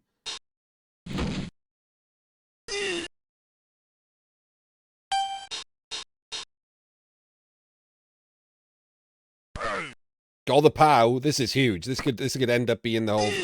Ugh. The whole enchilada. What's he doing? I mean, he just goes there, right?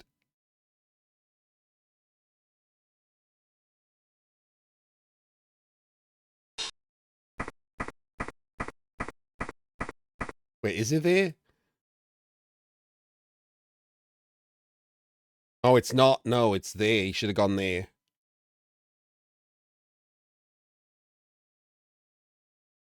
Just in case.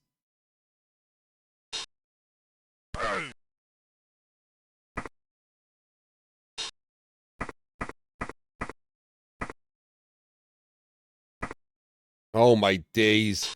That's failed both rushes.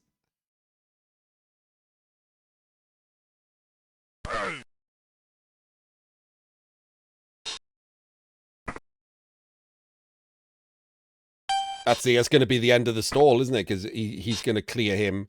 Wait, he hit him with the wrong one. He should have hit him, and then he should have gone over there.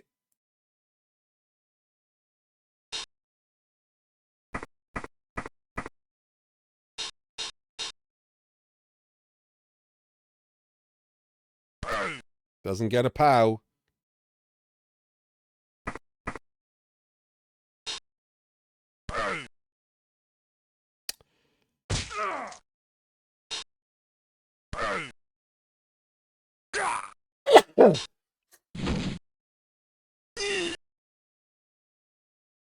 He can stall another turn. He just needs to double stop the rot spawn from being able to get on him. So he bases with one, and then he high like screens with the other, and then moves over to not be able to get touched by him or him. So you can definitely stall another turn.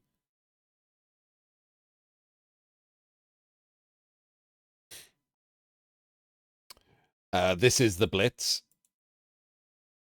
And then he comes up and stands in front of him as well.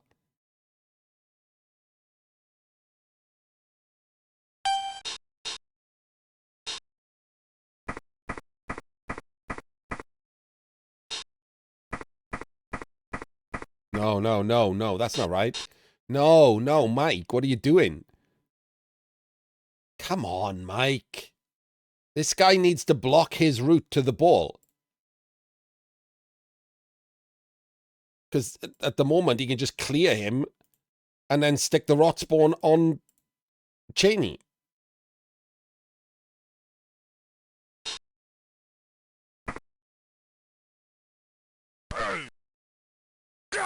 Mike is really out of practice.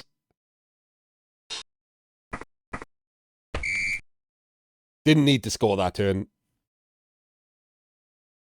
Just absolutely didn't need to score that turn. He's given him an extra turn for no real reason.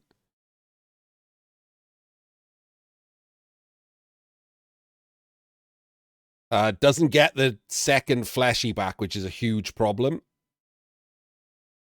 The Nurgle have 10 and the Necro have 11, so that's helpful, but it would have been more helpful with an extra turn. Without the extra turn. Oh, I don't like rule of 5 in. Please don't rule of 5, Mike.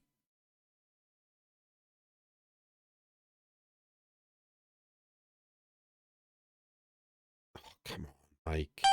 Okay. Oh, God, he's bonehead ruled of 5. That's worse.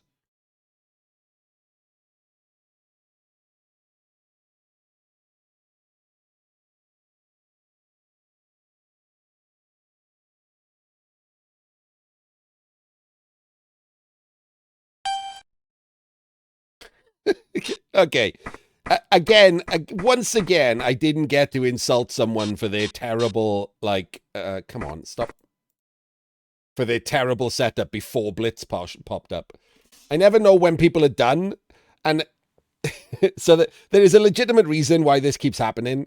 It's because when someone's setup is so stupid, I don't think they've finished, so I don't press pause. Like, I'm assuming he's still moving his players here because that setup is needlessly stupid. So I'm not pressing pause. And then, of course, you can't press pause because there's no gap between them pressing their end turn and the kickoff result popping up. Night Ord. So, yeah. I mean, if that ball's here, Mike wins the game. Simple as that, isn't it?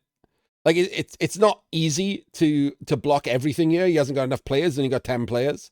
But you could do better than this.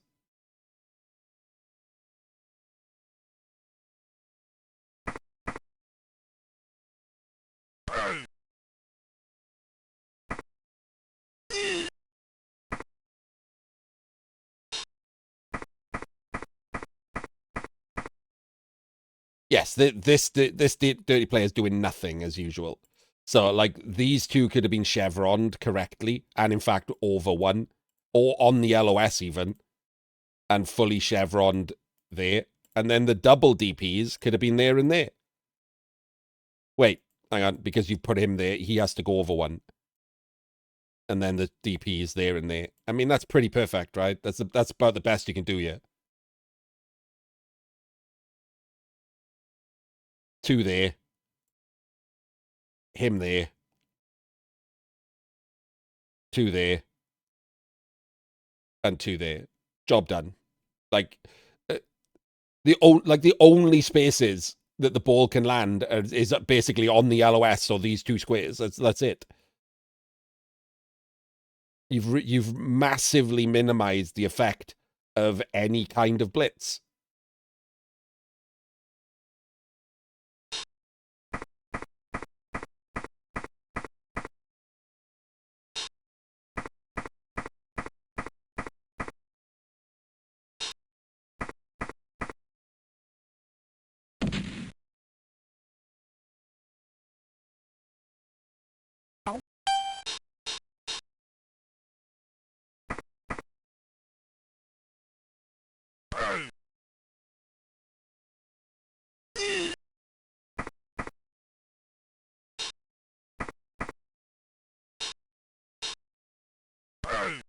So he's going to be under pressure straight from the start. The cage is going to be here. He's going to be under pressure straight from the start. He's double rushed. He hasn't burnt a reroll. But now he has 3 turns, and he's 3 turns away. So now if you're Mike, your entire job is to get in the way.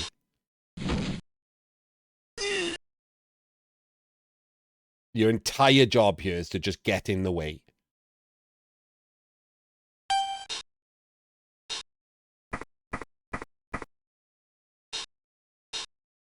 Mike. Mike.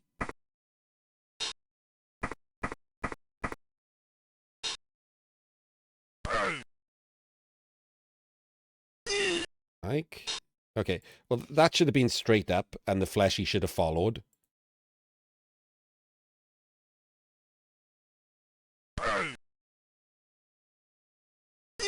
That should have been up.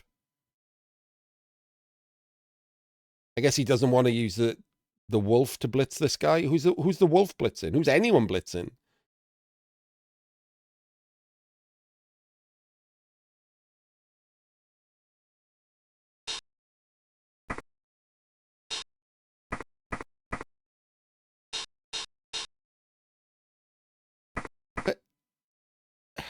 Why didn't we follow him and push him there then? And leave this wrestler free to move next turn?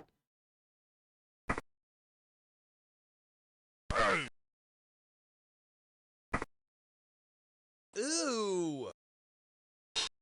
Ooh. Oh, man, this is... Why is that? Like, why aren't we blitzing to hit the ball? To force the ball to dodge? This is not good. I mean, it's not terrible, but it's not good, is it? Like, the weak spot is over here, isn't it? Like, the ball is going there, surely.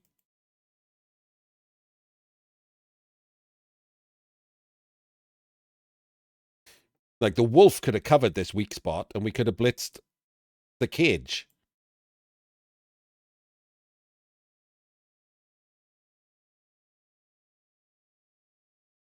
Now, where's the ball going if there's a wolf here or here?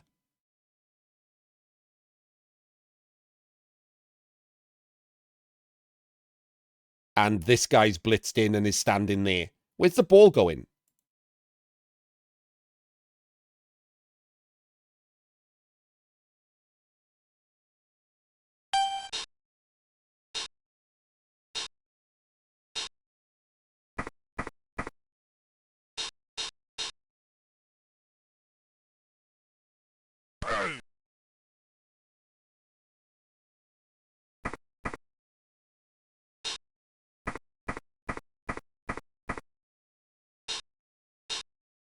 It's not movement up.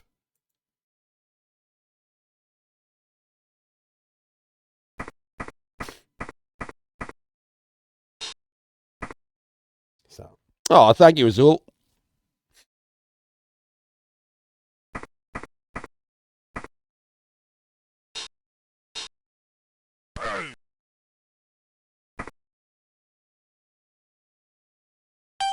And now we have a problem, don't we? The ball has gone to the right as we thought, and that's where our weakness is, because we've stuck all of our players over here. We even stuck Cheney on a shitty zombie by ourselves. The ghoul should have covered the zombie. Cheney should have been the assist. And we should have blitzed into the cage.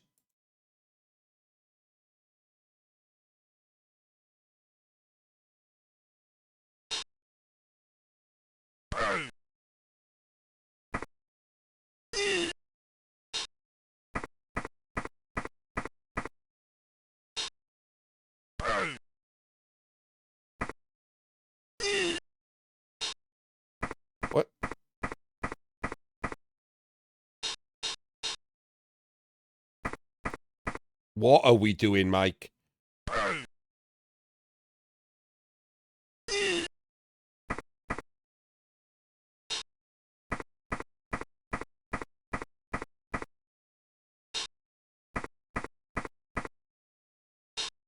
Ooh.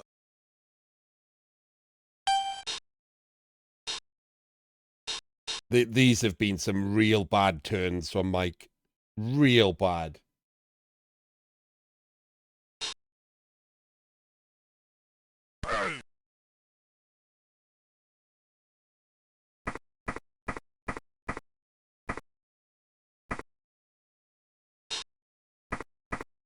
How are you allowing this?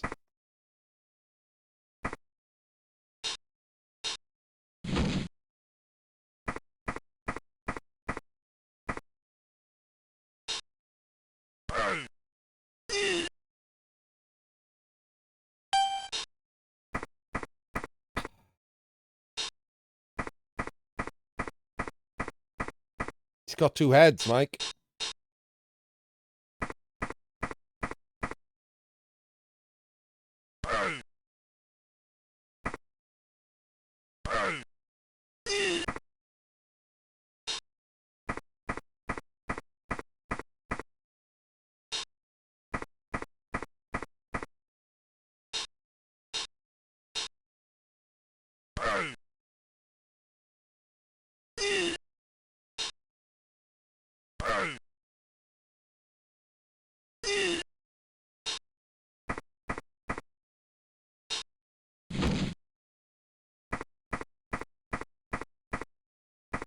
What?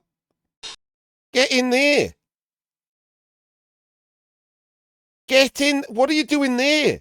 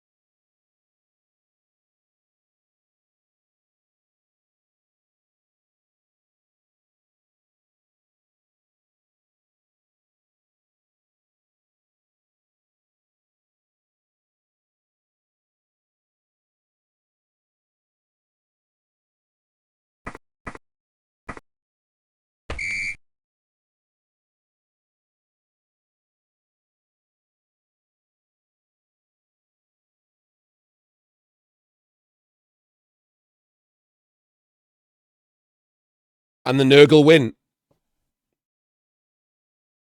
Mike loses, Drek wins. I mean, it's Mike's fault. Honestly, that might be the right result. Just to punish Mike for like the bad defense there. I'm not saying Drek played better, but that was some bad. Like Mike should play better. Is the thing. Mike is better than Drek, and he wasn't in that game.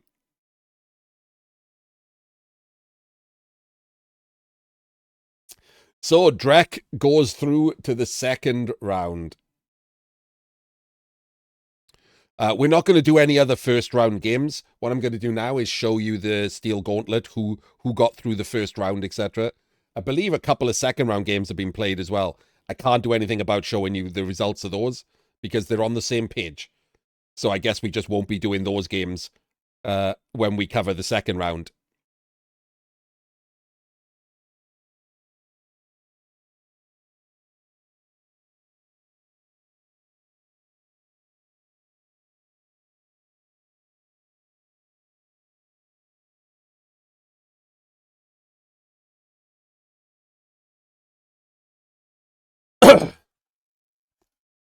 So let's have a quick look at the Steel Gauntlet. So this is the current Steel Gauntlet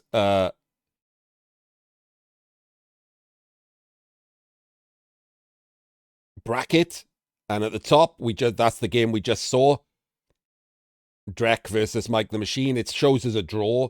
I don't know why FUMBBL does that, but it does. Next up, we have Rib versus Dan that we also saw in this. But in this third game, the coach lost to Sideshow Bob. The coach, a 50% coach. When I say the percentages, I'm talking only box. That's the only percentage I care about, the blind spin ladders percentage. Sideshow Bob, 68. So the right coach went through there. I don't know how they played, but just by like win rate, the expected coach went through there. Let's go with that. That's the other game we saw. I weirdly just had 3 out of the top 4 games shown. So now this game will be Drex Nurgle versus Rib Gorty's Dark Elves, and Sideshow Bob's Chaos is who Rick moves on to play. Here we have Montel G, a 52% coach, losing to Martin Septim, who for some reason I haven't written down. What the hell? Give me a sec. This is how you find out, by the way. You go to their page, you click on ratings, and you scroll down to Black Box, and it's there, 66. I'm going to have to write that down. Oh, no, I got them the wrong way around. I'm stupid. I'm scrolling down, and for some reason I put Martin Septin above. He's a 66% coach. I already did know that. So, again, the expected coach went through. And John Dacre versus Juggernaut, 52 versus 49. So pretty much a toss-up there, but John Dacre's Necro. Take it versus Juggernaut's Ogres. And the next round has been played. And Martin Septim, the 66% coach, has lost to the 52% coach. So John Dacre's Necro, in a Necro mirror, goes through to the next round. Here we have Zelmo versus Java. Zelmo, a 44% coach, versus Java, who's a 73% coach. So, but it's undead into vampires. It is good vampires. However, undead have the tools to just bang him out. And saying this, you might have heard me giggle a bit at the 44% coach. Zelmo is the reigning Steel Gauntlet champion because in the last Steel Gauntlet, he played Orcs, who banged everyone out every round. So he's just trying to do it again. Why not, right? Like, while you're still one of the lower tier coaches, bring teams that can bang people out. There's nothing wrong with that as a strat.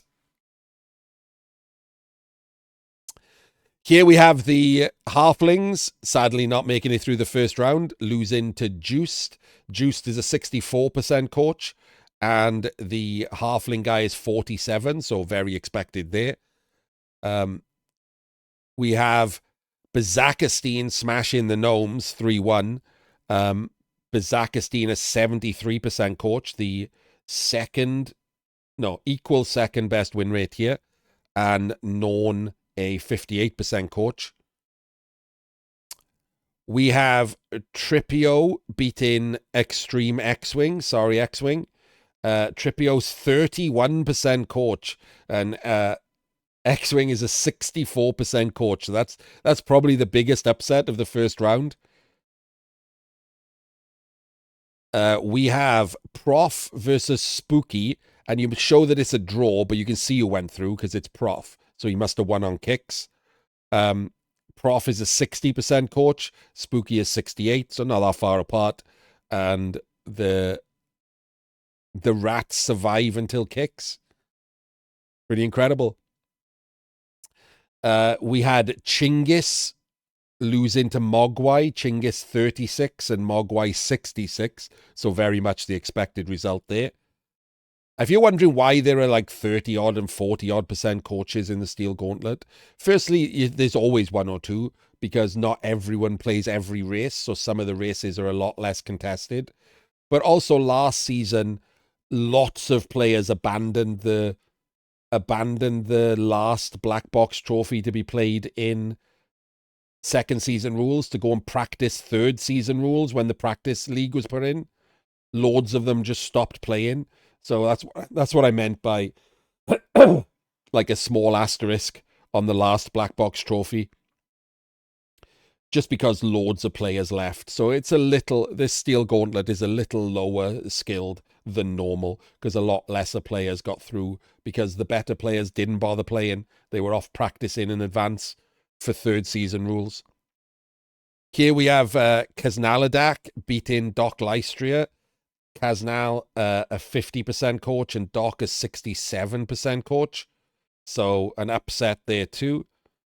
We have Spinball beating Uncle Hank 62-44, so the expected result there. Wotan into Eraser, Wotan 54 and Eraser 61. Wotan taking the win there, but not a massive upset, 7%. And this is my game. You might be wondering why you didn't play my game. I think you can tell why you didn't watch my game, because it was a non-game. I just got comedically diced. And in case you're wondering about the percentages, I am 75 and Wilkin is 69. So not much difference between us there. But the game was decided on like turn 3. I think I took 6 Kaz as dwarves, not to claw, just as 1 in 36s. It was a pretty non-game. Oh, I would have showed you my game, right? Even if I'd have lost, if it was a real game, I'd have showed it to you because it's me. But it wasn't a game. It was nothing. I don't know, Dion. They have left. They are on a sabbatical, I guess. So we will cover the second round. So we have Wotan versus Wilking, which is an interesting looking game. We have Kaznal versus Spinball, not really an interesting looking game. One of them is Korn and a lower level coach.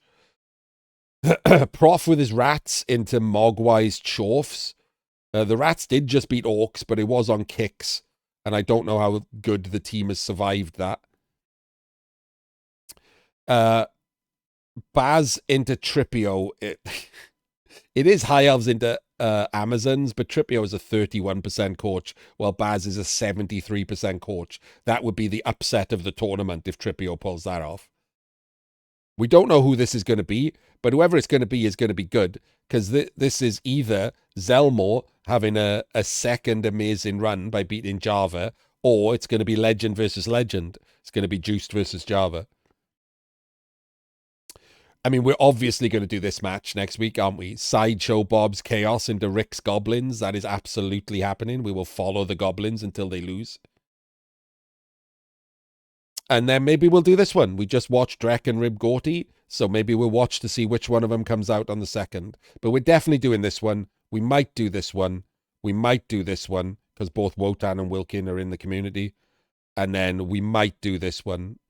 So we'll do 2 of the 3 mites, and we'll definitely do Rick's game.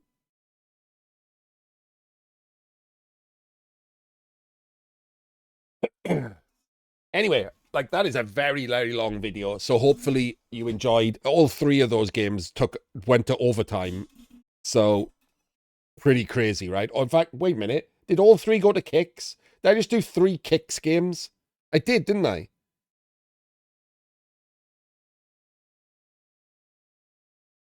No wonder this video is so goddamn long.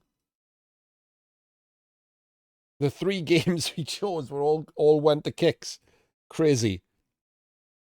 Hope you enjoyed the first FUMBBL EndZone. Like I said, we will cover Steel Gauntlet, but there's less to cover as the rounds go along. And obviously it doesn't reach the end of Black Box Trophy. So EndZone will cover things that are not Steel Gauntlet related in the future. And we'll do this like twice a week. We'll do Friday Night FUMBBL and we'll do FUMBBL EndZone every week, all the way through Black Box Trophy while I'm able to. In your end zone.